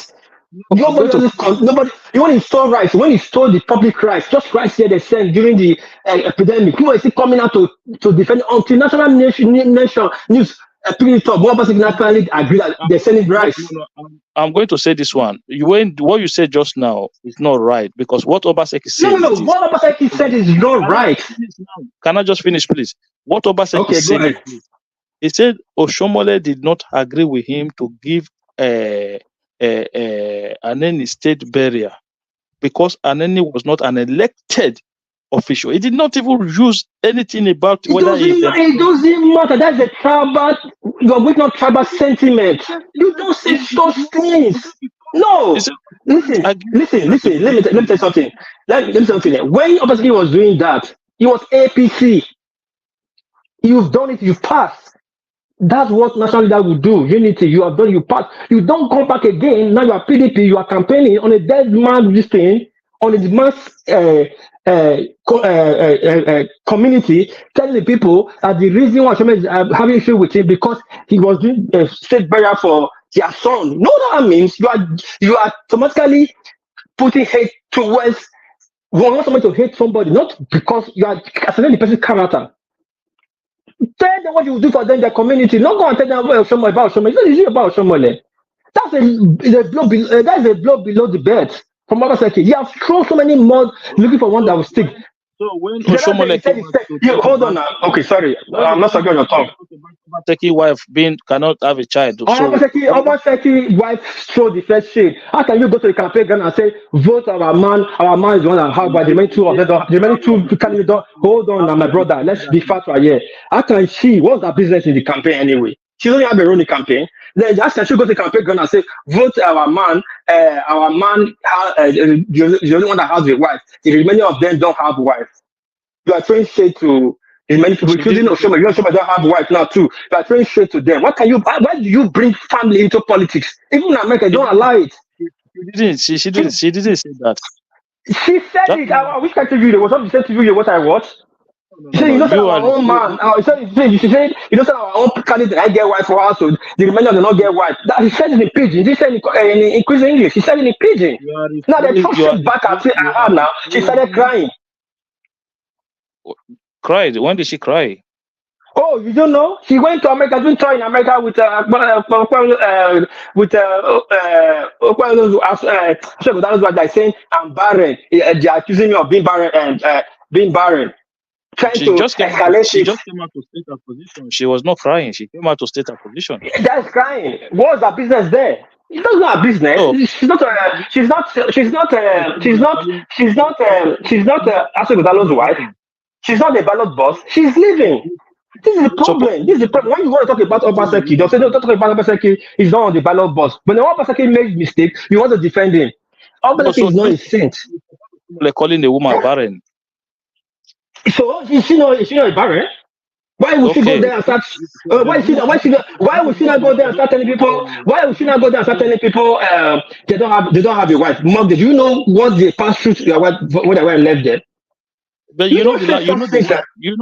You know the word you'll be saying to me since you come here. What is wrong is wrong. That is what you'll be saying to me. What is wrong is wrong. Wrong is wrong. Yeah, but you're trying to justify Obasanjo's wife. You don't see any problem with Obasanjo's wife.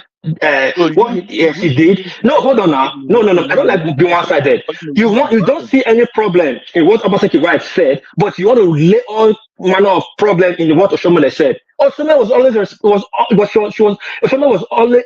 always giving back the energy the wife gave. Now, when Obasanjo said the country will burn. You see the problem we have in Nigeria. Oshomole is always giving back the energy. Oshomole was a two-time governor, a current sitting senator. Come on, what is the standard?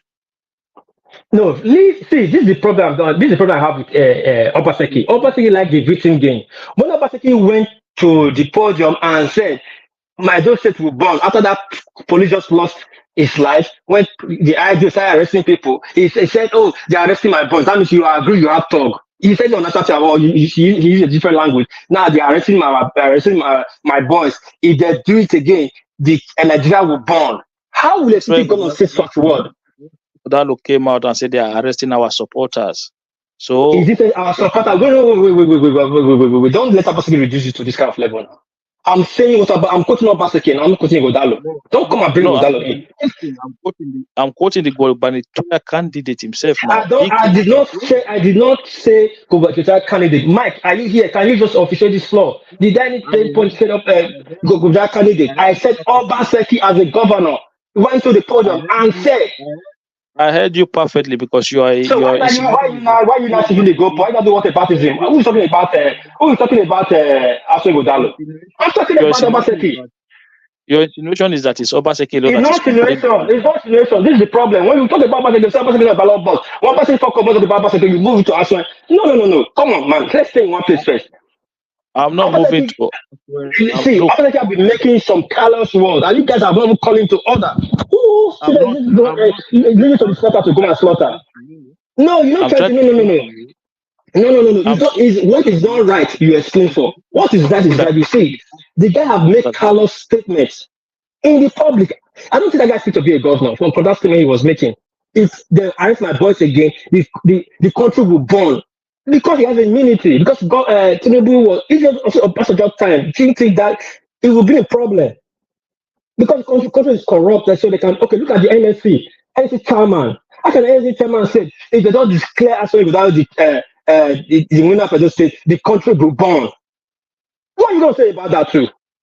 So is the NLC chairman, is he Aswe Godalo or is he Obaseki?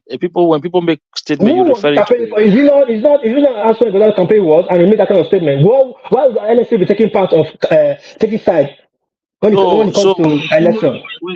When Tinubu said, "I will give you Edo," did you not do? Tinubu said, "I give you." Did he say Edo State will burn?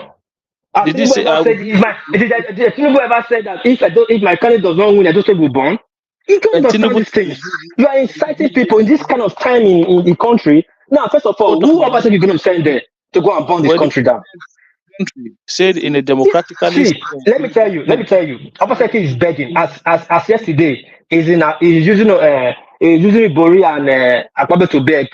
It's not. I'm not there to tell them who not to or whatever. Tinubu is the chief commander in chief. If you feel that the country has to be safe, which I shoot for peace, let the peace in my state. I see I have my father and my mother there.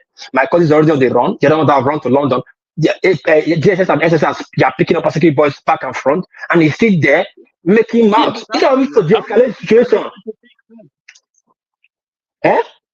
How many people are they going to pick up? They are picking his boys, not the voters. I'm not talking about voters. They are picking his boys. He's camping on. They will pick as many they can. They will pick as many they can, and he will be naked on election day. Now again, I don't think Obaseki wants to win. Like I've said it before, I don't think Obaseki wants Aswan to win. I think he already saw the card, the picture on the wall, so he's trying to look for the place to he's trying to look for an excuse to hold on to. So this is because I lost. But you are making this man to lose. Generally, people like Aswan on his own. Yes, I give that to Aswan. People like Aswan on his own. I've interviewed Aswan now. People like him on his own. But Obaseki is rubbing mud on Aswan every day by day. I know that every day by day. I know that PDP is going to win the election.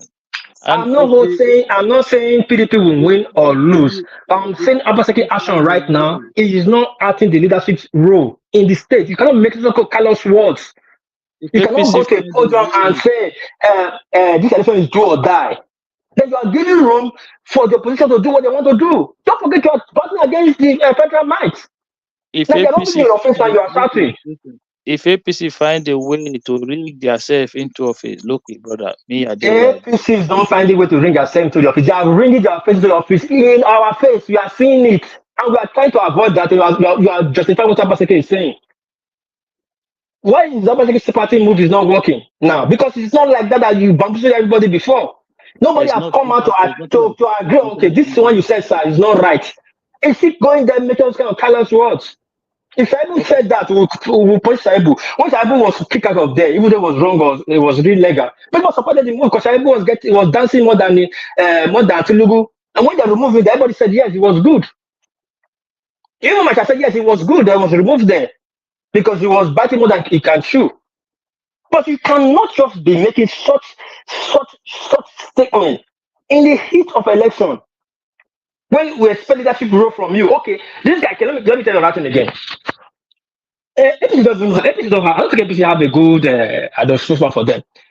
Obasanjo came to Benin.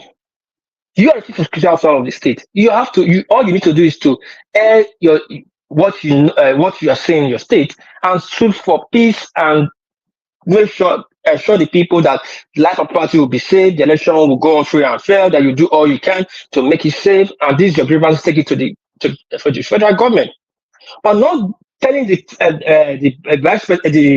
former president of Nigeria, meeting president of Nigeria, that they are arresting your boys, they are doing this, your county commissioner is not answering you. Then you are saying that you are afraid as a governor if he doesn't know his role. Then you are telling the guy there and there that you are not sure PDP is going to sign that peace accord. Are you on the ballot boss? Are you the chairman? Okay, are you aware they just recently changed the state the commissioner of police in Edo They will State change it recently? again. They will change it again. The night before election, they will change it again. That's with the pattern.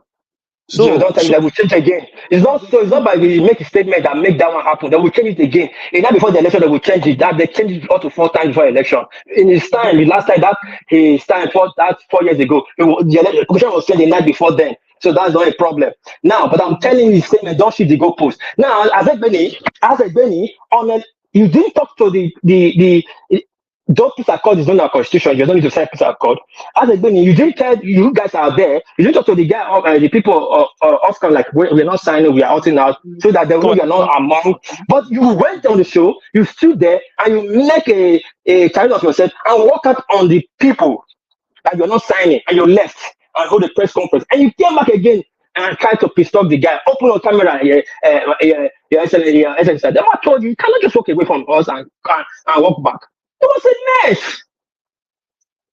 When Obasanjo have started that move, why would the chairman make that move? Meanwhile, the people that started with that responsibility is also Godalo and the APC chairman, national chairman, not Obaseki. Look at what we are doing now. It's our thing is hurting me. Why I'm telling you this, not because I'm supporting APC of Labour, but Obaseki is giving the opportunity to APC to do what they are going to do. If they finally, I don't know which language I'll use. If it finally happen the way they are planning it, you know, Obaseki create room for that because he obviously have all the amenity, all the tools to stop all these things. You don't be making mouth now on air now, inciting words on air. No, you don't do all these kind of things, man. And you must be supporting, you're about this. If you're the ballot boss, I don't know if you don't want Arsenal to win or Arsenal to lose. But if I'm Arsenal, I'll start questioning him. Man, what's all this? You don't make a such statement on air. It's very wrong. And nobody has condemned him. Because that's the problem. When you have a dictator that nobody can talk to, and he is always right. Well, it's on Saturday. I hope the election is free and fair. Good morning. Good morning. Can I come in here? Are you for hearing me? Come in. I can hear you, Midwest. Brother, I greet the house. I greet everybody. One thing I want to say is this. Anybody that said APC is going to is ringing the election, I think that person is just a liar because 4 years ago, it was the APC that was in power when we conducted the election that brought Obaseki. All 4 this years ago tension was Buhari was in power. He has no stake. Now it's Tinubu. He needs 2027. We should not deceive ourselves. Wait. It was the same APC. You did not even say Tinubu, or maybe you said APC. So that's why I replied to that space. And again, people try to, just accuse other people without any single evidence. If you look at the person that has ever run an election in Edo State, it's Obaseki. The local government chairman election they conducted defined the man in Obaseki. What was the man in Obaseki? My midwife, hold on. Don't come and tell us what he did 18 over 18. 18 over 18 and round everybody out. Let us not put it in argument. No. You see, this is what I don't like. That's why I say opposition is the difficult part to play in Edo State right now. You cannot just come here in a public place and tell everybody that Obaseki did 18 over 18. I don't know if people can hear me. My hand touched my Bluetooth. Can you hear me?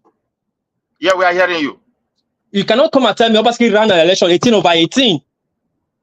The most worst local government chairman election in the history, because APC people pulled out before that time. They almost treat all the labor people neck to death. And you are telling me that that defined him as what? As an emperor or as a what? Please tell me. It defined him as an undemocratic person, election ringer, and somebody that doesn't have value, iota of value for the rule of law. It defined him like that. So now, what is the pain of PDP and Obaseki? Obaseki is so desperate to make sure Asue is elected because he has done a lot of harm economically and financially to the people of Edo State. Now, he is looking for someone that want to cover it. Why are they complaining? They understand that they don't have anything to campaign upon apart from their candidate can speak English. That's all. He's fluent when he's talking. That's all. Nothing to campaign with.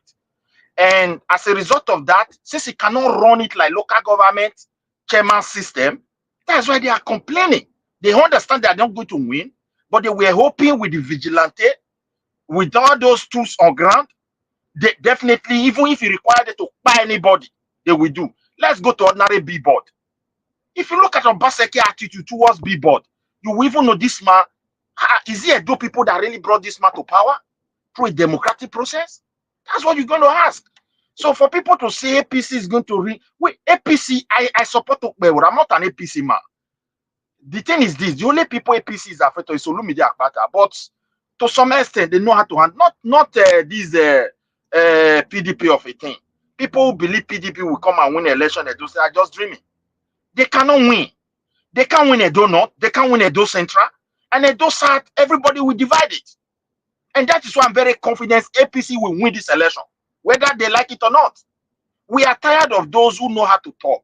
It is time for those who will work. Since 1998, if Edo people even want to praise any governor that have ruled us, it's Adam Soshomole. I'm not saying it's perfect.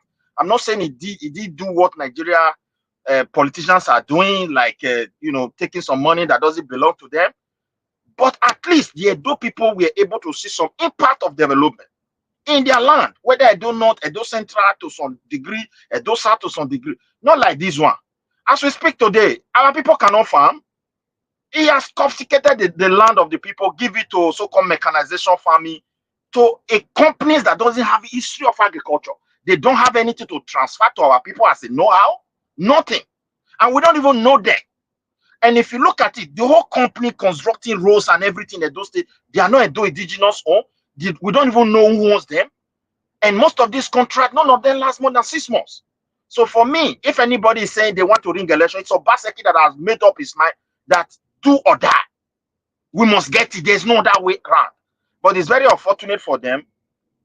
The local vigilante, those ones who get too head, make it come out that day. It's very clear. Because he has abused them, he has attacked them. They are no longer there for the people. And they have to sit in their houses. This is just my submission. There is nothing. Okay, look at Asuen, they are praising. Asuen will be a free man. Why is it that Obaseki was the one speaking for Asuen not to sign peace accord? The purpose of peace accord is between Asuen and the rest candidates. Partially even the party chairman, not Obaseki.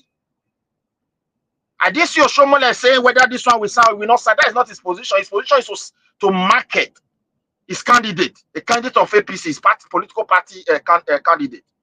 So likewise, Obaseki can campaign for Aswe, but coming out to say, hey, those state police is doing this, is doing that. My brother, a lot is going on in our state. Police where they buy. We don't know where they go on, but investigation is going on because if they start to bring that case come out. Midwest. Well, I will not say APC gonna win. I'll stand and say again, my opinion, APC wants to ring themselves in, and Obasanjo is making it possible for them. They are going to ring because people love him. They love the man. They I have am done not. what they need to. I'm not. They have Well, done that's your what they need opinion. to This is do my opinion. They have This is been my able to opinion. do what they need to do on grassroots. So I think you guys should bet, man. I think you guys should put them. money on this election. Akin will tell you people will win, which I agree to.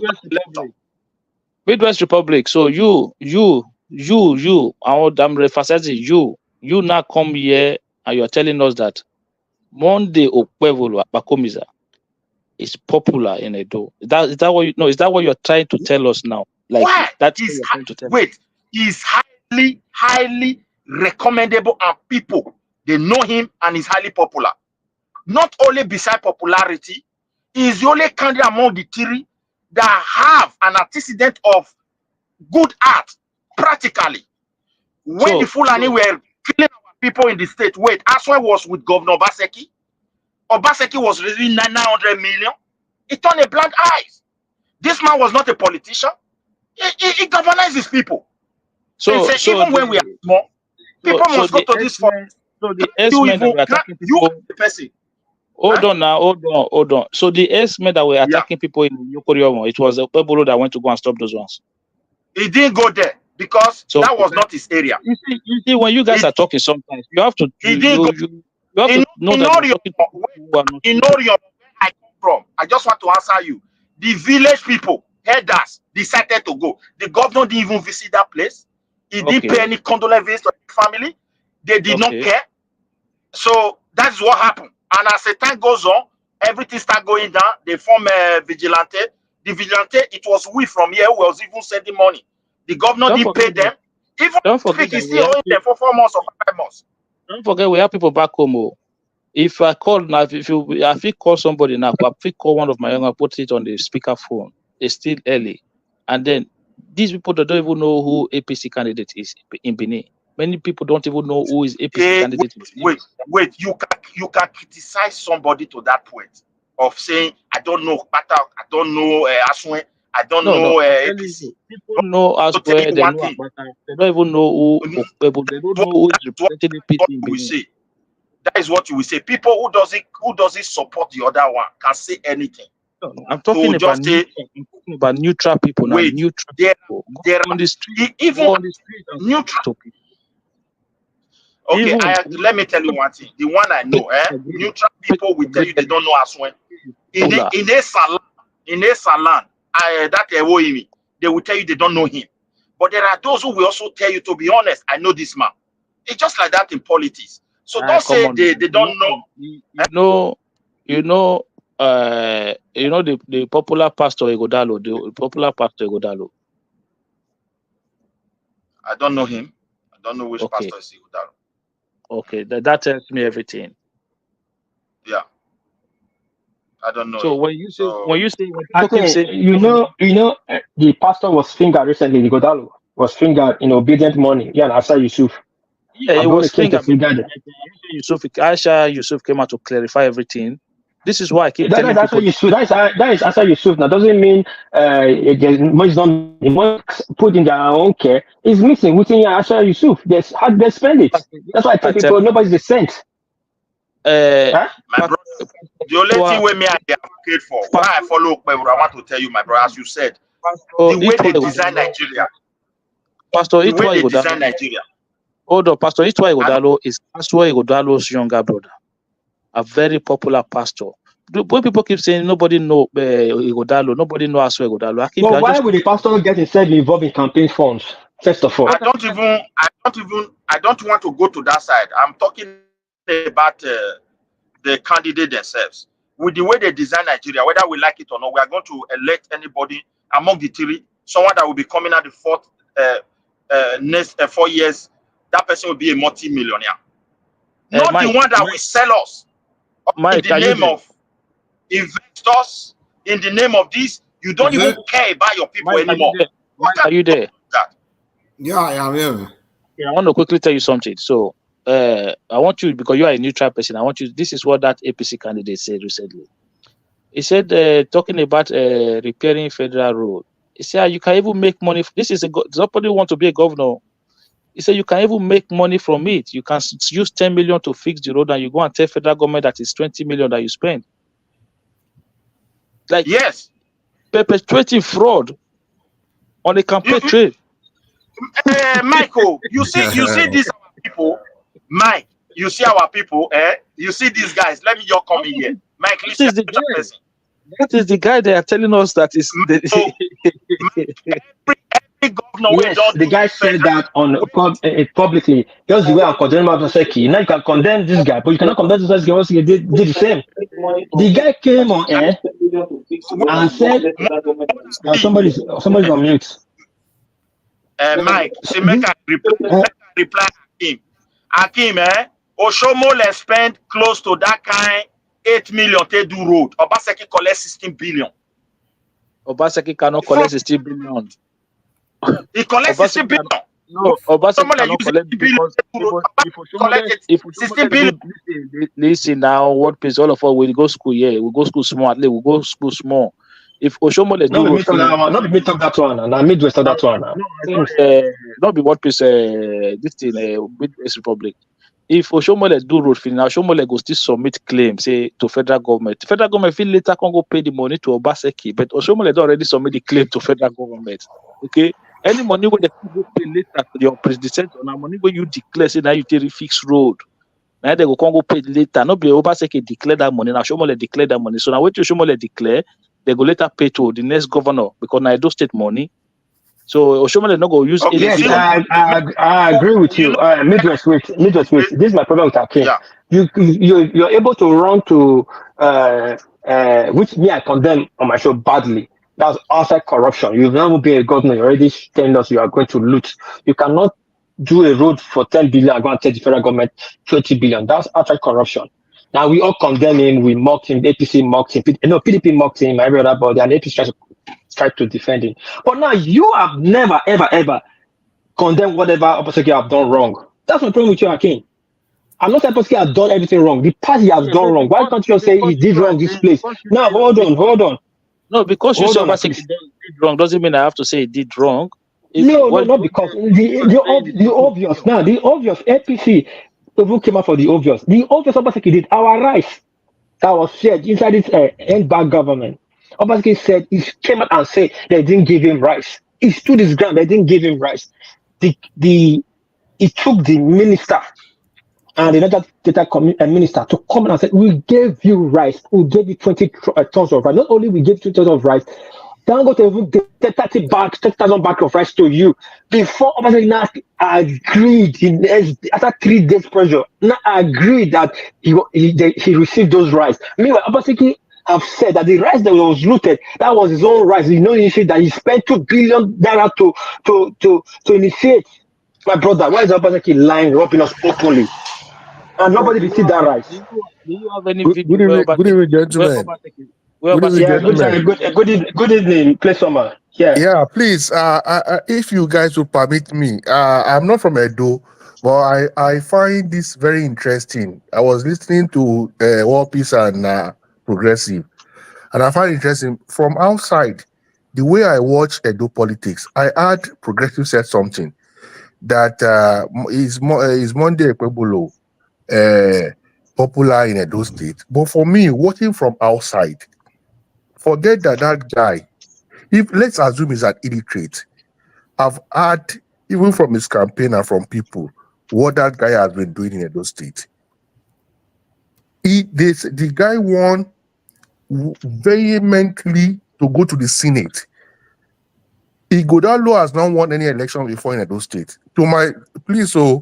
I'm just saying from outside. I'm not saying it categorically. It's from what I am seeing. I am talking. So just understand me. This guy won the Senate impressively in Edo State. Even if this guy does not speak English, there is something I want us to understand in politics. Politics is not about speaking grammar. politics is not about intellectual, but it is giving back to the people. That is what I understand. Because I heard progressive saying they don't know this guy. I still believe, in my own view, that Akpakomisa is more popular than Ighodalo. Ighodalo is only riding on Obaseki's popularity. That's what I feel. I just said I should chip that in. I found it very interesting when I had two of you talking about. I just said I should chip in what I know. Thank you, guys. So what percent do you think Ighodalo is riding on Obaseki popularity? Please, sorry, progressive. That statement is between you and mid. Hold on, sorry, Midwest. That statement is between you and Midwest. Me, I'm neutral. I'm just picking out the fault between both sides. Now, that question will go to Midwest, and I will not agree to what that gentleman just said in totality. That Aswen is riding on obviously plurality. No, I will not. But at the beginning, I would say yes. But now that man has done, the young man done well for himself. That man has done well for himself. He's now well known around Benin, Edo State. But well, I will leave that for Midwest to answer. But now is to pick out a fault. To be frankly speaking, Obaseki and Ighodalo, they are not popular. It was this guy. It was Oshomole administration that make Obaseki to be known to Edo people in politics. Obaseki cannot even win a class prefect election. That is why he can't go to rep, he can't go to senate. He knows it. Aswen the same thing. Aswen cannot win his own local government chairman.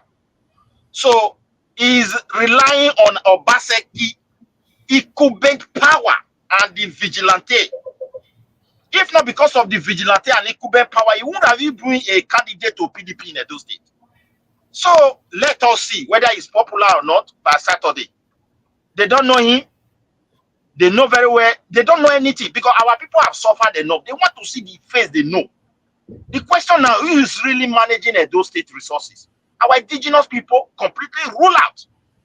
So I don't know. Let's wait and see. Even Obaseki will, that place, that vehicle he rely upon, the four-wheel, one is already out. So I don't know where the three will take that to before they will collapse. Let them go to threaten Nigeria. They have done it. They have been saying it. I think this audio online said it too. They will burn Nigeria if they don't win. Election is do or die. So APC will let them know whether they are really in power. You know what I'm feeling. I'm feeling the vibe of 4 years ago when APC would do all this grandstanding. Obaseki is not popular. Obaseki has failed. This, that, the election come over 80,000 votes that they beat now. Listen. No, what gave up 4 years ago? Say it is diaspora. Sympathy votes, right? Yeah, that's what people always say. Sympathy vote. Look. The diaspora gave him that vote, gave him that chance. The diaspora, Edo diaspora. Everybody can testify to it. Okay, guys, can I say something again? I watched one video this evening of Obaseki's wife. I don't know if it's true or not. He said Oshomole didn't want to run as governor. He was Obaseki in Lagos with his friends that said they want to look for somebody who will take over the governor in 2006. And they called Oshomole as the Labour leader. Even Obaseki didn't know Oshomole at that time.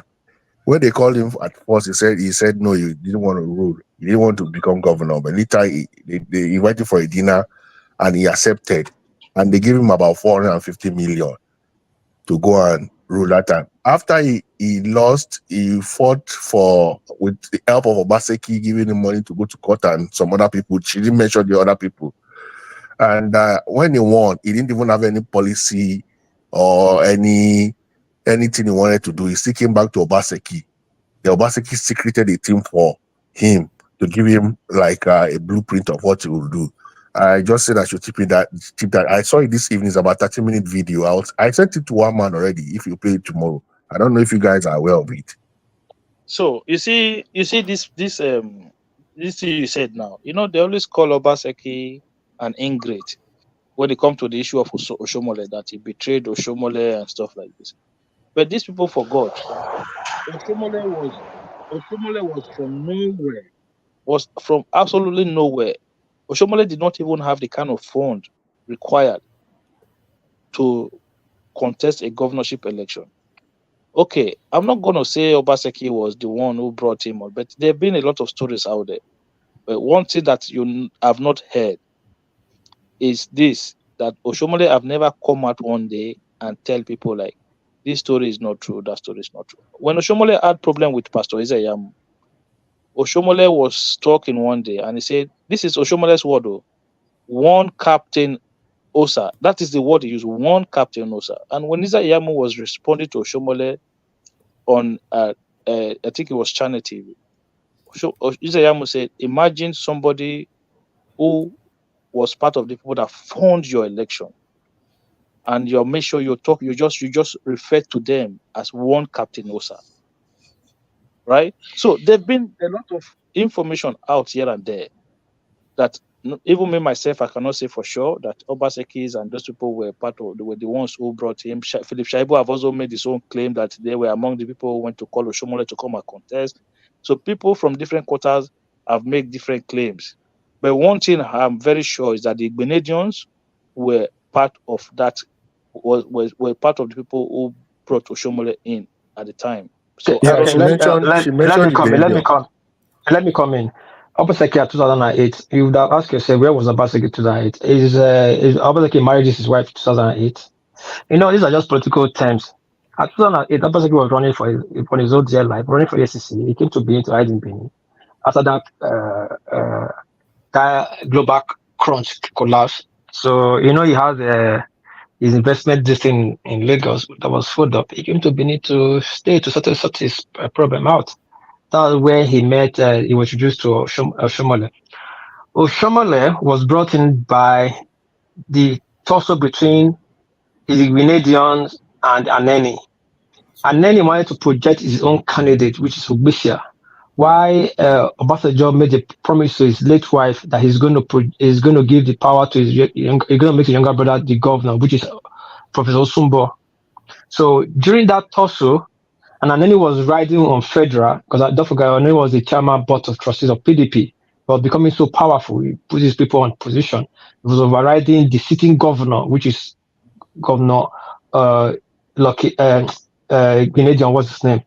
Lucky Grenadian. Now, what now happened? So they wanted to override Aneni. So they went to bring Oshomole. They were looking at a popular person that can rival Ogbisia. So they went to Oshomole. Oshomole was a labor then. He was popular labor because Oshomole was radical. So but Oshomole said he does not have fund. He wants to call. They said, okay, don't worry, you come.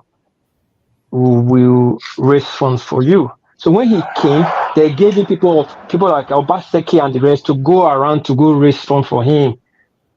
Not like Obaseki have money to give to him. The people that sponsored that election was Letos, Captain Osa and the likes of the other big wins in Edo and the governor himself. So they now form a grace group, which with Zay Yamo and the rest, we're now fighting Aneni underground.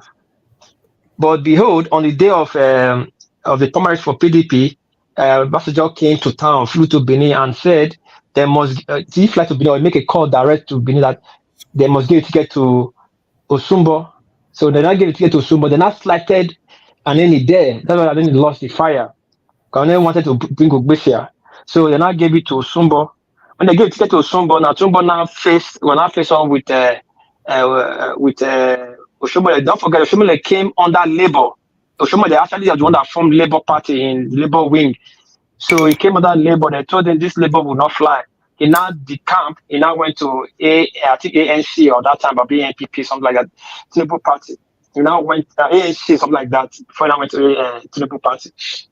So he now ran against Osumbo. Then Osumbo won. Oshomole actually won, but they ring it because everybody was for. Because nobody liked. Because people were tired of Lucky Grenadian, so people just wanted PDP out. They voted massively for Oshomole, but at the end of the day, they ran the election and they gave the power to Osumbo. A year plus almost into the election and into the government, since they didn't allow Aneni government person to become the governor. And then he was not happy with Osumbo. And then Osumbo was never in good terms. But Osumbo always see Aneni as a radical. And well, you know, Professor Osumbo is a professor. So Aneni never liked Osumbo because he's on his high horse. So at that time, Aneni was in charge of the government then, Jonathan's government. But since Aneni, when the litigation and settled themselves, you see, was the Aneni that put the court through to according allegedly to the. Then there was no Supreme Court not just Supreme Court, but Supreme was not Supreme Court that handles court that time. I think court tribunal they call it was two. I think appeal. They make court and appeal. That's it. So they still made the court through to give the verdict to Oshomole. That's why Oshomole was under Aneni for a while. So then make the court through. Okay, since they have told you the differences, give the court favor Oshomole for the governor. So they now give Oshomole the governorship election through the court. Then that's why Ezeyamo was his chief of staff. So all of them now brought people. All the people that helped him, they now brought people for appointment. And then he brought his own. Dr. Major brought Ezeyamo and on and so on. The first Shomole's first regime, he was handicapped because answerable to a lot of people. That's why he couldn't do anything. But towards the end of his first regime, he started getting momentum, aligned with the people, the power that being in Edo State, started fighting. If you notice, he fought against Aneni a lot. You'll be wondering, why was he fighting against Aneni? Aneni is a different party, he's a different party. But it was Aneni, you had allegiance to Aneni. The Aneni was the people that actually make the move for court to give him the verdict. So he fought Aneni, and like of the Igbenejot, after he fought Aneni, he now turned back and fought Igbenejot. This time himself, the people that brought him, and he fought a lot of people. The only person I know he didn't fight was Atinosa. Meanwhile, they gave him the this guy now, what's it called? Obaseki, because he was a investment banker that has issue before, to come and work the economic side of it. Because Shomele had no experience in government. The Obaseki now brought Aswe to come and consult. Aswe said that the state cannot pay him because that time just was really broke, but he will work for free, consulting for free. He was working for pro bono. So they were working as an economic team, heading a Somali economic team to fix the economy. If the Somali regime was good, then you will give kudos to them too. If it's bad, then they are part of it. So that's how Obaseki came into Somali's government. Obaseki does not have 450 million naira to give to Obaseki. Those are just fallacies. Obaseki was running, hiding for his own debt. He came to hide in Ikpopan 2008. I should forget all this story. I should not be bamboozling anybody. No, it's all right. Can you hear me? It's political story then. Yes, of course, it's political story. They can tell that to people that don't know, not that we that is inside.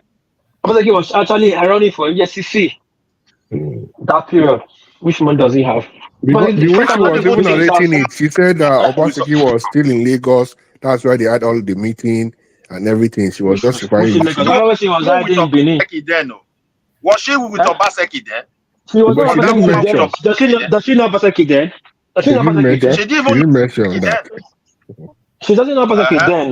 Now she coming up and said she got. But according to the story, she said sometimes when they have meetings, she's serving them food, so she hears even some of the discussion. Believe that.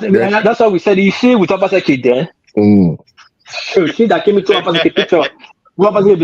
She only came to the picture. She only came to the picture when Obaseki was about to become governor. That way she came out from mysteriously. Which one be? Obaseki came ran from Lagos to Benin to come and hide in Benin for ESC's case. Was she there? When Obaseki was hiding in Ikpopan, was she there? So all these their stories they are saying now. So these are fallacious story. But anyway, with this current election, anyway, I just thought Monday Ekpebolo is doing a lot of things, even in their campaign. I don't know if it's campaign walls, they are rolling buses to carry people for free from one place to another. And he said he has always been doing that. So that's just what I think, that grassroots politics. Let me quickly reply. See, our people, they are not willing to follow somebody who have good heart anymore. It's just like when you present yourself, you speak this grammar, good expression, and when they look at your background, it's an investor, it's a banker.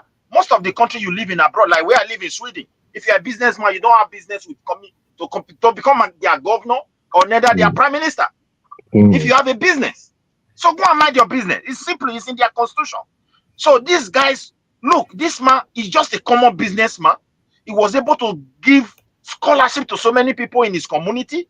He was even helping them with Bueo. When he saw that these guys were too much in their forest, this Fulani, and the governor is not doing anything, he mobilized his people. He gave them vehicle, he gave them money, and that is why they called him to say, why you not go for this Senate? This man where they know they do anything. The guy can pay surprise, they vote for heavily. So let us be he honest. won against an incumbent. He won against an incumbent senator. My brother. He won against somebody who don't get money where. When they do people tire for person, he get the way the election they be. That's why people they say, Aswen go daro. They don't know the pain where do people get. Go to our villages, This man just confiscated the entire land, all in the name of reserve, and he gave it to strangers. And he said it's a mechanization farming. These guys don't even have history of agriculture, for God's sake, none of them. And you gave it to them. They are not transferring the know-how to your people. They are not doing anything that will benefit the future of anybody. Let us be honest. They are not winning. They know it. They want to cause confusion so that when I next say this man win, they said, yeah, they rang it. Which kind of ringing? How are they going to ring a do election? It's not easy to ring any election in a do.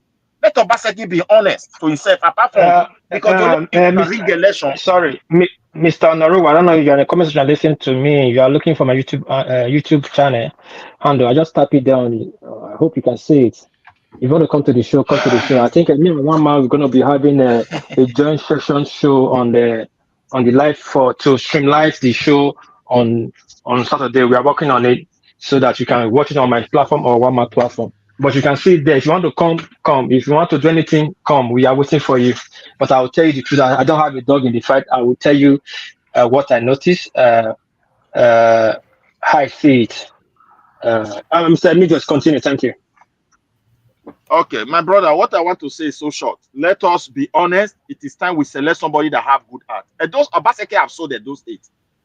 Now, most of the land where they go and destroy people's house, they are already selling them. How can you do that? This reserve has been, if there's even reserve, are you the one that made that reserve? Why are you selling them without consulting the indigenous people? You have to work with people that owns the land, if that's the case. If you really want your aim and objective is to come and develop them, that should be your priority. So it's sad. Yeah, it is. But anyway, Saturday is just by the corner. We'll cross our hands and see. But for me, I'm not a part of the people who want to hear people speaking grammar or anything, because I even detest it when I see on TV, especially on channels, when they say that your APC candidate cannot speak English. Is that the yardstick to be a good person? I don't know if our media has decided to look so low. The guy can speak English naturally. He has a problem when it comes to children right from birth. That's why they gave you that Akpakomiza. So when some children talk, they difficult for them. No. So It's not even about that one. Intelligent person. Midwest. If yeah, Akpakomiza only speaks Edo language and he is the good person for the Edo, media is not is not the person that will be saying he doesn't speak English. You don't get what I'm saying? We are Nigerians. Coming to express yourself is not the yardstick, but knowing what to do. They check what leave on unless if they have never mentioned that this guy has been doing this before. The only hammer on he's afraid to come here, he doesn't know what to do. No, that is what I detest a lot. I don't know if you get what I'm saying. They should not bring our election to only speaking grammar. It's just the reality. That's the situation. Our people just want to market somebody. Look, Obaseki is an economist. You tell us what we have benefited as in terms of economy. Nothing. He travel, he studied from America. All they want is they are just transactional people. How to make profit at all costs. They don't even have their people in their mind.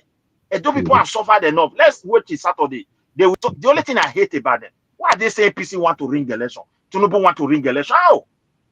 You did local government chairman election and councillor, only your PDP one. The rest people, even for them to approach court, there's a paper is supposed to give to them. He didn't give anybody. Ordinary big board, where they put for center of a city. No space for other political party. No space. The one where Akpata put there, they destroy all of them. If not for Abuja, they can't even campaign. Therefore, don't buy many people for Edo. They want to create fear and horror into the heart of. If he doesn't sign, what can? Obaseki is too small to fight when it comes to Benin something. People just they look at. Make immunity come out. I tell people, say this guy 915 Benin people. Don't worry, make that immunity come off. You go see crisis. If Obaseki enter Benin, when they don't come off for power, go mark my word. Lucky Benin don't know what he put to upon not the influence of his father for that land for where they be one killer for Bermuda Stadium. President say now he insult. Okay, he has a problem with the Oba. He has a problem with all the old people who receive for PDP. He has problem with the dope market women. He has problem with the youth. Even when you look at them now, PDP in those states, those who know how to win election not did there again. Now the new face. Midwest. Thank you, my Let brother. me go to bed, though. Bye. Mike. Okay. We're out. Mike, All right, man. Good talking, man. All right, thanks. I think you guys should put your money where your mouth is. And I just a fight. It's even a bet. I just a shout. All right, let me end the show, man.